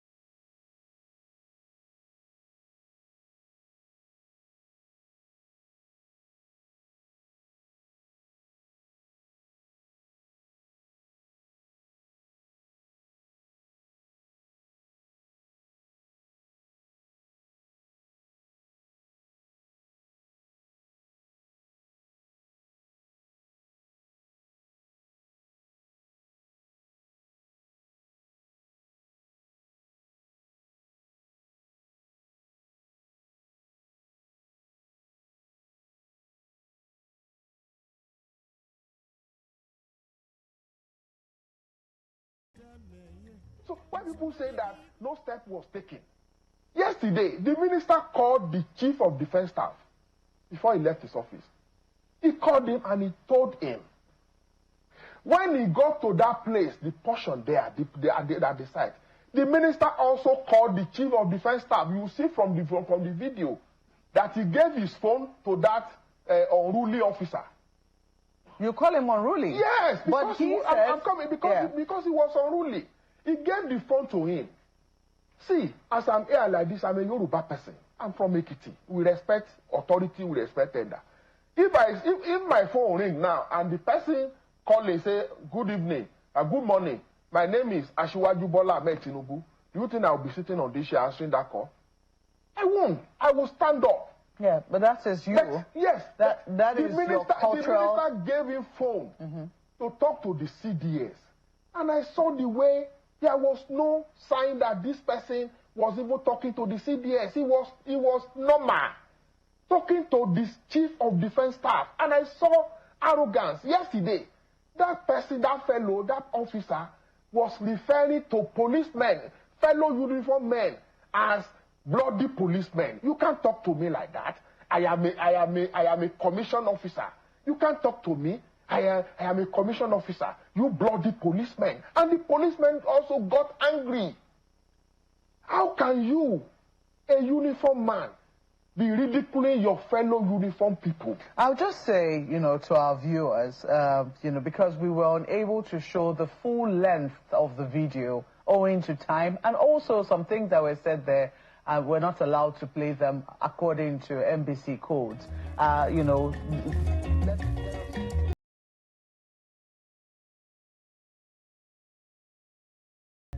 Yes, so first let me commend the officer A.M. Yeriman who has stood tall in the face of verbal abuse and intimidation by the ever-powered drunk Yeson Wike, who is generally very badly behaved. He does not seem to understand that public office should come with responsibility. Ordinarily, the military should not be anywhere close to protecting land or property of anyone.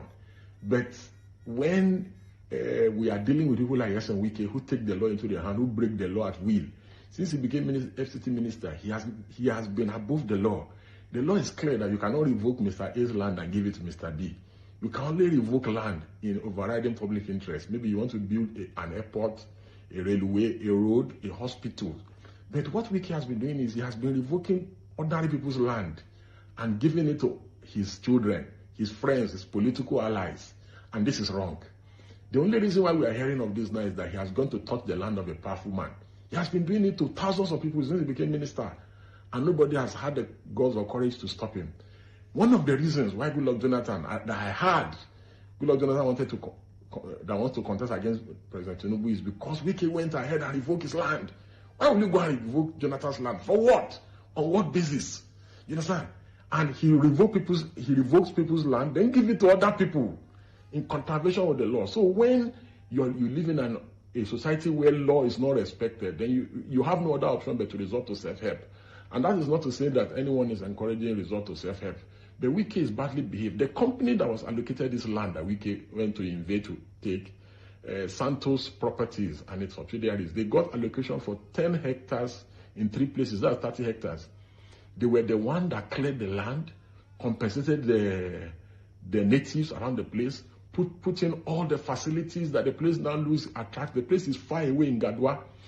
And one of the former Naval chief was the one that went to go and meet this Santos company and said, oh, I want part of the land because I want to my wife wants to do an event center.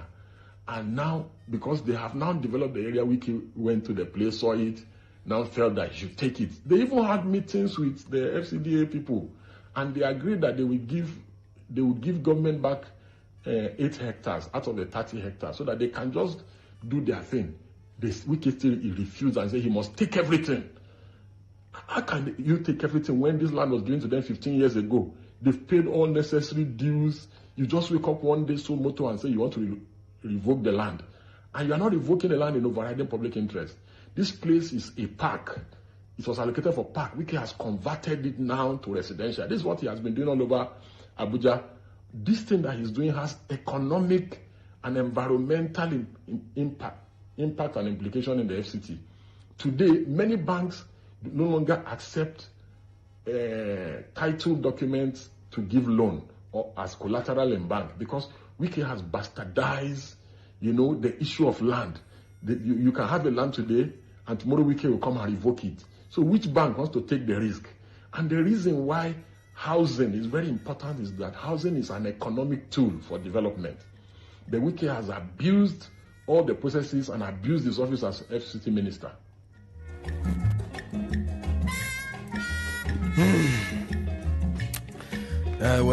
Those ones, not strong allegation be that is still allegation. All the things where you hear there, never they prove anywhere until we get better proof from waiting and Deji engineer. You just hear in voices. So, and the former one where you hear where said they will not support this one, support the military man. And the other one will not support the military man. And the other one on the voice of Lere Olayinka will be the FCT minister, Toko person. Heard from him there. Waiting cause of this one. Stop this. How do I face him? How do I face him? This is not professional. It's not professional. You can't be facing a minister for this thing. Okay.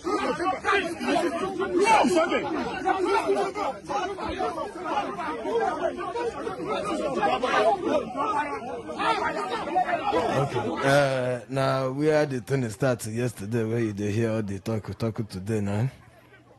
The talk who is not professional. Now, Chinekele, do you know that another side of the video that we did not see? The whole FCT minister, the thing is almost Chinekele.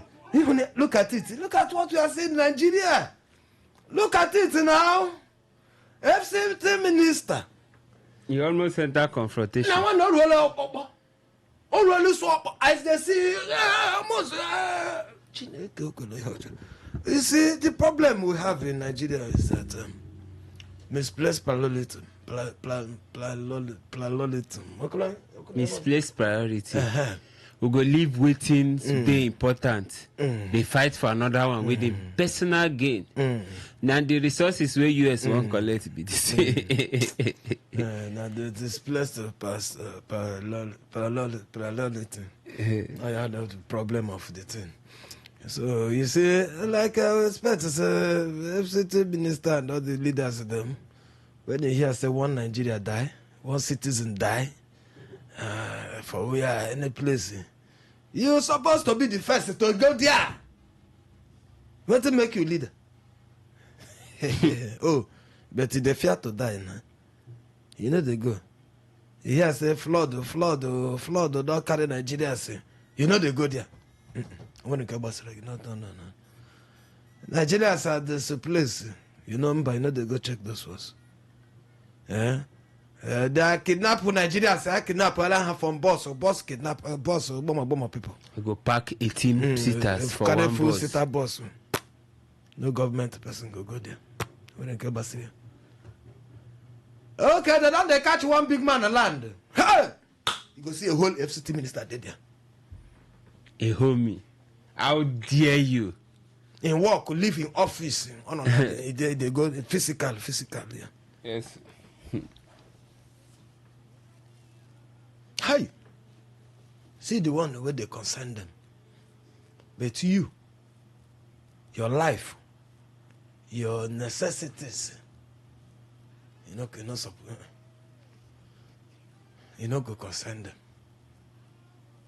The one will concern them, not their own, where they go favor. Waiting the FCT minister to say they in office, call whosoever, call inspectors, go there. This is a man who will get office. There no need for show of power. You can call your people, say go, confirm what is going on. Must you go there by yourself? You go reach, you say, you go there, confront your children.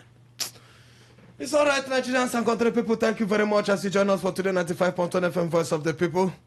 If you just join us, person the hear voice here, official introduction. My name is Namaze. Ike God, Ike Wachuku, Ike Wachineke, Wachuku Teramanishi 1. Anyhow we be, make my brother great country people make move sharply. Okay, my country people, we don't come again. My name is MC Justice, that man we hate injustice. Anywhere where they talk of injustice, you go see me run, they come, I don't come again this evening to chook mat for waiting they happen. We get Bunga Tori, we don't make the headline, where we want dissect this evening with my other brother, Mazi. The English and trending stories. Trending stories. Yes, it's trending stories. Us trending. No people with the primary school when I did university. Yes. Because okay, the time when me they carry board, they go school. I don't know what they do. That time my mama never take it to board. Okay, thank you very much. I'll make you remind you, so we're there for Facebook. Go there at today 951 FM for Facebook and YouTube live. Go there at today 951 FM. Go there, make you watch us live and let's look inside. You go see our topic. Them there. Drop your message when time reach you. We'll go take camo. And we're there for Instagram and S. And on our S, the two of them. Carry go for look for us inside there. at Today FM 951 for the two. That is S and Instagram. And Papa, you won't hear us alive and alert. Your this thing, your antenna, you know the too clear. Anywhere you there, you know the too clear. No worry yourself. Just 100 naira data. So I put for your phone, Android phone. Inside that your Android phone, you go click inside there, make sure you get better network. If you don't get better network, you go to hear me half and half. But if you get better network, you go hear me delete and delete. That one you go carry and go for www.todayfmlive.com. You know, gonna make a lead them again. Can't go for actually lead it again. www.todayfmlive.com. You know, go inside it there, type it like that. You go enter inside the thing, it go take you to where you go see listing live. You click inside it there. Boom, you hear me live on the alert. Okay, thank you very much. After that introduction, make us still remind you here for this our program here we discuss serious matters. Seriously. We them the serious. I told you where they hear us. Make we using Jackery follow this thing. No, Ibuka Nigeria problem. Open the show. Those who carry me yesterday, I'm not whether they sleep well today. Because you're going to think of the thing. You're not going to sleep well. So, book the movie for your head. No carry on for head. No carry on. So that if you remove them for your head, all of us will go fit to get to, we no go get what they call IBP. That's the way you hear. So, you keep quick. Yes, no be better thing be that. Now, sickness, no be person name. All of us may use jobificate. They enjoy ourselves with the good. I'm going to make you look the first story here. You don't hear them already. This one, that one on the side of the story, now be the videos they will not play. Now what was that the side part of this story. But inside that one, Nigerians don't come out to come the shout to change. See that boy will get a mind. That boy you Kalobi, he stand in front of Yerishiwan. Yes, stand in front of Obiakpom and they show him Obiakpom. Chinekele. That boy has been cleansing everywhere. Open internet. If you open internet, now the boy first you go see everywhere. Open here, now the boy first you go see everywhere. Person say na hope of the common man. I say le kwano sobo. One man, Chineke. Well, I'm Yelima. Akwa here. Yes. Lieutenant, more lieutenant. Lieutenant. Star General. Thank you very much. Hey, respect. Oh, I salute you. Sure, sir. Esprit de corps. I salute you. Okay, when I want to that's him. And that boy, that young man, I'm not boy, always a young man. That young man, well, I carry this matter since. Nigerians return because our nearest one called CDS will be the chief of defense staff. This morning, the defense department, defense headquarters, they don't send one message.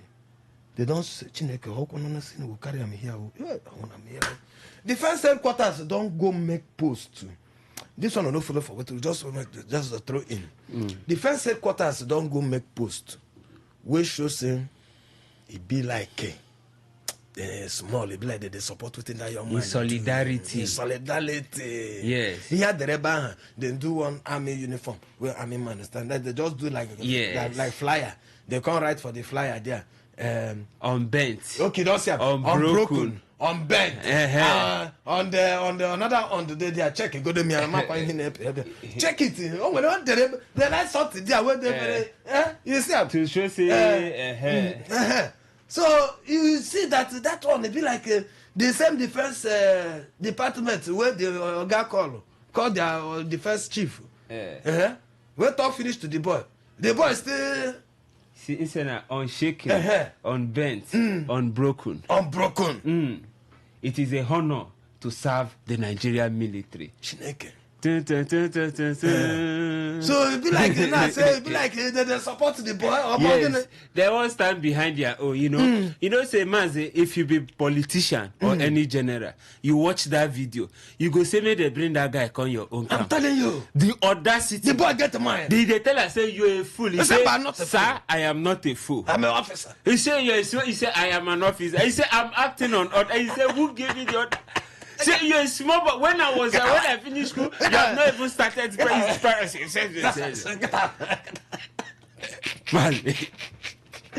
So man, inside that one, Nigerians don't come out to call to say make them protect that young man, make them protect him. The Minister for Defense don't come out to come talk about that one. He don't come out to them make his own comment to say we go always protect our officers where they do their work legally, not be the ones where they do illegal work. But he said when they do their work legally, say we no go agree make anything happen to them. You know, say this one now the Minister of Defense, Mohammed Badaru now talk this one. He talk as Nigerians they beg say make them protect that soldier man and make the measure say nothing happen to them. You support how the officer take handle this wicked matter? Or you not forget to say that will be the FCT minister talk person don't talk say the boy they unruly. Say how that boy go. Well, you expect that boy to disobey in own order? You know what thing go suffer? Now military be. You go first enter guard room. He better make the one who send up the message. Make that one to deal with them. Yeah. Then for another place they go deal with them. So this is a military man. You expect them say you will be civilian, he go come meet them, tell him get out of there, and the guy will tell him stand there, he go waka come out to leave him. Hey, that officer don't finish now. The officer do in job. In job he do. He obey the last order. They give an order. Military. You know, even when the minister make the call, can't give him the phone. The order still stand. The minister got come out. He's still the man that give him money on your phone. Now the thing that side the Nigerians they provoke. Say, hey minister, you carry phone to give for small boy that you were in school. You know, small boy we supposed on the shake. You carry proof phone here. You carry phone to give her. Mazi, the highlights now when they talk now in police took my police talk. They talk. This country, Nigeria too sweet. Nah, military bag. I think they play the noise here, the adverse here. I make the go journal. I beg. I want to say if get I go fit to reduce the age. Because I'm going to go back. Now I'm not gonna like it to go work. I'm going back and now see how the thing to take sweet. All right. So whether you support what in the young man do, or you feel say in just a week, or you feel say the boy passing boundary. Personally, I feel say the guy doing job, this military guy man doing job, and I expect better from the FCT minister as a senior citizen to handle that situation better. Since you have the number, they call the chief of army staff direct. This is something you can settle anytime. When if he calling boys to order. So why still come on ground, try to intimidate a personnel, and when you see say you know if you intimidate her, you can't they shout, you think you can intimidate us. You kill us. You kill us. Say I'm not going to kill anybody, sir. So you know, you don't go now, you can't see waiting past you. You can't they calling Oga, yet you know still work. As a senior citizen, you know say that situation fee escalate. You know, they follow final order, you know, and them now you feel want use your own personal security, the policemen and the DSS official want still oppress them. If it turn to a bloody scene, which not supposed because you not supposed to like this. This is something where phone a conference call, a meeting in the office, fee sort out, and now waiting they go still do. Then what is the need of the show of power? Okay, well, thank you. Back with leave to come. That one to come out to live and for country people. My uncle, my mother been always telling me say, you know, go chop a yam finish for mortar, leave the remaining one for visitor in case he come. No chop and finish it because I have to go there for people. All right, even with billions of naira where government they spend, as some of they borrow, they throw them inside here. Every year, you go to hear, you want to reduce hunger, you want to reduce hardship, you want to feed the family, you want to do this one. Even as billions of naira they enter inside there where government they spend every year to reduce hardship. One new World Bank don't come out with one new report. New World Bank don't come out with one new report. They talk to say Nigerian social support, that their support to program, what they do. Nigerian social support to program, say they reach anybody. Say the people where really they need them, they reach them. Say now only 44% of the poor people, of the poor Nigerians, now them they benefit for all those things to them. Then go tell you, say, they don't go feed 15 billion houses, 10 million houses. School feeding program, unconditional transfer to transfer, P2P transfer to poor people. Anything transfer, sharing a bag of rice. So all the money that, because of the talk I'm here now, you people will be giving money. Where are you getting data from? How do you know who don't receive them? I don't call here, ask a tire. One day you don't receive anyone against Simba. Who is receiving it? Who is receiving it now? No. Now World Bank don't come out with the truth. Now say that only 44% of Nigerians. Now you really get that. Now you really they get that. When they call say na poor out of 100%, that means the remaining 56% of the money who they chop them. Hey, tomorrow now they go. I think World Bank, Senate don't approve 1.2. 1 point again. Go look. 1.15 million billion or more. Trillion naira. Senate don't approve them.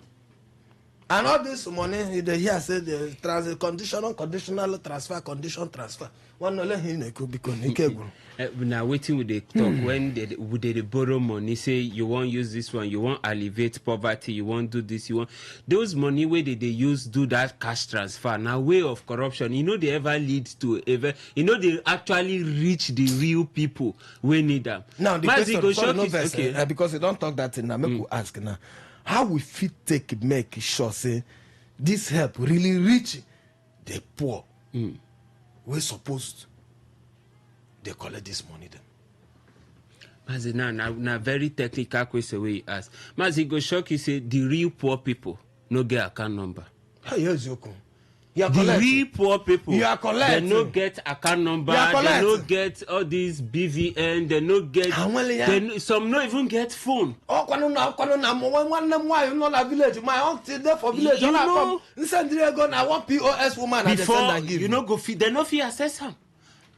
Yes. So now the main people now when they even say who are they, where are they, where are the evidence? When they talk, few persons go screenshots alert, post online, say if they really happen, a lot of people for the benefit from back, they open us know? And we don't suppose grow past this approach of sharing money, create job for people, create enabling environment for people to make their own money. Now they share this cash for them, you go still tax them. For petrol, for anything where they do from next year. So how they want to take balance? Just create an enabling environment for people, create good roads, give them electricity, make the society function well. No be all these things. And you go still borrow loan to go share money again for people. It doesn't make sense. Not talk too much. I don't invest. We could come out from there, but before we go enter small break, make I summarize this one to give you. Don't bring this man a story from back to back.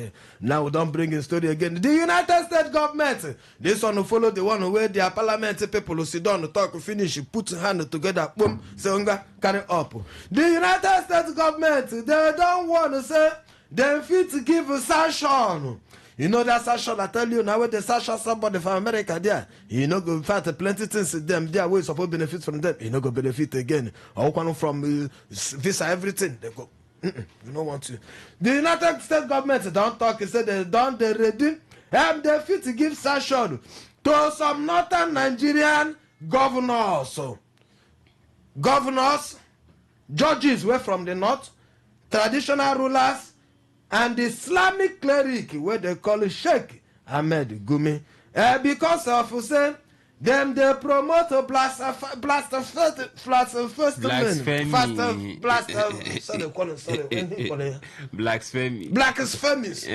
They support blasphemies. Because of this blasphemies, these are to kill people.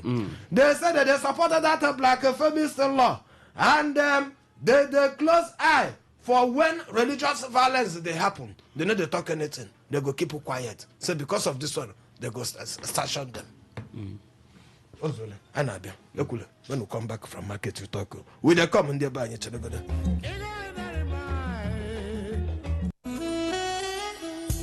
Verberge Imperial Hotel. Experience luxury and comfort. Verberge Imperial Hotel is a premier indigenous catering and hotel services provider in Port Harcourt. Our hotel offers a range of well-furnished rooms with modern facilities, ensuring comfortable stay for our guests. Our modern event halls can accommodate over 500 guests, making us the ideal venue for conferences, seminars, weddings, etc. Our state-of-the-art facilities include 24 hours electricity supply, constant and steady internet services, CCTV cameras for enhanced security, fully armed security guards, trained professional personnel. We pose a conducive environment as our hotel is located in a quiet and peaceful environment perfect for relaxation and focus. Our location is at Bank Anthony Avenue off Ordnance Junction, Transamadi, Port Harcourt. Contact us today for inquiries, booking and reservation. Please call 0803-272-4646, 0906-557-0873. Delivering Imperial Hospitality services at Verberg Imperial Hotel. My people, if you never hear about this one, I beg pack well make I gist you small. Now Lambert Twist Global Services Limited, we all carry better land come your domot like this. The New Hope Global Estates for Elele, Port Harcourt City. Just check them. 2 minutes from Harcourt White Polytechnic, 5 minutes from Madonna University, 8 minutes from Harvard Midway University, and only 10 minutes drive from Port Harcourt International Airport. This land now 100% dry land. You fit use and build your house or even start agro cluster business. Now your choice. So promo price now just 550,000 naira per plot. And if you buy 4 plots, then go dash you 1 plot free. Instant allocation. You go collect free deed of conveyance, survey plan, and even enjoy free inspection. You know waiting? No bush entry, no agent fee wahala. Now direct better deal from Lambert Twist Global Services Limited. Carry your phone now, make you call your phone number 0803-528-1205 or 0708-253-0000 or Wakago Kings Plaza, Port Harcourt Owerri Road, Elele, Ikwere Local Government Area, Rivers State. Make you no hear from another person mouth later. Oh. My name na Joe, and I get pistantrophobia. Pista for short. This one me say, I dey fear to trust anybody. Like trust issue. For person like me, it dey hard me to pick insurance partner. Now so my chiquito tell me say, Oga, stop this your fear and move to Health Insurance. Hey, now so I tell you start to go test her. Hey, what? Did it sweet my body reach ground oh? Now then, I don't dare with since then oh.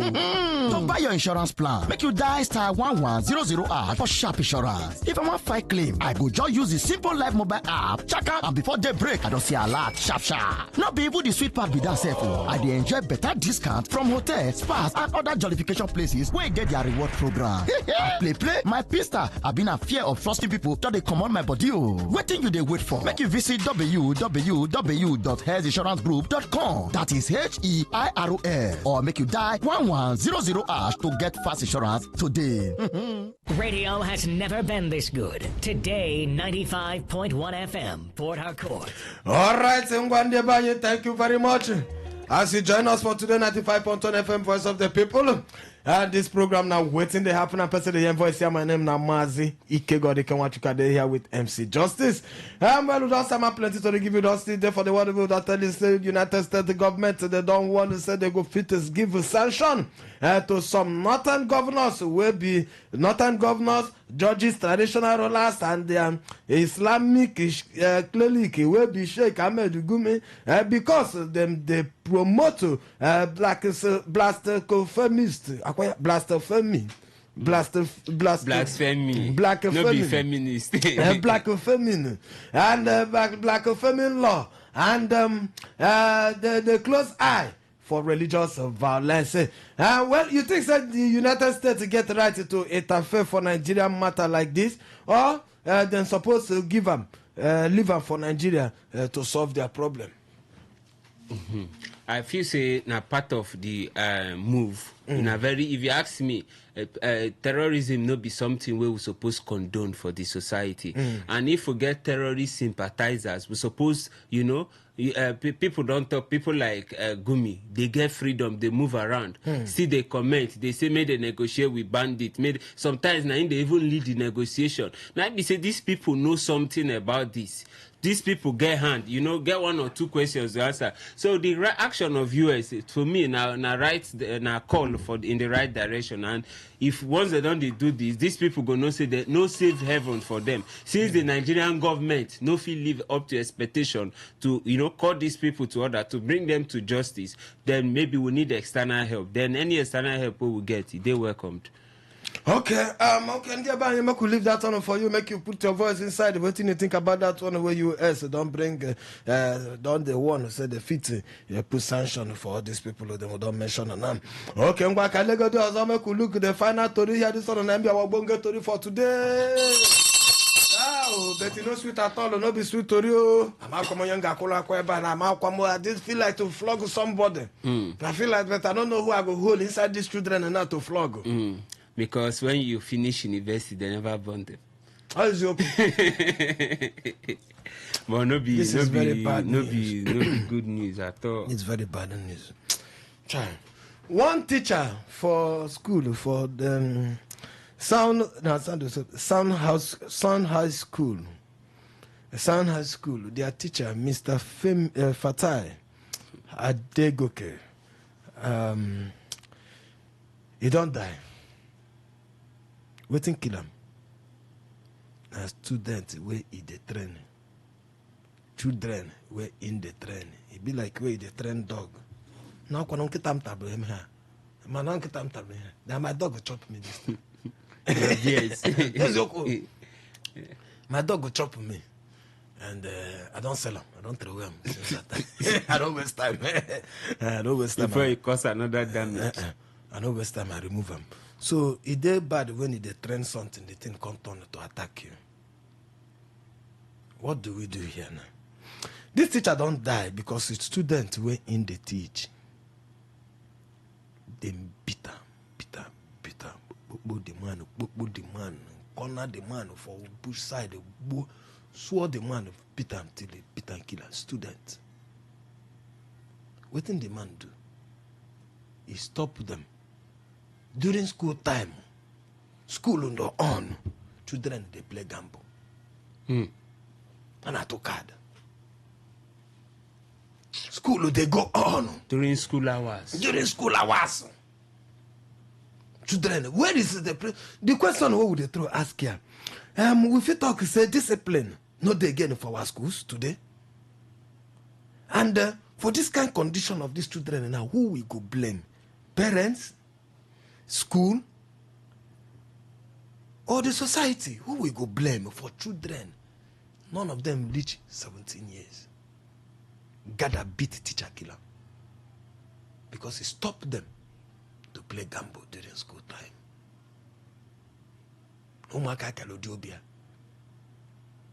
Children get this kind of mind one. A whole new level of gangsterism between teenagers. Between teenagers, we still the secondary school. If they call it a university, what a lot of cultists. I just hope they don't arrest these children so that the question they go answer for their crime because people say make it since they be minors, they be minors, so make it they arrest their parents. I feel say there's a provision there for law for minors like that who commit crime. But like this. For this one, this kind of crime, they say they're supposed to arrest the parents. Yes, a lot of factors they involved. Because me, I not gonna train my pikin. You know they train your own. He send that to cause spoil my own inside school. Come beat, kill teacher. We correct them. They're supposed to arrest the parents. Even that the papa or the mama, whole one of them. The parents get questions to answer. Because they not train the pikin well. The parents get questions to answer. The school get questions to answer because this character not just fall from the traits don't they. The traits of this gangsterism don't they. This must be caught to children. Not be today it start. The school don't they see these things and they know fit bring these children to book for them to gather in school premises, beat a teacher till death. Oh. No, I feel say a lot of questions need to be answered. The parent, the school authority, everybody need to, because this thing they're not supposed to sweep them under the carpet like that. Waiting, this thing go embolden other students. Children. Put fears for the teachers' body to correct students. You go come the fear. Meanwhile, now waiting they pay you to do to train up this to help bring them up in a very good way for society. It's unfortunate. Now, very, very sad story. When I see the story, I say, where they safe again? A secondary school? It's unfortunate. No. It's unfortunate. Okay, and thereby you make I'm giving a make una follow put on a voice for any of the Torres with you. There the phone number where you go use reach us here. The phone number is 0810 9510 951. That one the phone number we go use to call also. WhatsApp and SMS number. That one on 0701 9339 962. Ngwanu kaiga phone line make we hear who want to talk to us. Your name and where they call us from. We don't hear that last story tell you about children who don't beat their teacher, kill them. The United States government don't put threat, say they go put sanction for governors, judges, traditional rulers from the north, and they shake Gumi because they ignore religious violence. Even with billions of naira where they don't put inside all this is where they call the safety net, home feeding and all the ones where they transfer. They say Nigeria people where they benefit from all this poor transfer where government they do now 44% who they chop the rest.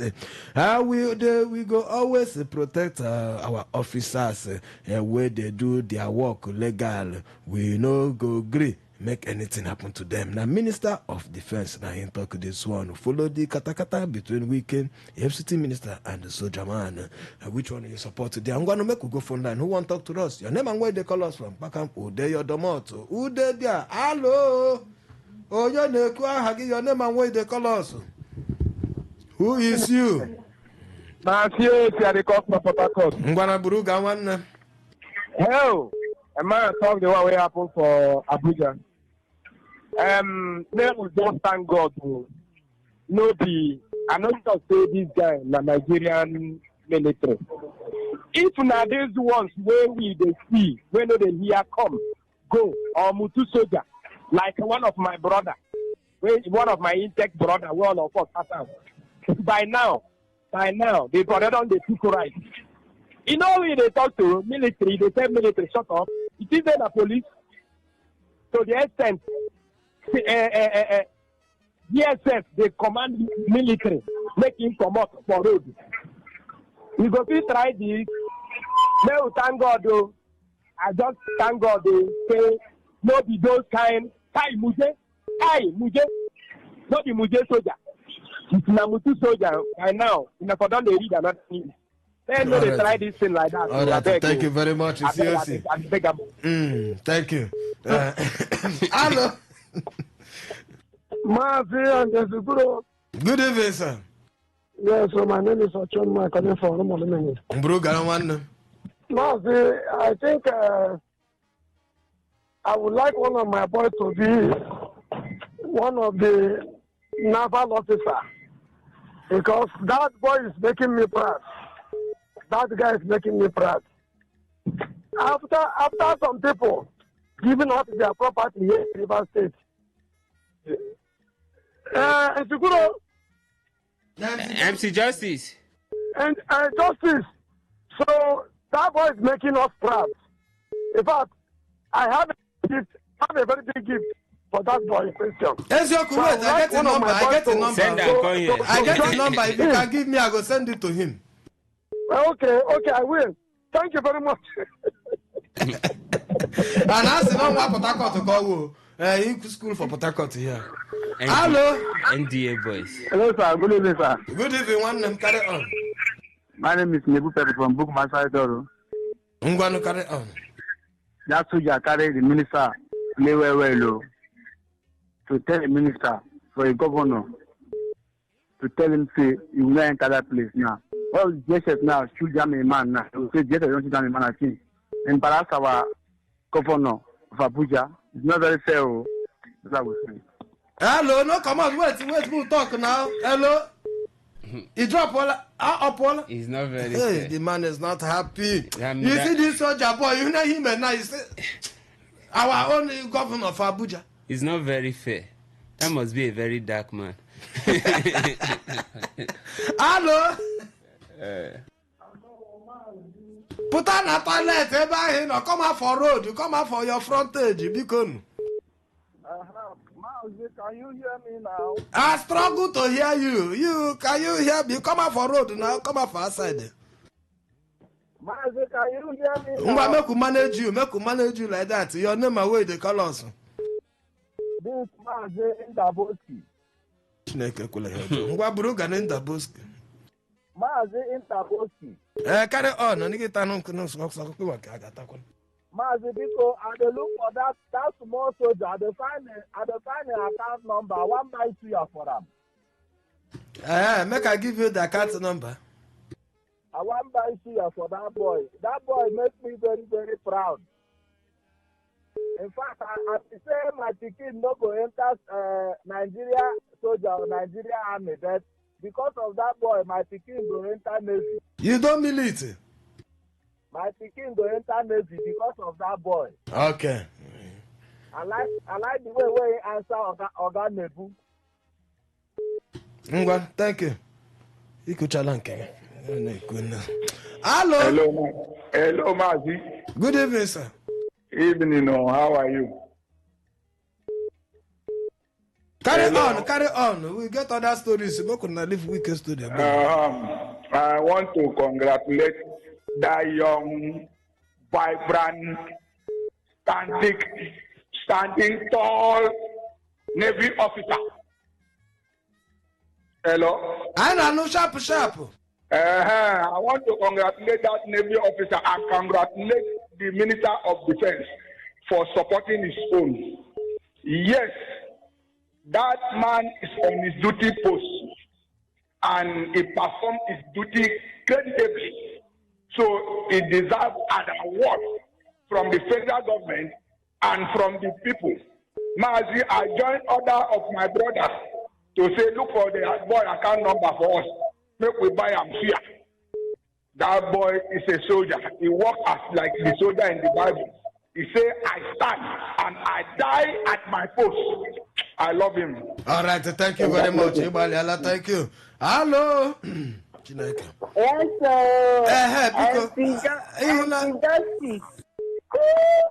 Yes. Good evening. Mazi. Carry on. First of all, give me your last four numbers first before we go forget them. 9128. 9128. 9128. Carry on. Mazi, Isiana. And I know that they go front. In they go back. And then in the finish, now come they call them for food. Now they can't do waiting now.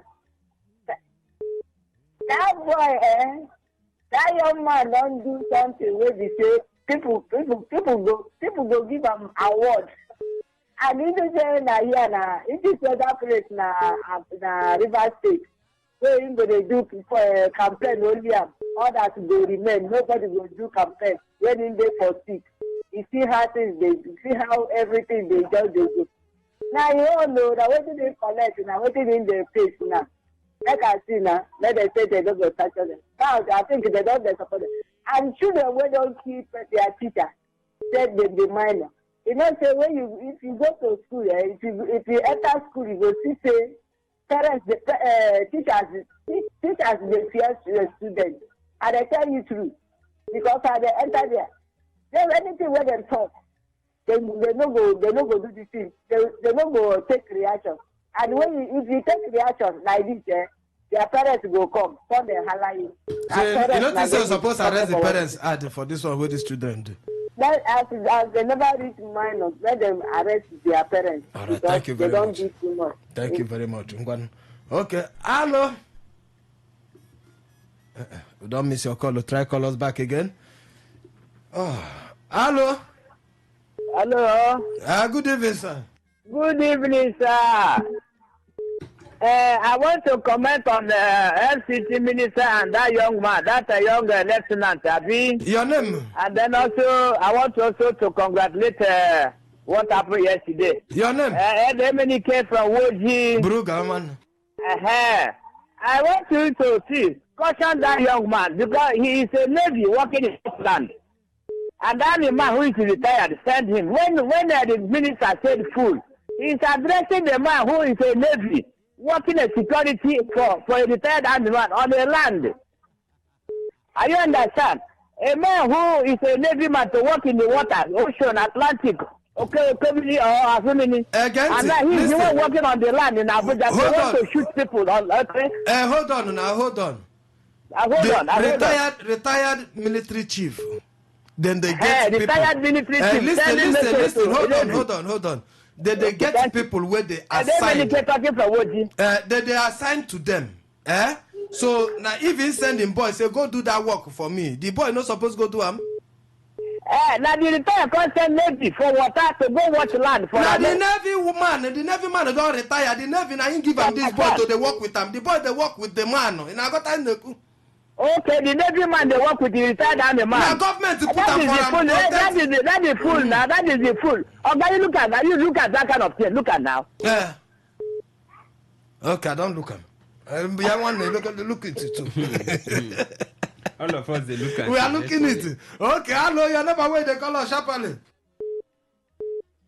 Mr. Marcos from Port Harcourt. Mr. Marcos, Bruga. The Navy man where he asked whether I don't cross boundary with the FCT minister. The man never reached him boundary, talk less of crossing it too. Then the second one I want to put mouth on is this American this thing against the Northern the sanction, yes.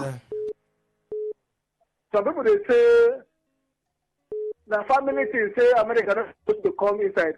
Chai! In here in your house, Mazi, if your discussion or your quarrel with your family involves life, your next neighbor have right to call police and arrest you. You don't kill a Nigerian. All right. Hoping it is a family matter. All right, thank you. When they are killing Nigerians, America is supposed to come in here and show them the level of crime they are committing here. Messages. Thank you very much. Thank you, sir. Thank you, sir. Make we enter SMS. Make I take from here. I take any story we concern weekend. That's all of our body they scratch like this. All of our body go they do like say, what is the problem now? Make I look from here. It be like somebody go win my airtime for Facebook today. Can go down your okay. Nanta. Now this your name Nanta. When I hear that name Nanta, the thing. I will tell name now. Sorry, no baby your own Nanta. You don't remember that. Okay. Nanta James, no be your own, no verse.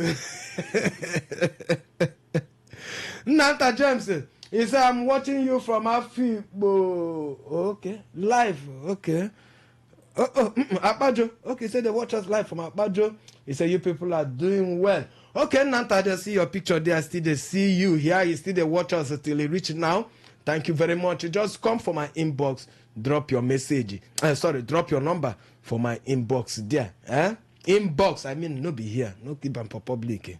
And the other everywhere. Jonah Love Day. Umoroye. He said, I'm in full support of what the officer did yesterday. Okay. Osuabu Douglas is good. Okay, it's good now. We have a table that is called. Okay.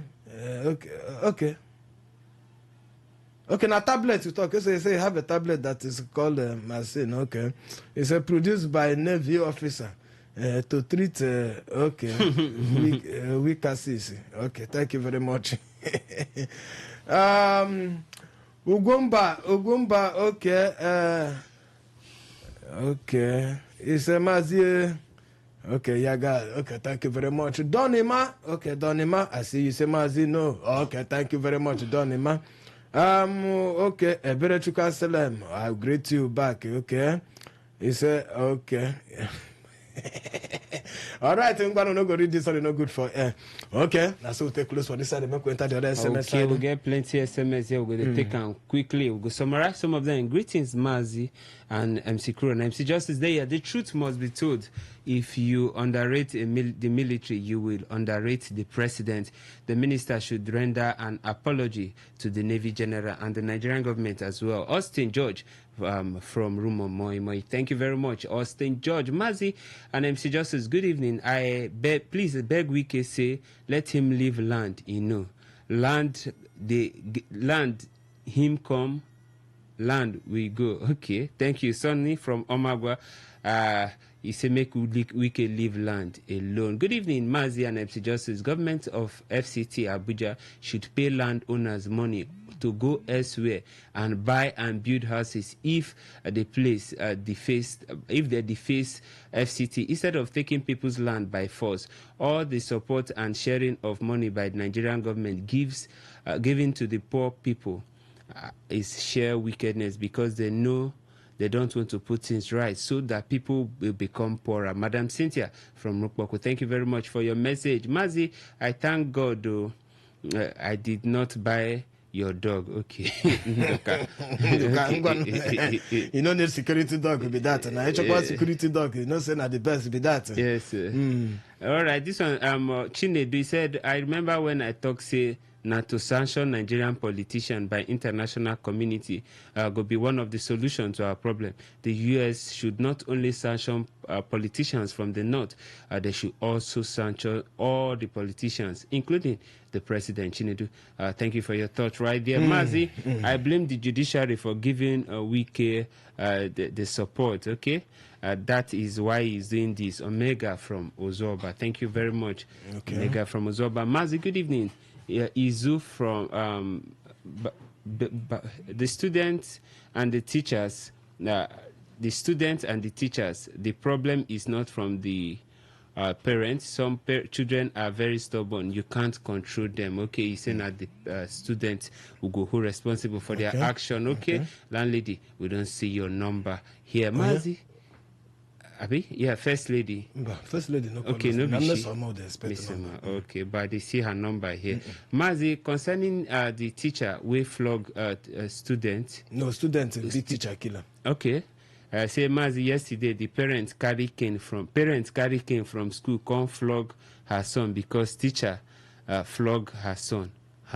I don't understand your message. Thank you very much. Okay, income flog teacher. Okay, you know, put down where. Good evening, Mazi and MC Justice. That brave gallant soldier should be promoted immediately. Daddy from Rumo Dumaya. Okay, thank you very much. I just love this soldier like this. I never seen Nigerians love soldier. I'm surprised. Okay, this one, George from George, he said, Mazi,